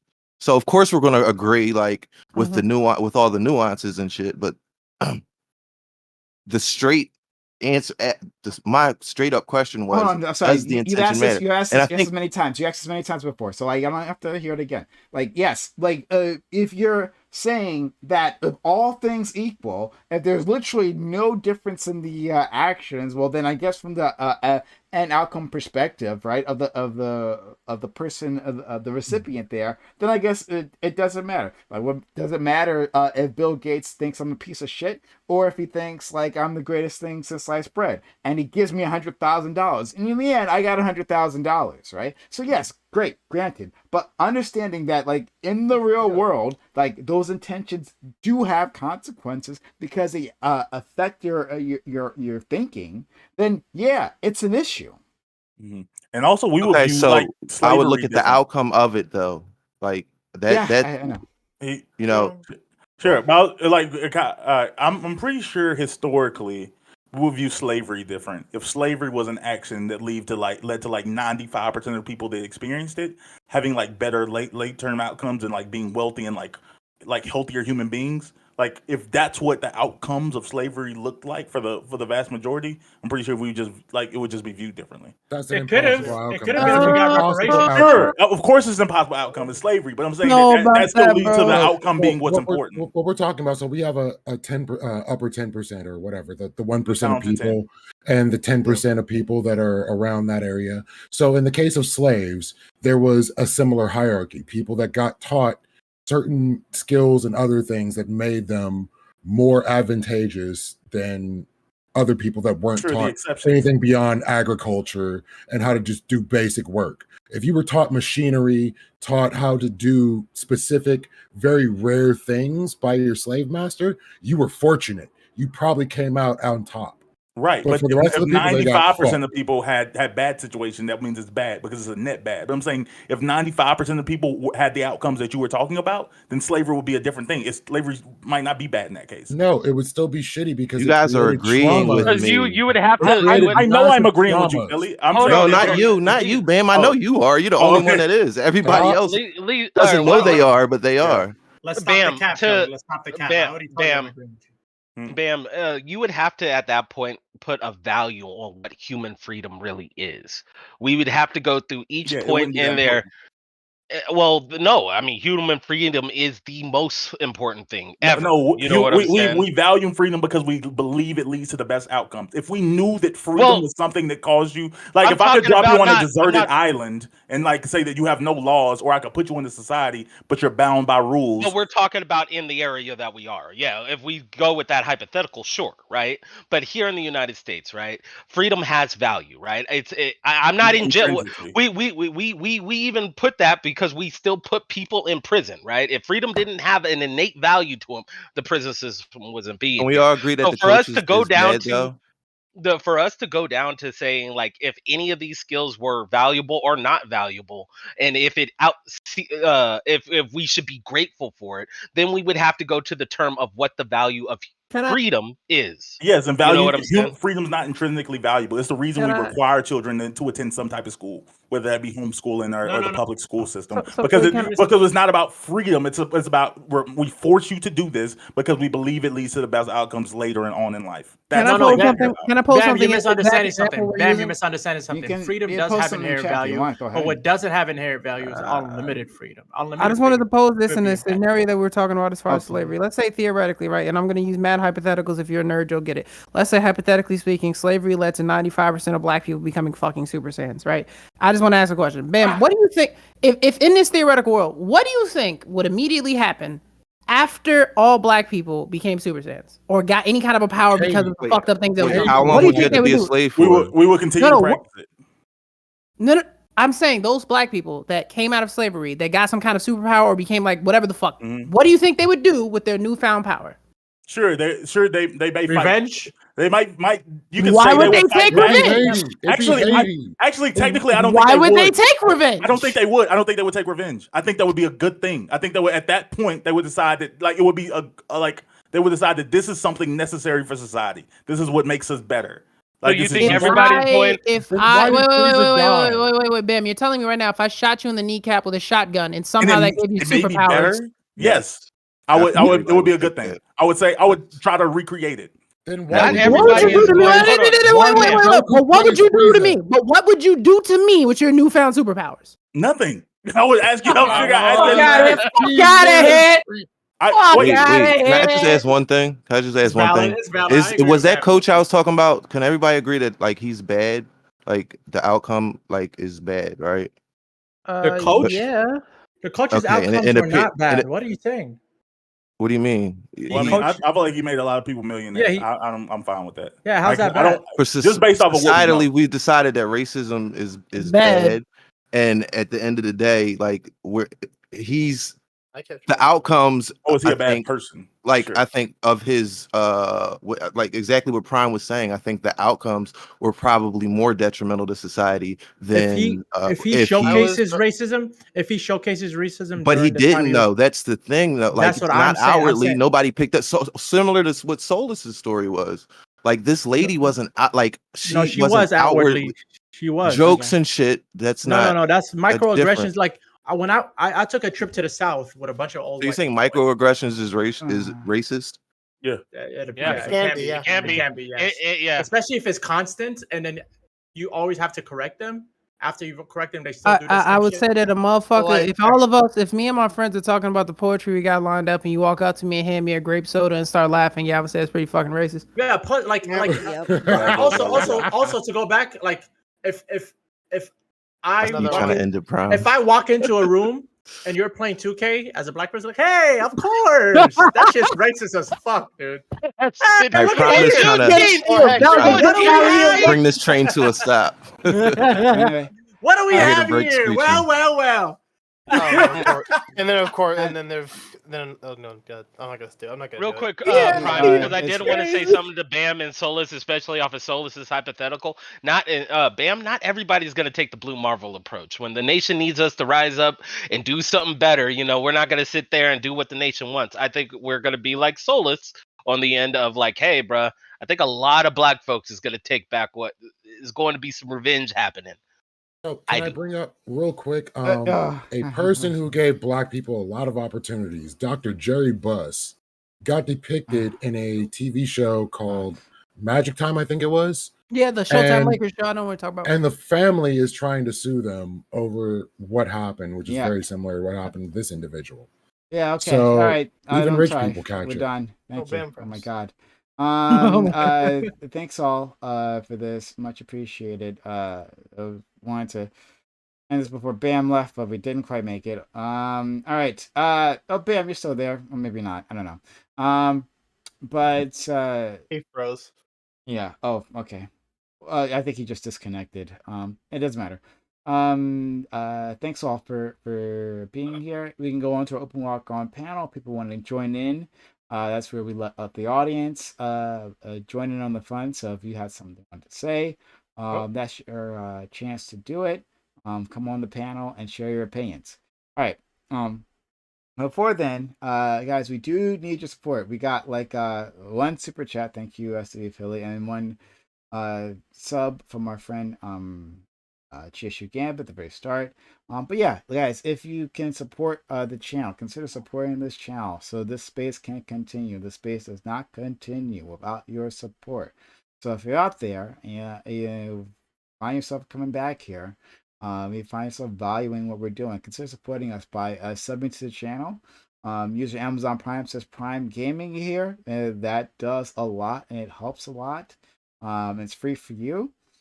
So consider using that here so we can keep having this resource, this channel, and these people showing up. Yeah, if you are on YouTube, then I consider dropping a hype chat, super chat on YouTube, hype chat on Twitch. You guys know what your respective things are. But yeah, we do need that support if we are to continue. So please consider helping out the channel, or if we really can't do this. Yeah. All right.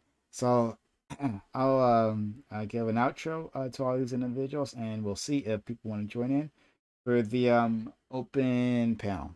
We'll start with D1O Dream. Thanks for being here. Oh, no, thank you. I really appreciate you for having me on. Yeah, the blindside guy definitely should get his lake back, feel me, and Been a get what block. is owed to him. And yeah, if not all missionaries that go to different countries are bad people, just depends on their perspective. I mean, depends on their intention and motive, and whether or not they actually help the community they try to help also matters. Like if you have the best intentions, but if you harm the community, it's still a bad thing. But we have to kind of like view it from a nuanced point of view, be like kind of an unfortunate circumstance, but at the same time, not call the person who committed the act a bad person. Kind of like just like maybe ill-advised or unprepared, etc., etc. Yeah, because I do think in order for someone to be a bad person, they need the intention to be a bad person. They can do bad things. A bunch of good people do bad things. I've been there, had the best intentions, but did horrible stuff. So, yeah, that is my testimony. Thank you for having me on. You can find me on Instagram, D1O Dream, everywhere, D1O Dream except Twitter. Had Team the Dream there. Yeah, follow me on Twitch too. I'm about to restart streaming soon. Be consistent with content creation, so I'm excited about that. Thank you. Thank you. And thank you to SB Philly for being so kind to skip 5 tier 1 subs and then 1 tier 2 subs. I don't think I can't remember the last time I've seen anyone gift a tier 2 sub to anyone. But thank you for the kindness, STB Philly, supporting the channel. If we get 2 other individuals in the next 5 minutes, we can start ourselves a hype train, which would be great. We could always use support. So shout out to people who do help out. But yeah, subs to the channel, give bits or give subs. Great way of helping out, or using Amazon Prime as Prime Gaming here on the community. Support the channel like that so we can always provide you more other space. Again, thank you, STV Philly. Let's go to our friend Waterkai, who I see Waterkai. Thanks so much for joining in. It's been a blast. Nice to meet new people, reconnect with people I've been having great conversations with before, including Dream, who's not even looking right now, but it's cool. I'm listening though. For sure. I have a panel that I run on Wednesdays, run a stream myself. Catch me anywhere, Lethe Waterkai. I truly enjoy being in this space and the conversations that we have. Even when we derail, it turns into another interesting thought process. So I appreciate everyone here.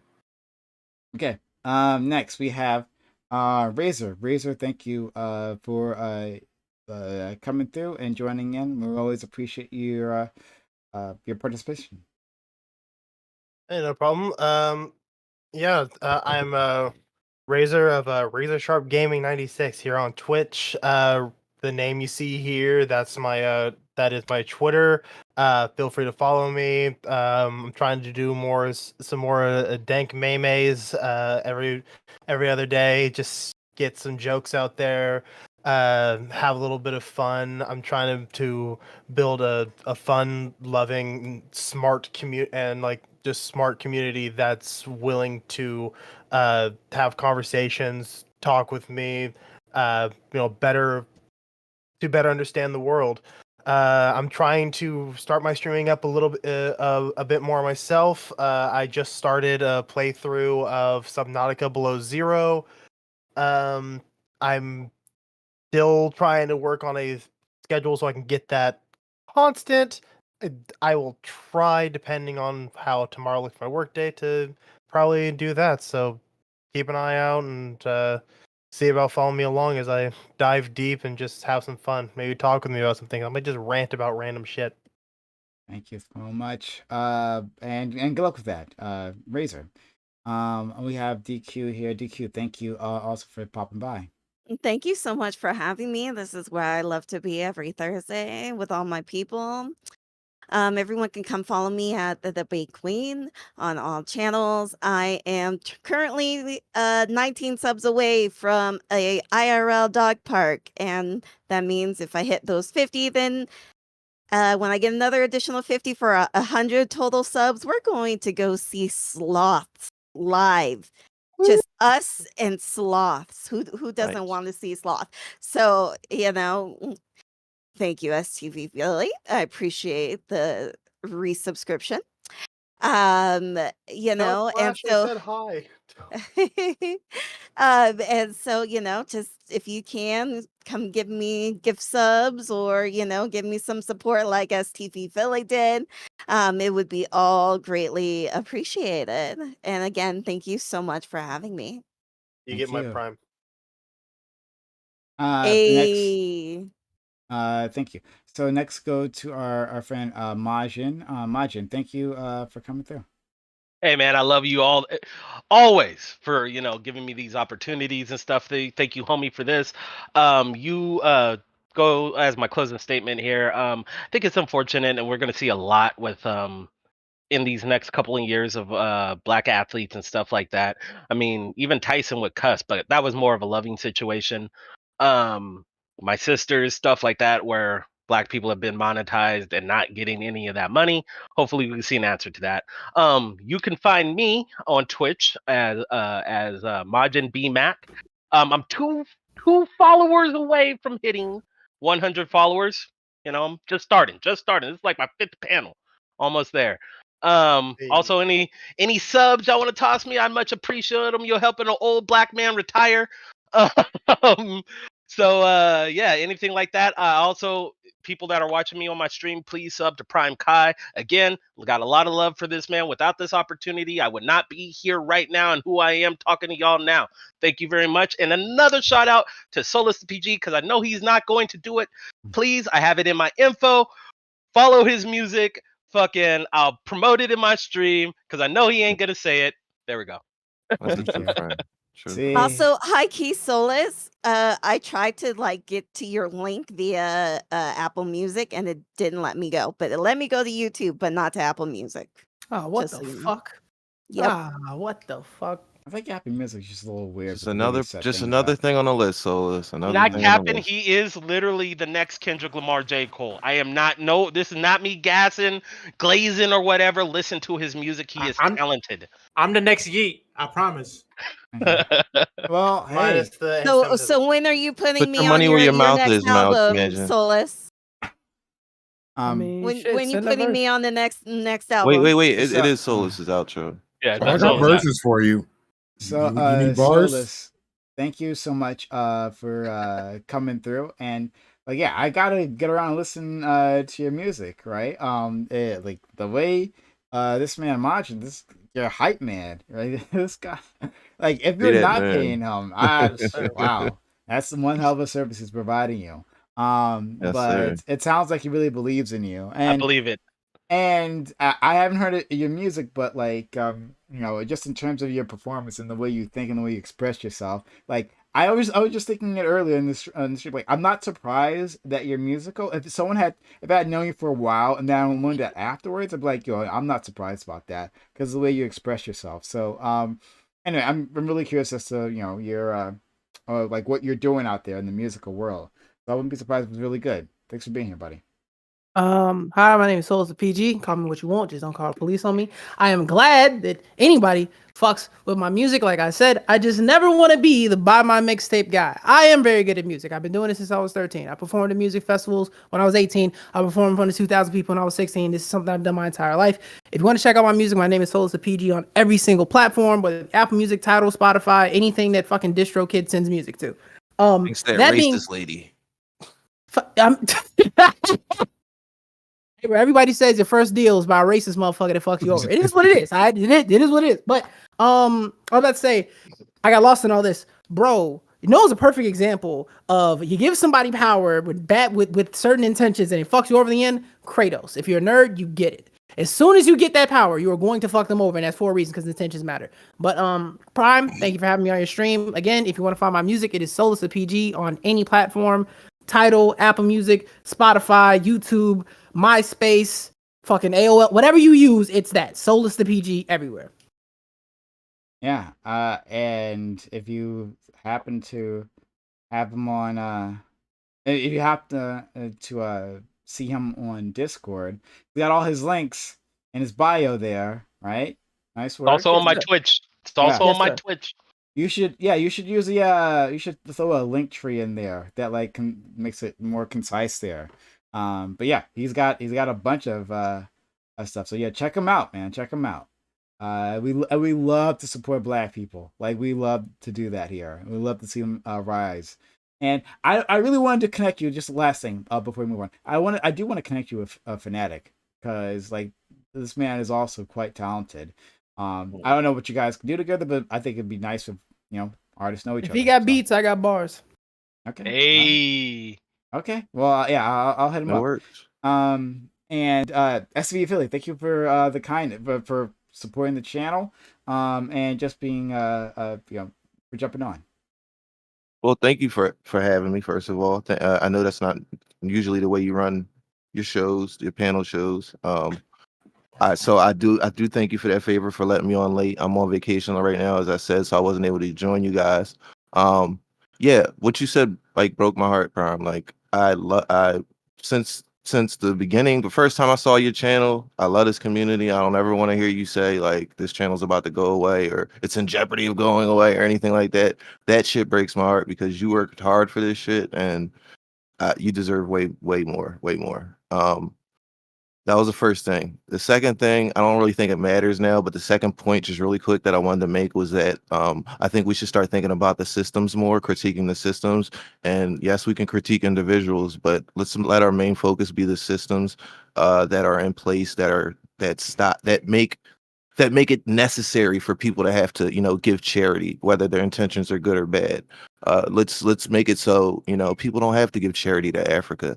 Let's focus on that. Obviously we can talk about whatever you want to talk about people having a white savior complex and all that, but at the end of the day my main point was that shit really doesn't matter. Like people are going to be the way they are. We can sit here and bitch and moan, but let's just stay focused on what we should be focused on, which is the systems, and we need to tear these systems down.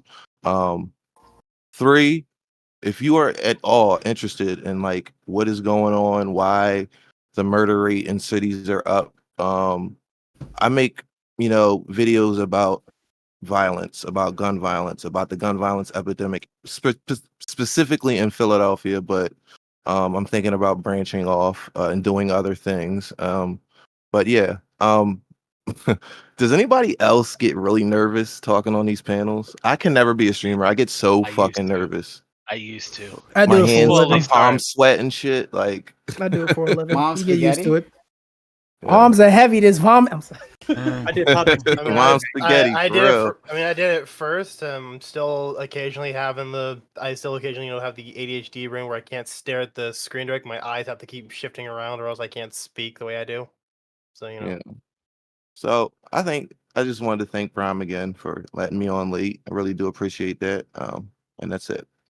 We ain't Really gonna do. let Prime's channel die. If I have to come in here and act a fool or just be as toxic as I can be, so y'all can shit on me, we gonna keep Prime alive. All right, that ain't happening. I do appreciate the kindness from all of you. Thank you, SCB, for the really nice words.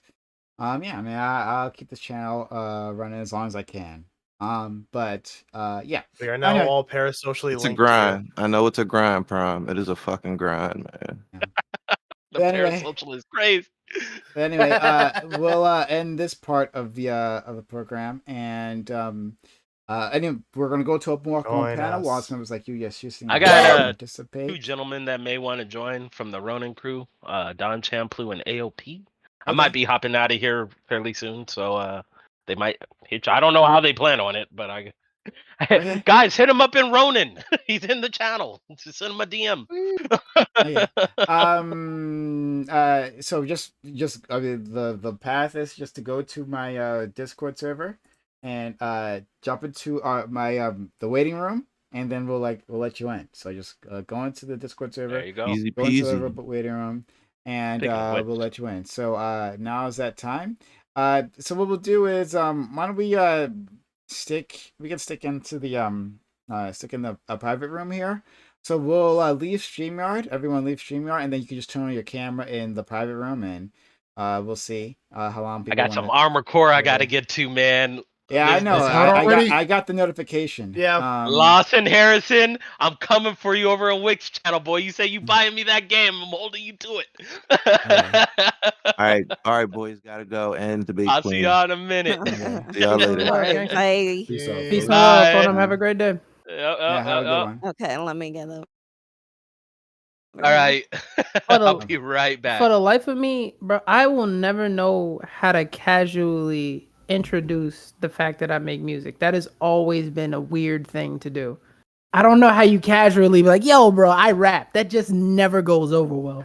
I mean, think it's cool where you you did are it just last sucks in week. California.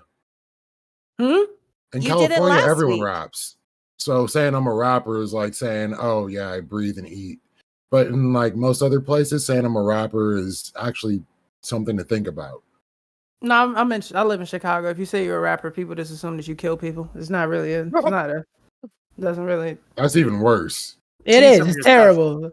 Like it's well, usually funny because like I'm always been like I'm a smart motherfucker from the hood. I've never like I always said that I'm the least gangster of all my friends. I'm not a bitch, but like the people that raised me and made me were literal murderers, right? Like I've gotten to a couple of fights, committed a couple crimes, but I'm nowhere near a criminal. And like when I say I rap and I'm from Chicago, motherfuckers look at me and be like, I ain't shot nobody. I'm like, I haven't. I just rap. That's all I do. You sound like JID Right. for real though. You Sound sound like like He, does- JID. he has a How's it going? similar pitch. How y'all doing? Hey. What's good, Hey. Shampoo? What's up, Don? How you doing, photo? Yeah. How's it going, Prime? My name's Don Champlu. Nigga, why are you looking at the wall? I don't, Nice. cause that's the way my camera's turned. Man. I'm all fucked up. Oh, motherfucker. Oh you, yeah. Bro, you looking to the side like you finna spit the hottest freestyle Bro, 2023. you What the fuck is it? you look like that nigga from the Get Down. Get down. Nah, that? y'all, wait, No, he look holy like it. shit. Bro, Dream, you look like the evil version of Don. Don, you look like the evil version of Dream. Bro, I'm just now seeing it. Oh no. Yeah, Oh, you're well, it's nice to meet you, Don Champlu. You're a handsome guy when you're like looking at the camera, like a profile. Yeah, sorry, I gotta You fix look like my. criminal. I'm a You look newbie. like a I'm a fucking criminal newbie here. that way, but like yeah. But you're Prime, I've been watching you for a long time. Oh, I've been in really? your Discord for a while, but I just never wanted to, you know what I'm saying? I took a while to join into your call. But you say a lot of smart things, brother.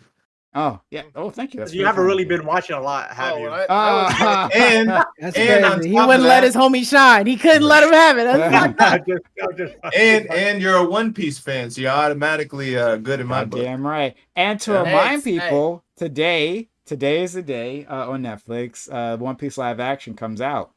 It's- Hey, Hey. Hey, let's go. Yeah. I'm waiting A lot for of it. One Yeah. Piece fans here. A lot of One Piece fans here. Of That course, one of and course. then Weebs, Jesus. all of you, weebs, All of my- weebs, all of my weebs, favorite weebs, animes- weebs. All my What do we favorite call- what do we call animes never you? go past one season.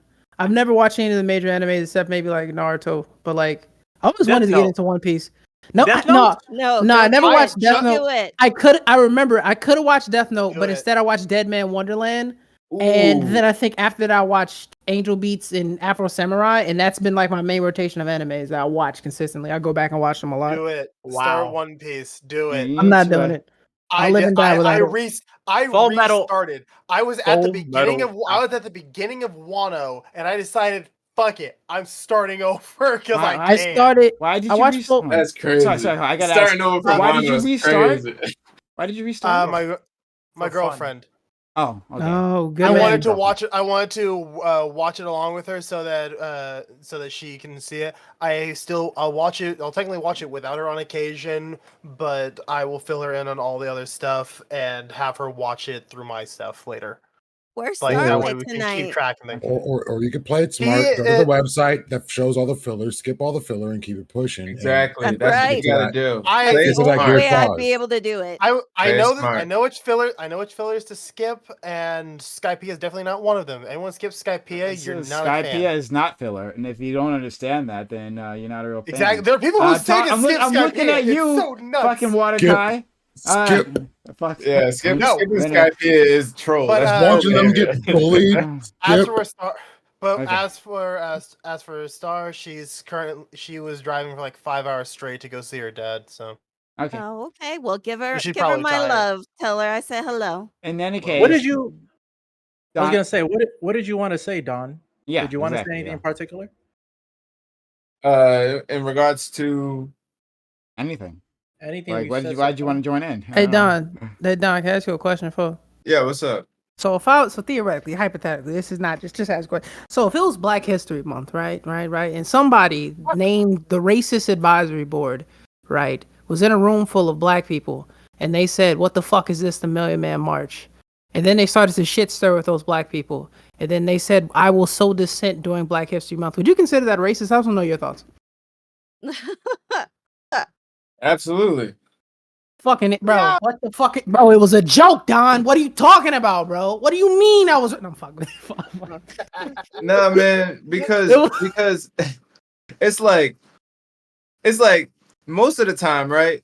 If you ask a lot of black people actually think that Black History Month is bullshit because American history is Black history. Like all 12 months of mine, motherfucker. Like I don't give a fuck. I'm But- just saying. But you know what I mean? Like they think they can really the fact that they make the attempt is the fucked up part. That's the No. fucked up part. No, I'm with you. I remember having a lot of arguments in school with Yeah. I remember having a lot of arguments in school with my teachers and shit, and even like up to the administrative level, where they would tell me that they feel like the excuse I got, because I dead ass, especially as a senior high school, I was really popular enough because of what I was doing with arts and music and poetry. I could talk to folks. I would say like, why is it that we have a Black history class? Why isn't that Black history is just taught in normal history class? And they would give me excuses of like, we don't think we have enough time to tell this entire story.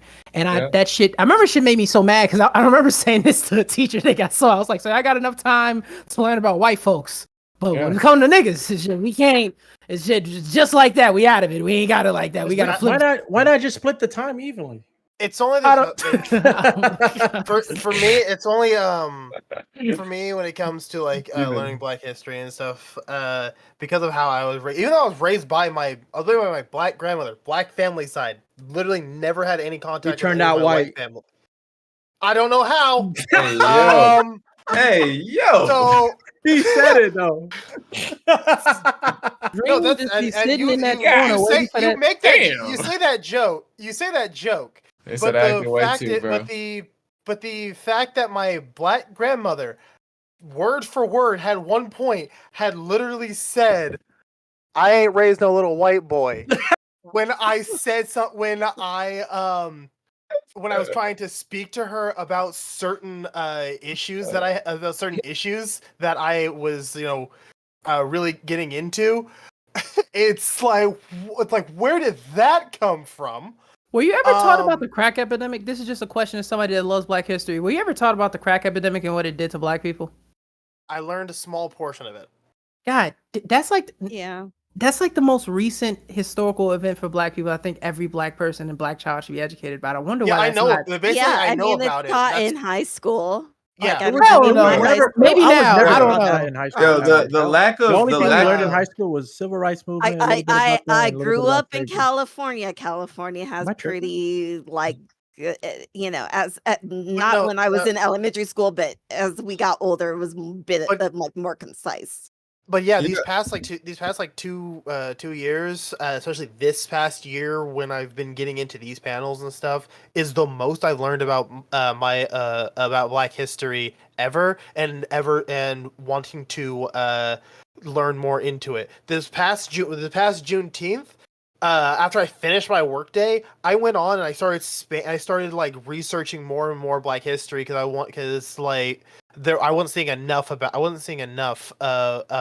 timeline. So I was like, fuck it, I'll make my own timeline shit. So I looked up like Black inventors and stuff like that, and I just started making posts saying Happy Juneteenth at the end of them, pointing out how all the shit that we use nowadays, the traffic lights, the toy, the Refrigerators. super soaker, refrigerators, all these like things that people still use to this goddamn day were made by Black people. And I'm like, and every time I learn more and more, I'm just, I guess you could say I'm like more and more proud, even more and more proud of my history than I've ever been in my entire fucking life. And again, I'm gonna say this, Prime, it's all because of you, because you were willing to invite me to these panels.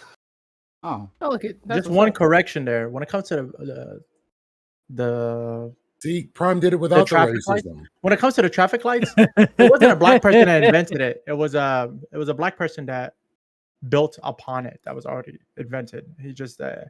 Well, there was also better. a Black person who made the pencil sharpener better. Yeah. Yeah. It's So if you- I'm saying that's why I said the stuff that we use to this day is because of Black people. so Like we still the current streetlights that we see are No, but because of a Jet, Black person. But yo, you know what's even better? The country that we see today is because of Black people. It's Fucking the wealth. The wealth It's that we have. everything, bro. let him say it. We haven't heard from him. Go ahead. Yeah. Everything we No, have we're just in this, preaching with him. not like, and I don't mean to say that black people did it all, that we did everything, but we were fighting in wars where we weren't even fucking people yet. You know what I'm saying? So it's like, what I get what you mean about the inventions, and it's really good to. It's honestly, you know what? I ain't even gonna harp on it. You know, you're right. There being like inventors that were Black is great for our I only had like 8 hours after Yeah, after of work, course, so I did you a know- lot of research. Exactly. You know what I mean? So I don't even blame you, bro. I mean, I don't even blame you. You know what I mean? So It's how uncomfortable your day would be not having Black inventions. If you were to take all Black inventions out of your day would be fucked. Yep. That's the reality of it. There's so many Heck, the things light that have the been air contributed by conditioner, Black right? society. Arizona could not exist. Your without- playlist would be so fucking trash, bro. oh yeah, dude. The filament in light bulbs. There Jesus we go. Christ, we wouldn't have light. The reason that I harp on the crack epidemic is because with the recent opioid epidemic, I always like to compare how the two were treated. And when I look at shit like yeah.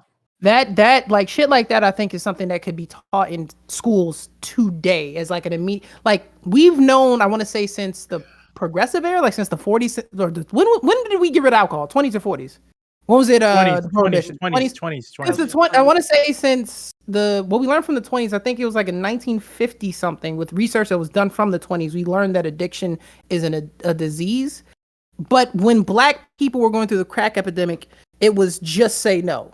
And if anybody in their family has anybody kind of addict, alcoholic, crackhead, whatever it may be, telling a group of addicts to just not do it is kind of one of the craziest moments in history. Where now, with the opioid epidemic, it's being more realized that addiction is a disease being handled with a lot more care. And I think that's because crack epidemic is mostly seen as a Black issue. Opioid is mostly seen as a poor white issue. And so it's just like this woman who had a white baby. Now the white community gets to deal with the opiate crisis, and just say no isn't working out for them so well. Now all of a sudden these people are going to care.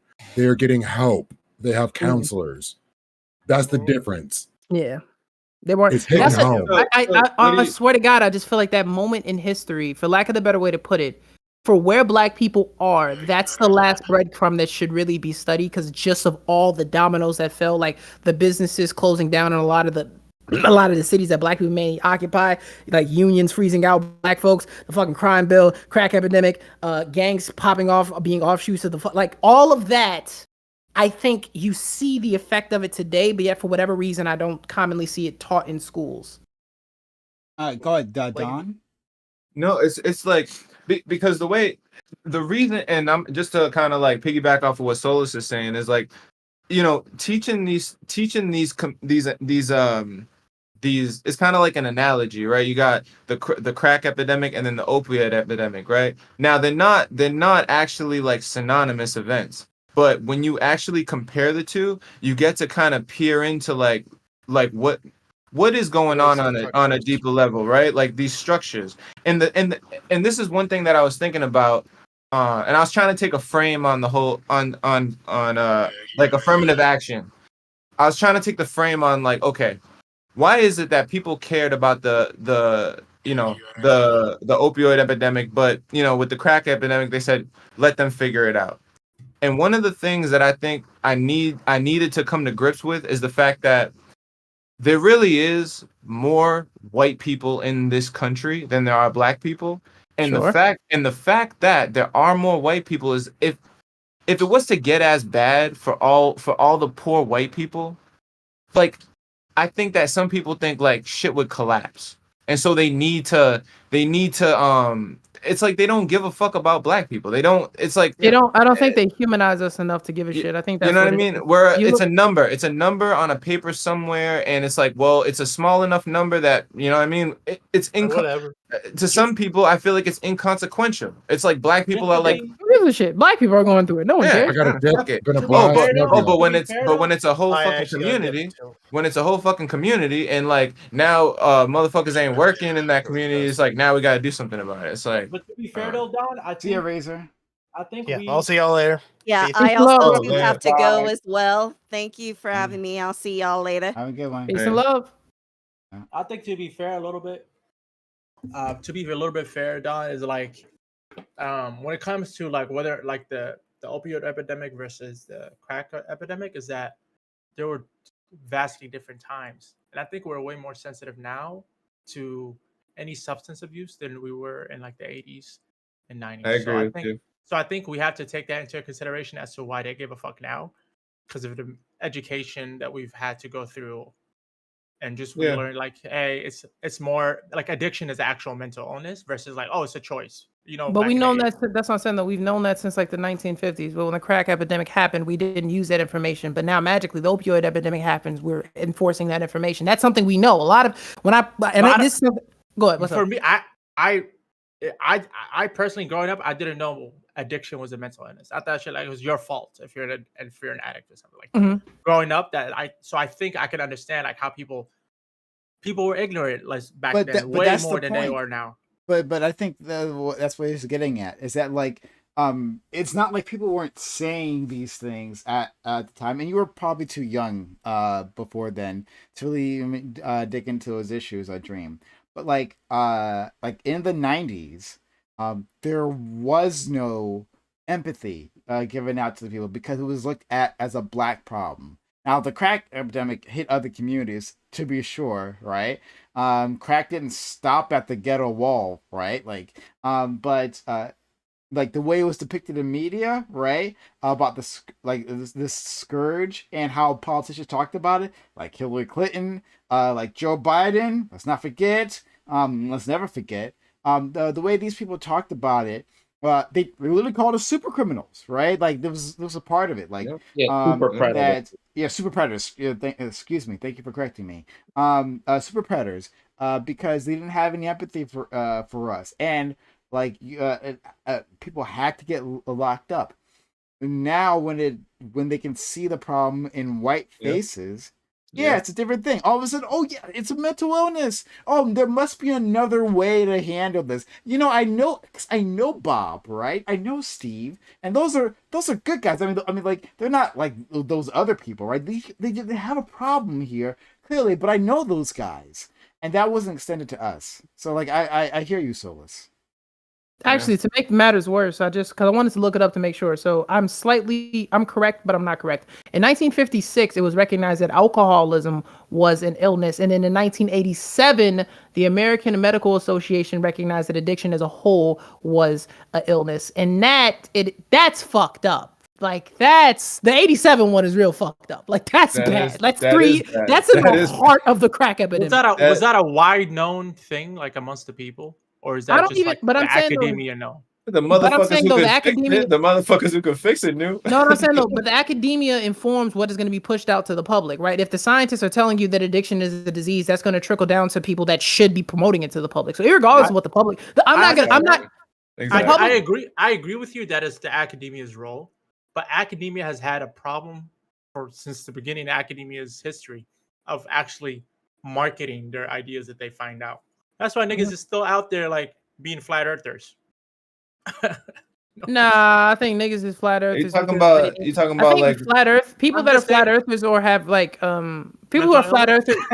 That's fine. I ain't gonna go there. People that are flat earthers or people that have like crazy conspiracy theories, I don't think it's a lack of academia getting to them. I think that comes from people needing to feel intelligent, needing to feel that I know something that no one else does, needing to feel like I have some hidden truth that makes me equally as intelligent as other people I may not feel as intelligent as, that no one else can fuck with me on. I don't think it's necessary to have a lack of academia. I think they reject academia because it's like an ego thing. They need to feel smart. Because like I don't even with that right there, I don't know how do you go for something that you know as a fact, right? You've been alive for this long to throw that all in the dumpster to be like, oh no, now I believe the earth is like when I was in school, anybody that said the earth was flat was getting made fun of. Now we're kind of okay with it. Imagine what if there's a couple core things in life that you believed and hold true, right? And then each one of those things gets upended like a nail out of a wooden board. It's not a core belief in life, though. This is like science at this point. This is a proven. Originally taught that the earth is round. All of us are educated that the earth is round and it's been that way for I would hope at least 100 years. If you think otherwise, that's something you want to put on your own accord. No teacher is pulling you to the side and saying, "Hey, the earth is actually a pizza box." That's not. No one's doing that. I'm pretty sure Galileo knew that the earth was fucking round. I'm pretty sure his fucking telescopes and shit was figuring that shit out. No, hold on. I was making a point originally. I believe that like how information is trickled down and disseminated. It goes that the scientists and academics, they figure something out, they give it to those that need to push it out, and then that's how it's filtered down to the people. I just think that this information was known twice with alcoholism and with addiction in itself for all substances. It was not given for a particular reason because who gives a shit about black people? Like at least that's my own conclusion that I come to because of just, the history of the country. I could be wrong, but you'd be hard pressed to convince me otherwise. Well, it's not just that, people didn't care about black people. It's just that people probably didn't care about the topic at all. I mean, and it's not like academia on itself has any like moral weight to whatever they have to say. I mean, there's like lots of academia that talk about neo-pronouns and like microaggressions and things of that nature. Like sometimes they're a little bit too high-handed and like too up in the clouds with their esoteric knowledge. That's true. I think that the crack epidemic, especially, people cared because they cared enough to use it to demonize black folks. It was a part of mad marketing campaigns. It was a part of the war on drugs. It got motherfuckers elected. It was a thing, right? But the way that it was framed was because who was on the negative receiving end of it. They cared. They obviously cared enough to politicians were lining their pockets and making sure they got reelected by throwing black folks who were addicted to crack in jail and making that their policy. And they were hard on crime. Like that was a thing. We watched the juxtaposition to that just recently with the fucking opioid, and the whole tone of it was different. The opioid epidemic, right? Like instead of this time going around everybody like, hey, we should demonize these people. They're criminals, even though they're addicted to a substance. We need to have the utmost sympathy for these motherfuckers. We just went through this again and watched them act entirely different towards it. Yeah. Now they're patients. Yeah. Hey, Dream. Thanks for being here, buddy. Have a good one. Have a great time, Dream. Thank you. Appreciate it. Bye. Later, Dream. Is there something? The dream's gone. Maybe you want to? Is there something you want to say, Isle? Yeah, about white saviors. I think that white savior movies are, can be okay once in a while, because I mean sometimes you have to put things in terms where people can empathize with the situation in any way, and if it gets some eyes and some new thoughts on the topic that otherwise wouldn't be there, I think that's okay. But I think that that's probably not something that should be like mass produced on like the regular for people, because then people might get some skewed views of what reality really is. There is a benefit where I do kind of like this idea of like, yeah, you should help out, because at times minorities need other voices, right?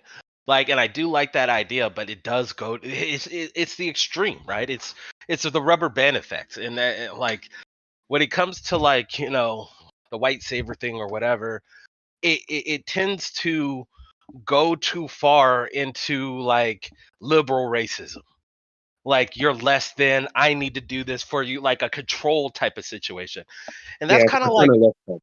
Yes. where I hate this shit ends up going. um so Well, white savior movies that gave us Dangerous Minds, which in turn, helped give us Gangsta's Paradise, right? So True. we got that one song out of it, so there's that. But beyond that, like I don't know, I don't know how necessarily like I guess I could theoretically see a positive one. I said so earlier in the panel. I mean, I guess there's theoretically could be a movie. But I don't know, even if it had like a positive message in the end, like there are better ways to tell a story, right? Like to make sure a something is not a white savior story, then like simply have it so that the subjects of the struggle have agency, are a part of solving it, right? Like show them like taking control of their own destiny. Like not the, obviously, like if a white person comes in and is assisting, that's great. But like it doesn't have to be like, it doesn't have to give the aura of civilizing these individuals. Like that's what I want. Just like us. Yeah, no, Yeah. I agree. Human to human sympathy is if like I'm helping you because I see you down and out, not I'm helping you because I think my whiteness is something that like cleanses you. It's kind of like if like Pocahontas when they came over. Imagine if Pocahontas they came over and then started opening up like European shops on the land that Pocahontas was on. It's like, yeah, in maybe. reality, I mean, in that cartoon, I don't know. I I hear what don't you know said. what I hear happened. what you said. I get what you You said. get what I mean, right? Like it's that idea that like the white savior comes in and maybe defends against some force, but then at the end of it, now they're established in that zone. Now their power structure. It's not just that individual. Their power structure comes along with it, which comes along with certain restrictions and rules and changes in culture. And though that I think that's what's dangerous about the white savior. If it's just a white character who saves a fucking, I don't know, some brown person, right? But it's like the context around it. It's not just that interaction. It's got to be.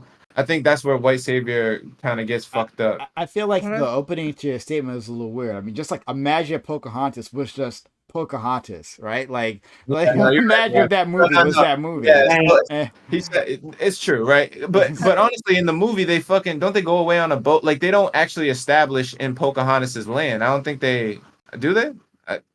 Been a They long go on time the since I've seen expedition. Pocahontas, to be real with you, champ. What's up? I said it's been a long time since I've seen Dude, Pocahontas. I'm Prime, gonna be have real you with you, seen, champ. No, same. That's why I might be getting it wrong.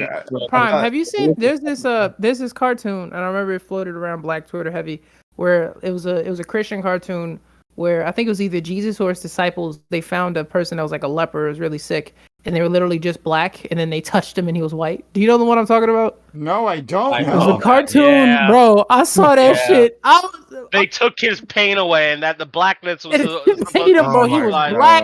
God. Imagine you if you weren't fell on the hardest time. Imagine you in the fucking middle of the crack epidemic, bro. It was most just fucked up, So teeth rotted, the most worst.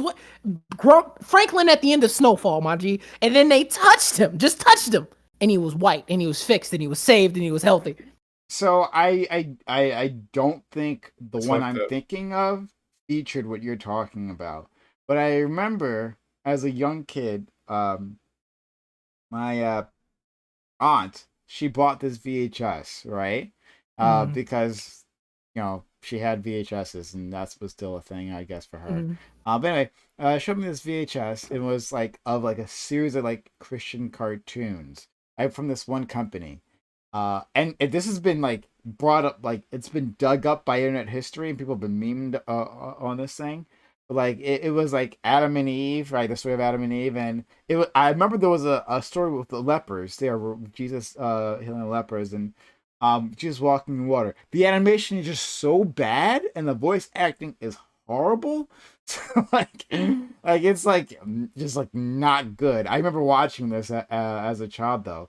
But I don't remember, and maybe it really might be the same. Just give me a link. I'll check No, out. it wasn't. It wasn't an actual. Yeah, it wasn't an actual cartoon. It was stick figures. You know them little. No. 30 sec- No. I'm dead. Bro. It was a fucking cartoon. It was What? on I didn't TV. see that. I did not- remember. No, I I thought you were didn't talking watch. about them little stick figures. those Bro, little I remember it. affirmation I remember it because videos you got you mind see. you, I find myself in very pro-black communities a lot, ironically, right? But but bro, I was scrolling through my shit and then I saw it and it was tearing this shit up in the comments. It was bad, but no, it was Find actual it, cartoon. Find it. I got you. I find it. I got you. If I see it, then I remember. I remember that also was included was David versus Goliath. This was a whole series of biblical stories, true biblical stories, and I remember the voice acting. Holy shit, I found it. Wait, is this it? You know what is actually infuriating to me? Oh my god, I found it. Oh my, well, I'm finna send it to you right now, Prime. Okay. It's actually super triggering. I grew up with stories of John Henry. You know what I'm saying? That was my first black superhero. The black guy that worked on the rail lines, and he raced the fucking train. He raced the locomotive. And at the end of it, his heart explodes. That's the story of it. A G. But then you hear about Paul Bunyan, and now you don't even hear about John Henry. Yeah, you don't. that's how. Yeah, okay, maybe cough it out first, because sorry, I'm good now. You but no, gotta stop doing drugs. You don't even hear about. Gotta stop smoking weed, dog. If I waited all panel, all right. I took my first dab. The first you just don't hear about John Henry anymore. You don't hear about these children folklore stories that are strong and prevalent for black youth to grow up to feel empowered, right? And I think that's really sad that we have great folklore and then we're forced to swallow these pills of Christianity cartoons, which is a bunch of white faces. And it's kind of fucked up when we have our own. Please watch that, bro. Please watch that. I'm telling Jesus Christ turned a black man white to heal him. And it's just I mean, I just don't like that's like the whole dark magic, white magic. I mean, you could hold on, let's think about this. One of the best cartoon shows in the history was The Proud Family. Where is it at now? They made a remake reruns? of it. They made a remake of it. Oh, don't tell me. Don't tell me. No, they made a modern version. What about what was Andre 3000's Class of 2000? Class of 3000? It got canceled. It didn't get canceled. I think it just didn't get too many seasons. Yeah, and I'm just saying, great TV show too. Still no reruns, no nothing. I think Joe Budden said this. To be honest with you, I love black media. My favorite anime is Black Afro Samurai, right? My favorite. That's a lie. My favorite anime is Boondocks. Fight me. But I love black media. But a lot of the black shows I see today are, for lack of a better way to put it, they're black shows for white people. I watch them as a black person, and I feel like I can't really connect to them. I feel like this is blackness in a palatable way for white America, but it's not really for me. Baby Talking Kid. about like How black, many? like Blackish, feel like that. Yeah, Blackish. I hated I've that been show. I hated that I've show with been in such an public. infuriating fashion, bro. The amount of liberal, racist, white weirdos. They'd be like, I would talk to them about anything. They would get to know me for 30 seconds, and they'd be like, "Hey, you ever watch Blackish?" And I'd be like, "No."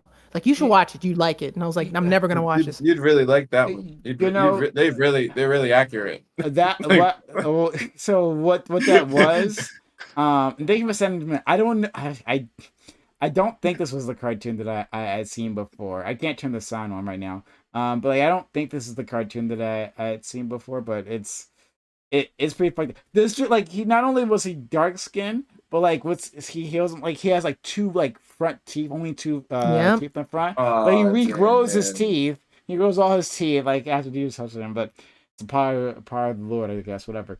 But fuck, what was the last thing I was saying? Shit. White savior complex.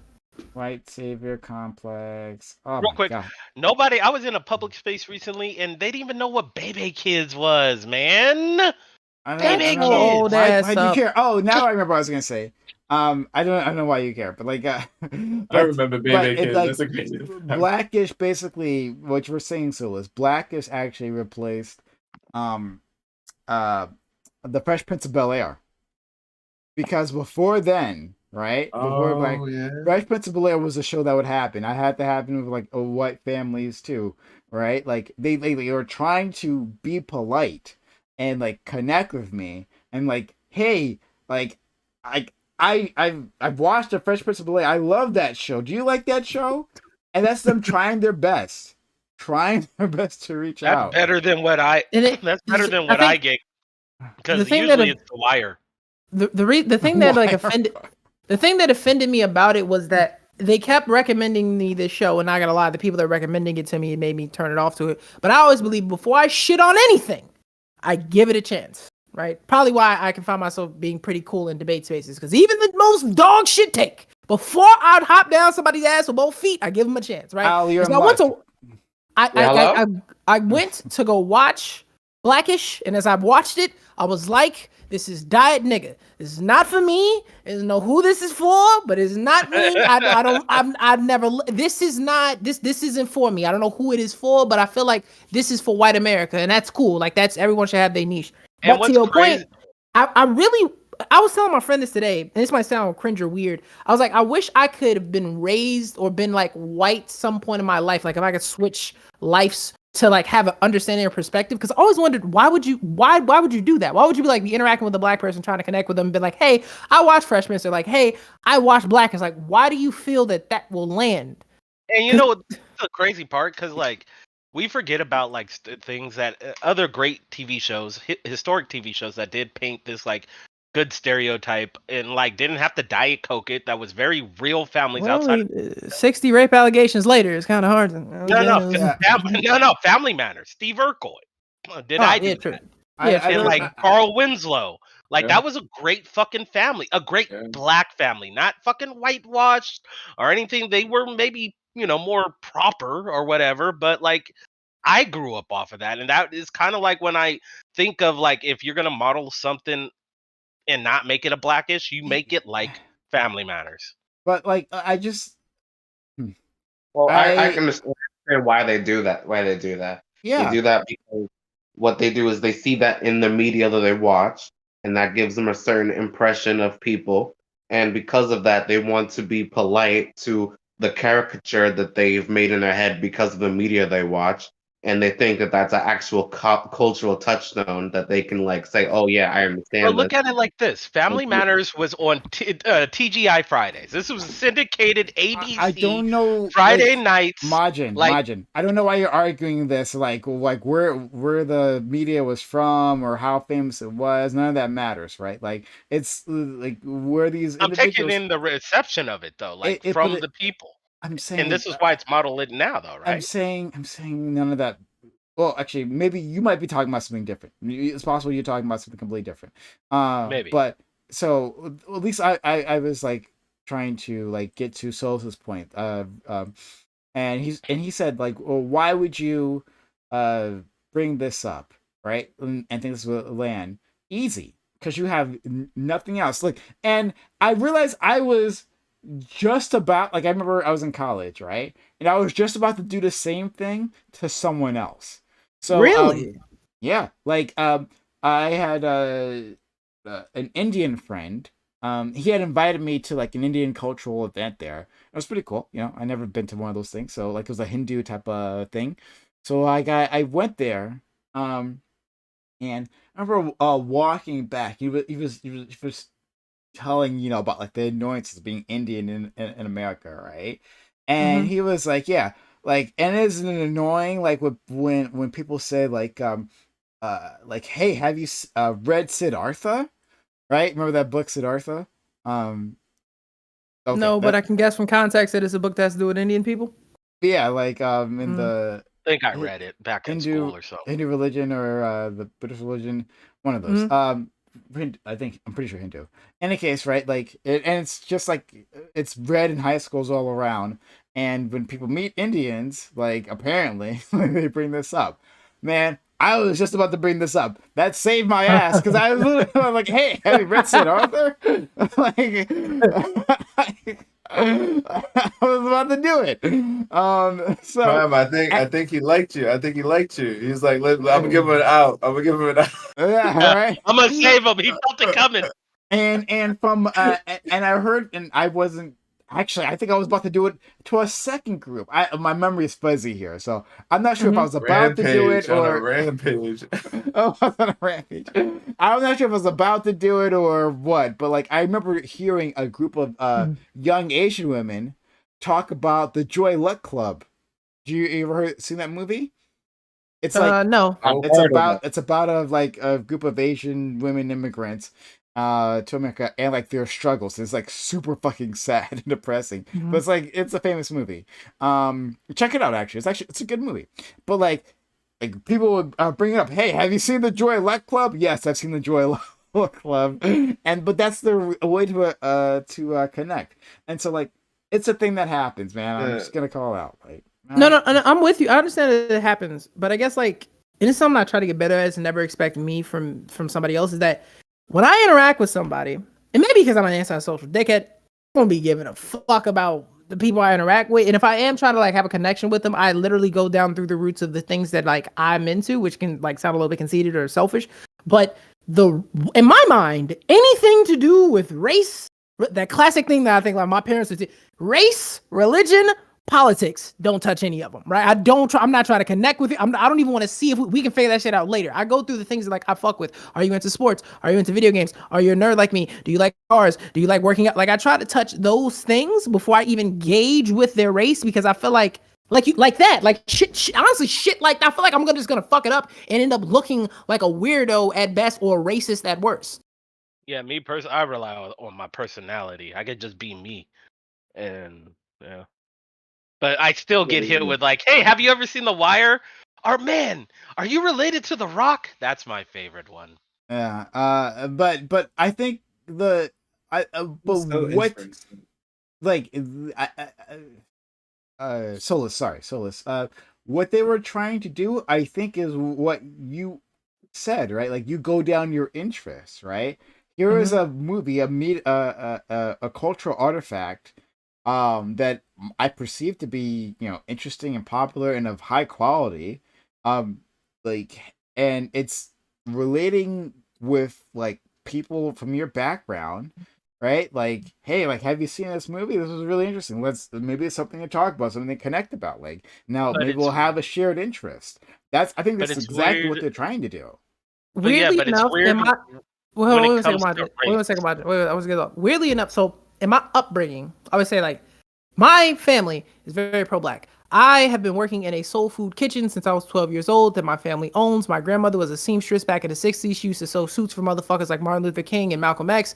I'm the descendant of Black Panthers. I'm from the south side of Chicago. My family came here through the fucking Reconstruction era. Like, I'm as black gets, right? And a lot of my life, I was raised well in this to like do your absolute best to not see someone's skin color at first because you know how fucked up that would be if they did it to you.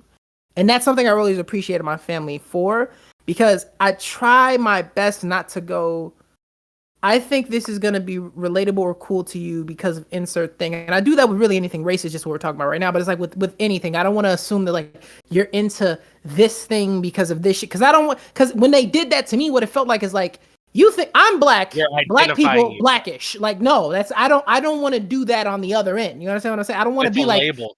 you're Asian Street Fighter. Like I don't want to. That doesn't feel good for me to do that. I feel like a dickhead if I did that. You know. And I get the intention, but I always wondered why is that has to at some point in time not be successful, and it was a continuous thing that I saw as I grew up. Like why is this something that I at some point in time you have to realize that this is a bad idea, right? Well, I don't know how many times that a person actually does that, and I don't know like the feedback. Like for instance, I didn't yell at those people who I remember I was at a friend's house, right? This happened to me multiple times, the Fresh Prince thing, right? But I was at a friend's house, and like he was white, family was white, and they were clearly well-meaning individuals, right?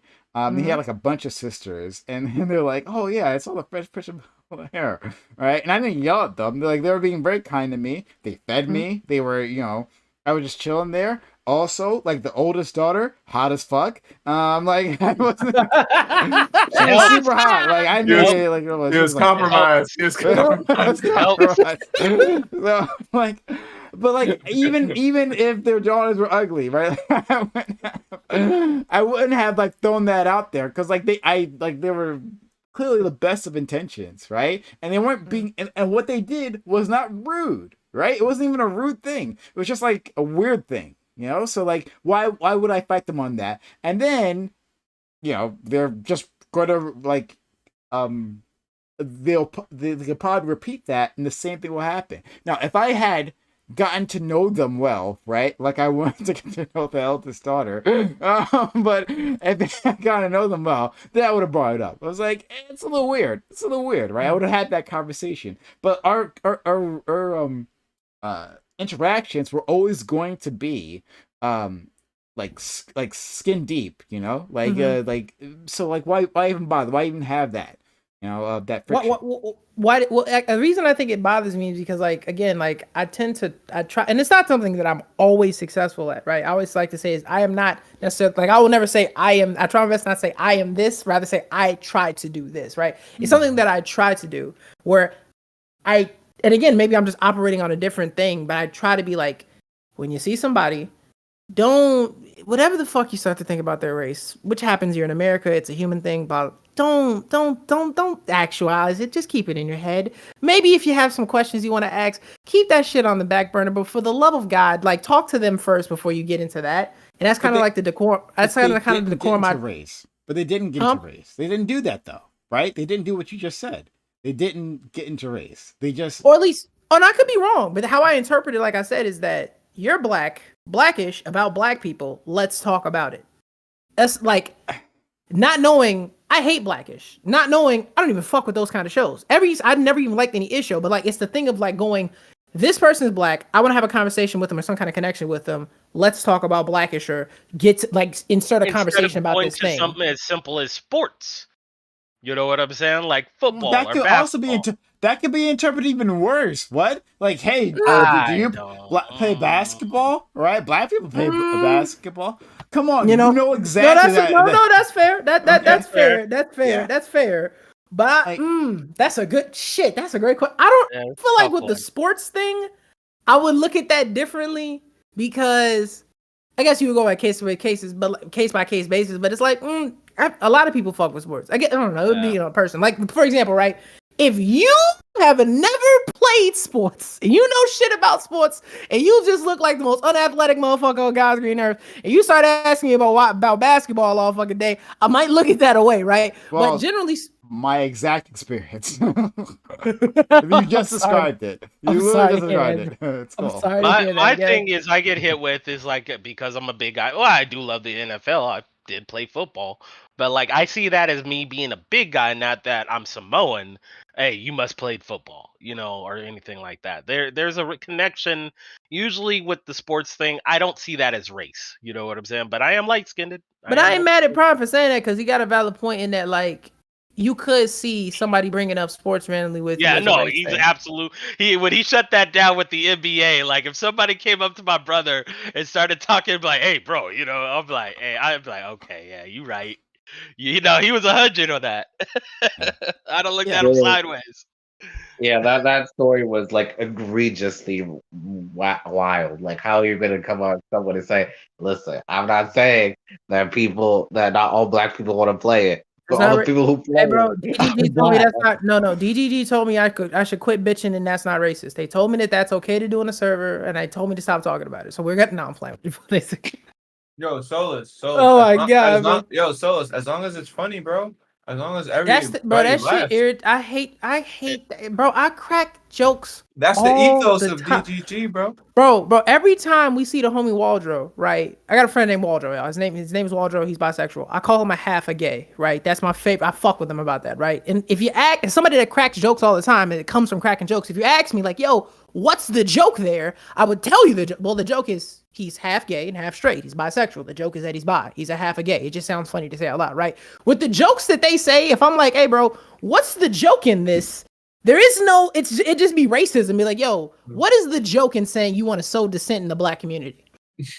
What's the joke is I want to fuck with black people. Like the root of it is we're fucking like there's I this want to piss is them off and racist. make them mad, and I hate black people. I don't know, fam. That shit weird, bro. I hope though one day I get to talk to Destiny about that and just have a conversation about the culture in the server. Because I was just thinking that like this is something I was thinking that like, and this is not even just for DGG, but anywhere, period. I told y'all in the beginning, I believe that if you find yourself in a fucked up space, especially on the internet, and you have the option to leave, you should leave. I don't believe necessarily in trying to I'm not finna tell Prime Kai, yo, you should cut this black shit out in your server. Like that's what that'd be fucking dumb. You know what I'm saying? Like some servers have certain cultures and aspects to them where that's how it's run. If you don't like it, leave. But the weird thing with DGG is that it's like, on one hand, it's supposed to be this open space where you don't have to deal with racist shit. But on the other hand, it's okay to say racist shit sometimes. If Destiny told me, if Destiny was like, yo, bro, quit bitching. This is just like the Wild West of the internet. It's like Modern Warfare 2 lobby energy. I can't complain. You feel me? Like that's progressive. He's a progressive though. He's a progressive. That's what I'm saying. You Well, feel me? Like Destiny's not progressive. In his communities are some of the most well moderated communities in all of history. Don't forget. Yep. It's a diet progressive. Destiny is. I mean, listen, He's not a progressive. He's a liberal. I was being facetious. I was being a bit cheeky. So in that server, particularly something I used to think that way. Like I would tell motherfuckers all the time, whenever anywhere I go becomes too much in real life or online, if I ever get sick of the way I'm being treated, I just leave, right? Yeah. But in that server, the thing that starts like cause contention is that we were seeing regs go out of their way to deal with shit that was transphobic. If you said anything that was transphobic, regs would get on your ass, as they should. No one should be like, you shouldn't be in there calling fucking trans women men or just being a cunt. You know, like that's not okay, right? But the thing is, shit like that is where I'm like I said, if I don't like it, I leave. But I like look back, I'm like, wait. But when it's them, you give a shit. When it's black folks, you got to take it. You know what I mean? It's toughen up, champ. That's what it is. You built for that. You guys say it yourself. You can run them out. You can joke. Well, do that then. Well, we shouldn't have to. And this is the thing. We did though. Wait, don't imagine. We left. We left the server. They called our server the Black Discord and had black people asking us for an invite, like we had a fucking underground railroad out of DGG. Yeah. My problem is if you're going to be a content creator that is talking to other black content creator, big ones, the Gideons, the fucking Kais, you're making content on this. You have one of the biggest thought creator in probably black YouTube sphere in Abba coming onto your streams regularly. You're going to get a lot of Prime Kai's right there. Don't talk shit on my boy's name, but don't even You're going to get the intellectual black guys going in there wanting to talk and stuff like that. Tell me where to find them. They're not there. But places like politics, God gangs, where they are very free speech, N-words can get thrown around. You know what I'm saying? Black people are out there in droves. There's something more sinister at play when it comes to keeping us out of there. Because even if the N-word won't keep us out of there, you're doing something extra. You know what I'm saying? And that's fucked up. No, I think like you said, like I feel like your point has always been there are other places where they literally allow you to say the hard R where I can find a lot of black people. But in DGG, a lot of black people don't even want to be there because they ask us for a fucking invite to a black Discord. You know what I'm saying? Like they literally want to get out. My point more so is just to say, if this is supposed to be a place where shit like this is acceptable and I should quit bitching and take it on the chin, say that. If it's not, say that. But the creator of the Discord saying like, hey, this shit isn't acceptable or is acceptable, and encouraging mods to act off that, just be appreciated for like clarity, because I feel like it's in this weird middle ground place that causes a lot of issues. That's really the thing, yo. And as far as like we should leave or take it on the chin, remember, like, and I don't, Kai, I'm really glad you're here because I'm trying to land a weird 2 points here. Mm-hmm. We were in that server, we left because the shit became annoying. When we left, the dickheads who were bothering us got word that we left. They told everybody that our Discord was the black Discord. Mind you, it's not a black Discord. Our group isn't a black group. It's a wild Discord, and our group has mad different people in it that aren't black.